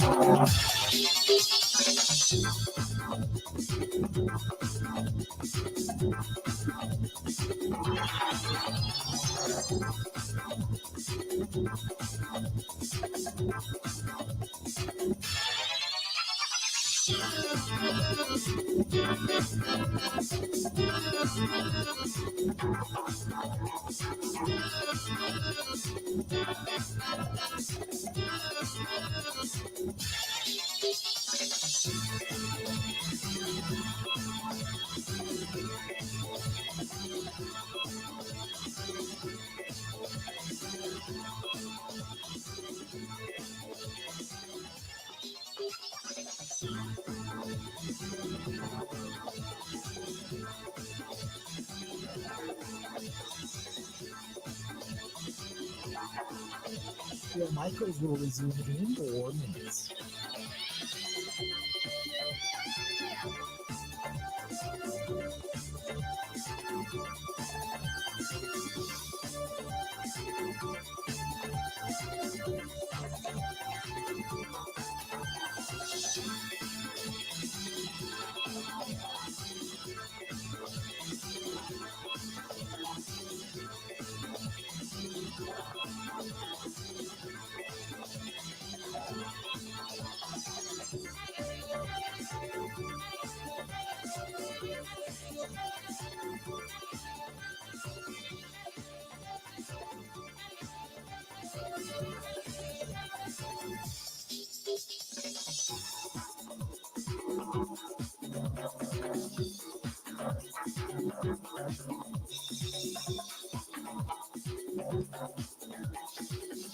Bill Michaels will resume in 3 minutes.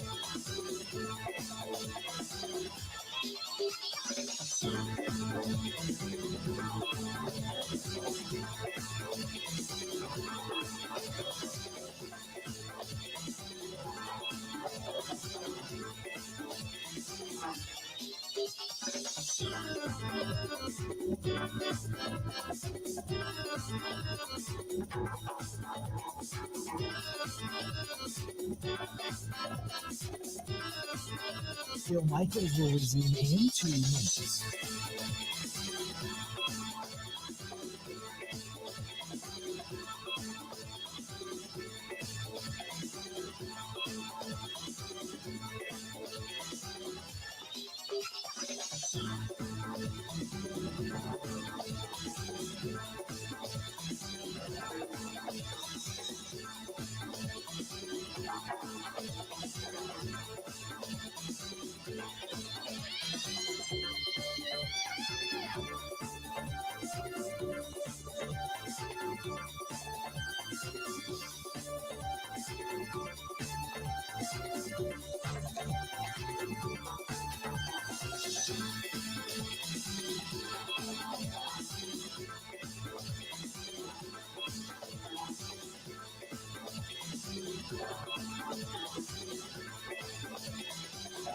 Bill Michaels will resume in 1 minute.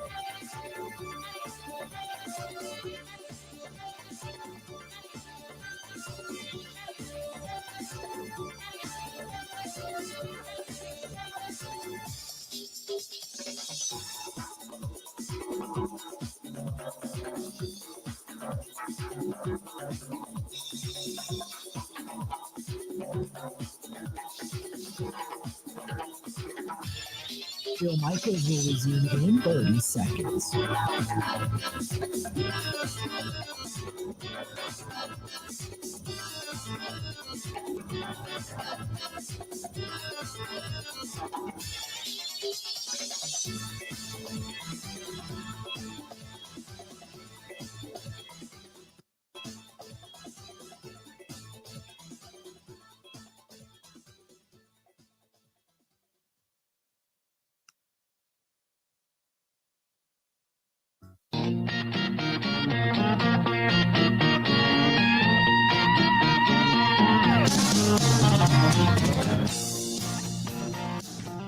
Welcome, Bill Michaels Show today.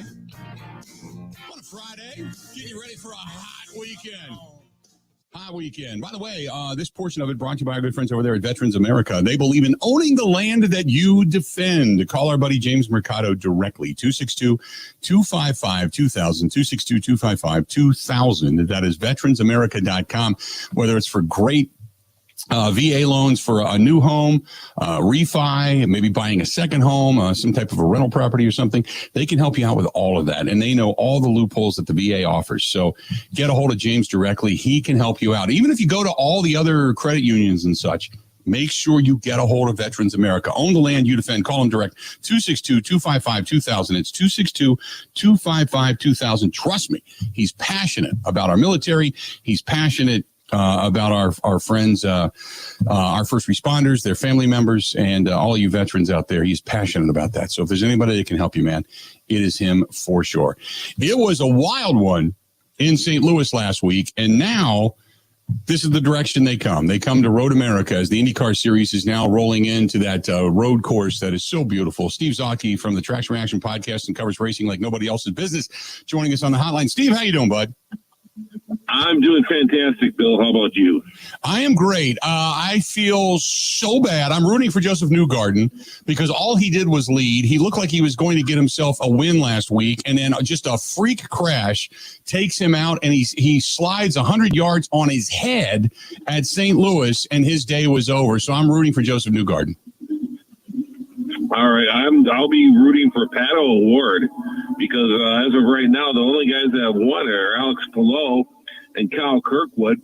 But Pato O'Ward has been just that guy. He's second, third place finishes, and is just a little bit off. And I feel if he gets that first win, he could actually rattle a couple off in a row. Which is true. He's had a hell of a season. He's just been coming up a little bit short. So tell me, the biggest concern I would assume this weekend is going to be the heat, right? Yes. Yeah. How do they stay cool?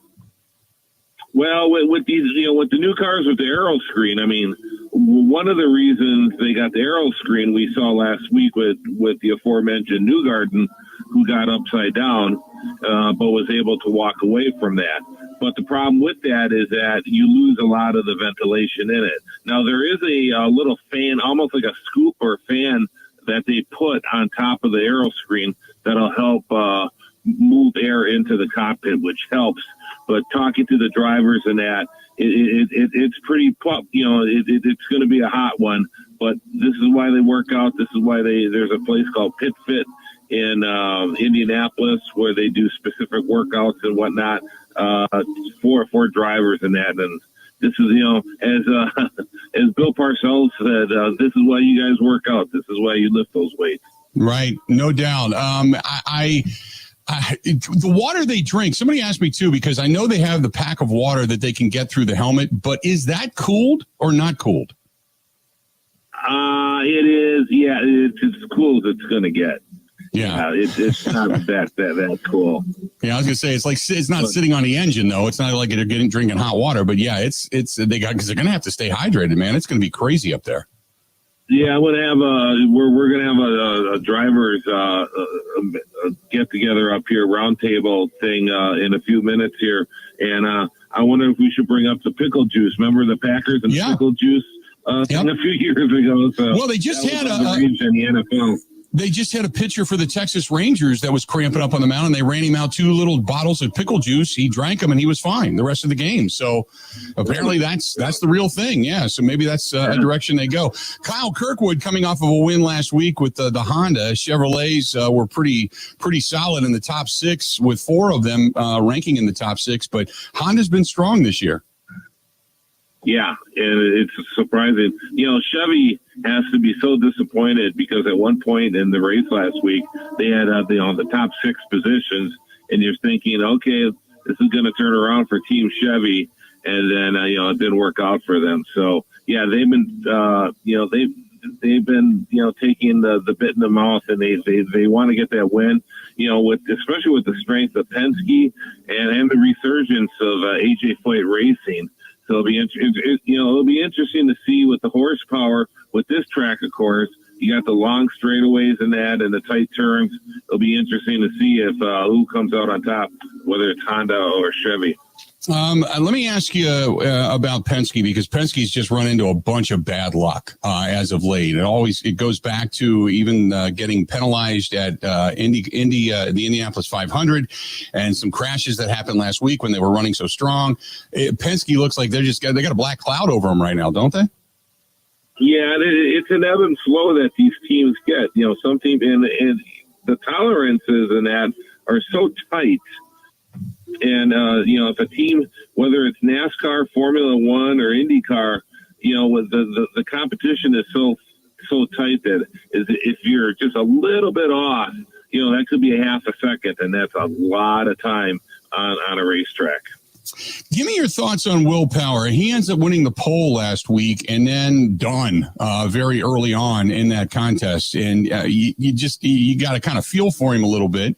But is he a guy that you look at and go, this is a road course that takes knowledge, it takes patience, and it takes experience? And you look at a guy like Will Power and go, this might be the guy that, and I think he's had success at Road America before. This might be a guy that maybe comes out of nowhere.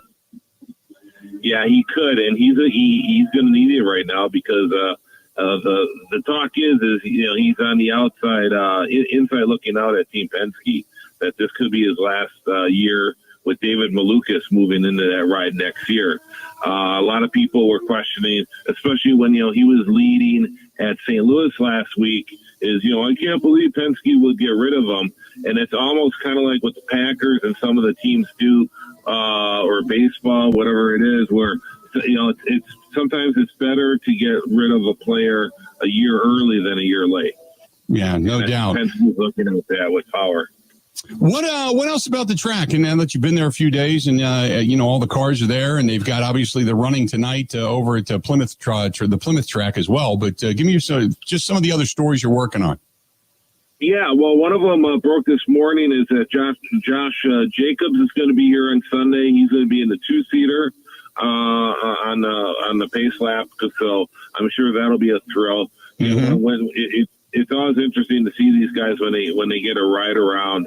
I remember when I worked at the Milwaukee Mile, we had guys like Charles Woodson and that come in, and we would try and put them in a 2-seater or a race car or pace car, and they'd get out of it and their eyes would be all bright, just like, wow, that was so much fun. So guys putting these guys in that position, it really opens their eyes to the world of auto racing. The other news that's breaking is it looks like Kyle Larson will not be doing the 500 next year. It's just so the logistics with it is just so tough with it, and I think he was a little bit frustrated at NASCAR with them not moving the Charlotte race maybe back a little bit, and this year was a lot more, even more frustrating than the year prior. Right. And it looks like, he's just going to maybe take a year off, and until things change, Larson won't be in the Indy 500 soon, unfortunately. Getting away from IndyCar for a second, going to NASCAR. Is NASCAR in trouble, Steve?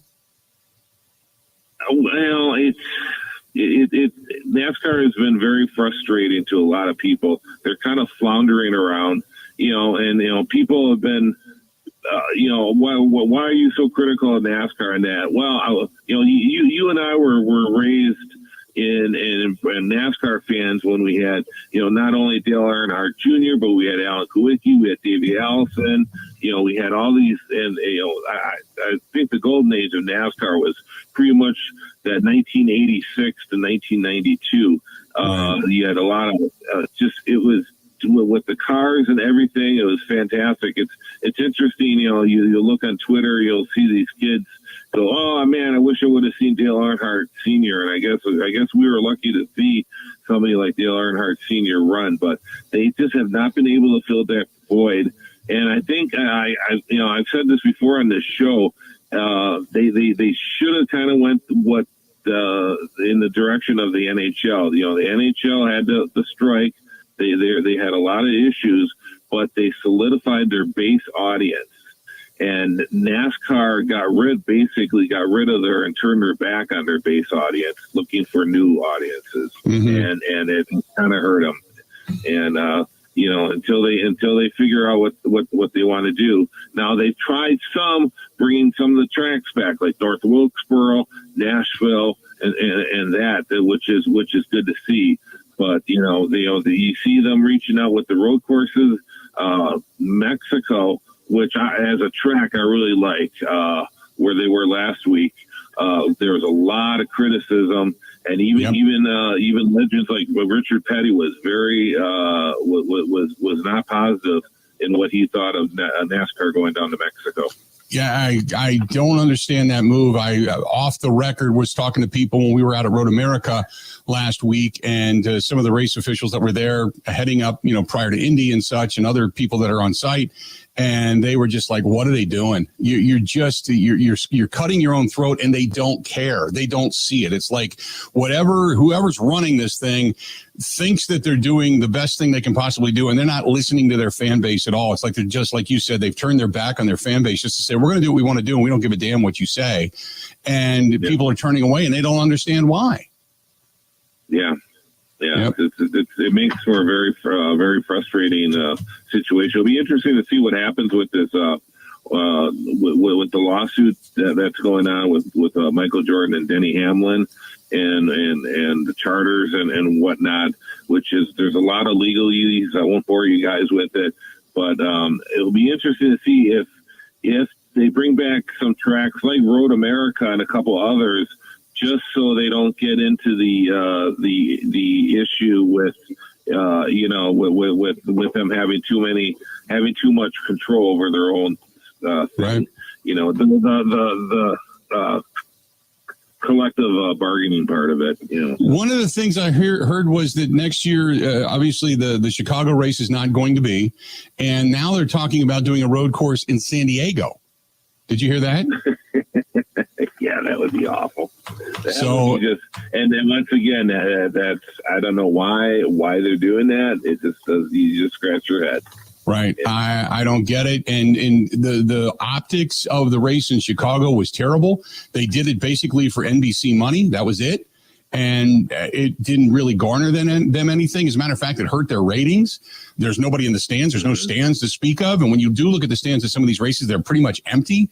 But yet you put almost 400,000 people on the grounds up there at Road America for 2 straight years, and then they abandoned that. Not that I'm a homer in any sense, but it just didn't make sense to me. It just was so dumb, such a dumb move. They chased the money, and they ultimately lost their fan base, and their ratings are just horrific right now. And I'll be honest with you, when you look at the broadcast or listen to the broadcast on both sides, the IndyCar versus a NASCAR, it is so much more exciting to watch an IndyCar race than it is a NASCAR race.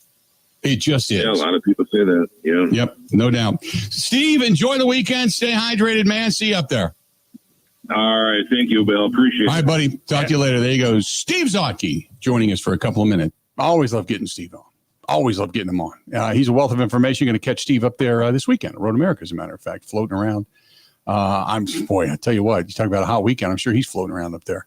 Let's do this. We got one break left, and then we're going to come back, and we are going to kind of wrap things up and send you off to the weekend, a rather warm weekend at that.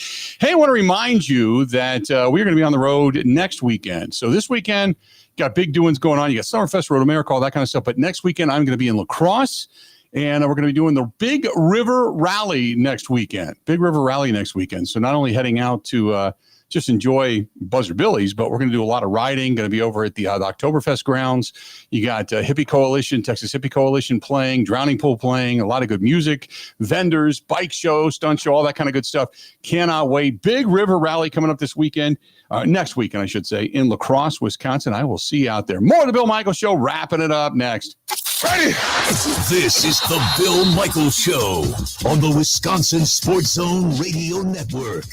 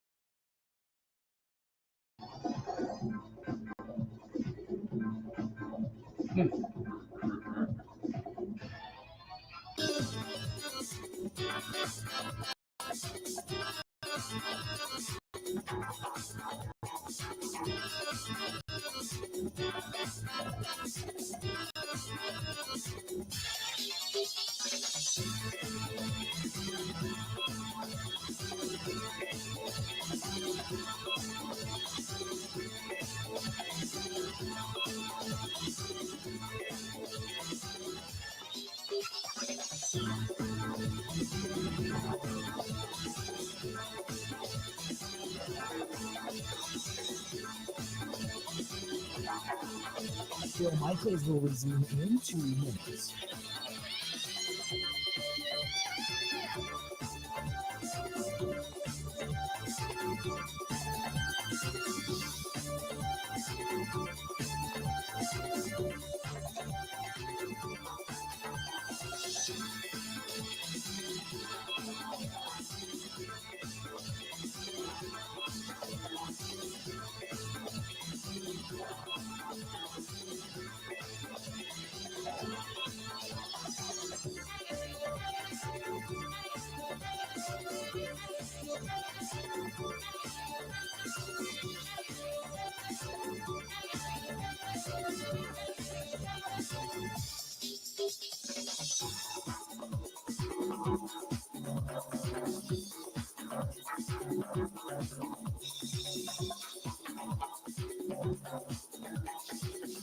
Bill Michaels will resume in 1 minute.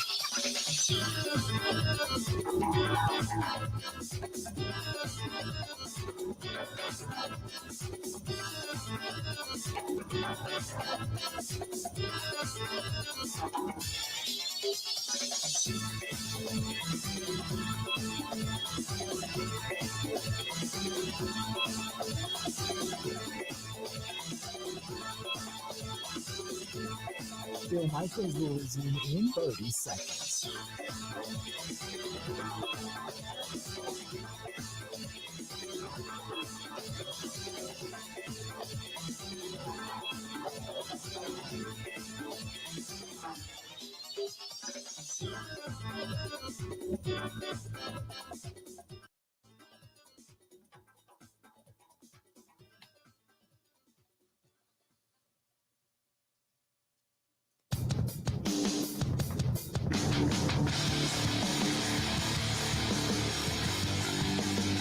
Welcome back. Bill Michaels Show. Wrapping things up, getting you ready for the hot weekend. And what do you got? You're going to Summerfest tomorrow, right? You got friends in town? Correct. Yeah, okay. Friend in town. We're going to go see Billy Currington stomp our boots a little bit tomorrow, and then we might see you on Sunday. I'll be around. We don't have any plans, so I may be in no shape to move about the world. We'll have to see. You've got all kinds of things happening. You've got obviously Summerfest. You've got some other events going on, some festivals going on. You've got Road America and the IndyCar Series. that's going to be going on this week. Can you believe that the NBA draft is Wednesday? Yeah, free agency starts Monday. Game 7, free agency, Sunday night. draft within a week. Game 7 Sunday night. Free agency begins on Monday. Draft on Wednesday.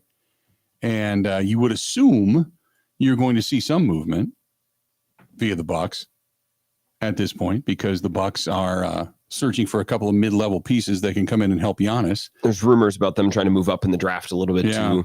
Always So- be that noise week before the draft, though. We shall see, but yeah, so that you got all that upcoming. So I'm trying to look forward to what next weekend will hold. Obviously, the Brewers are in the Twin Cities.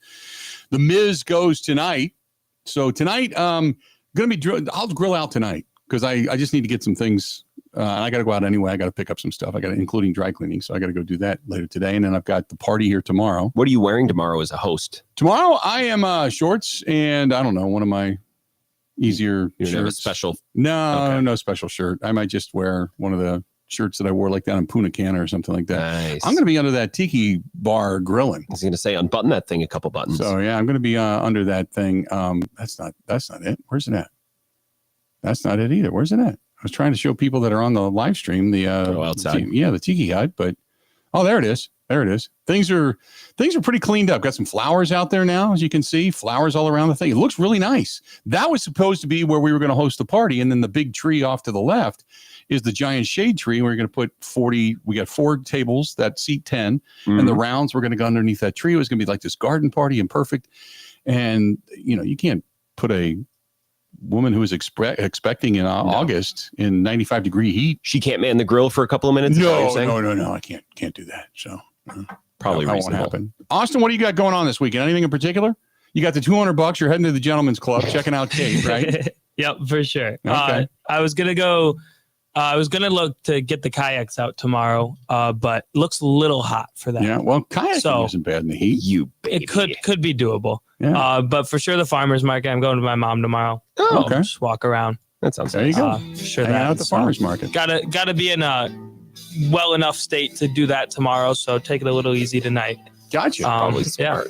Okay. That's about it. Well, have a good weekend until we all reconvene. We're back here on Monday, 10 a.m. Central Time. Don't forget.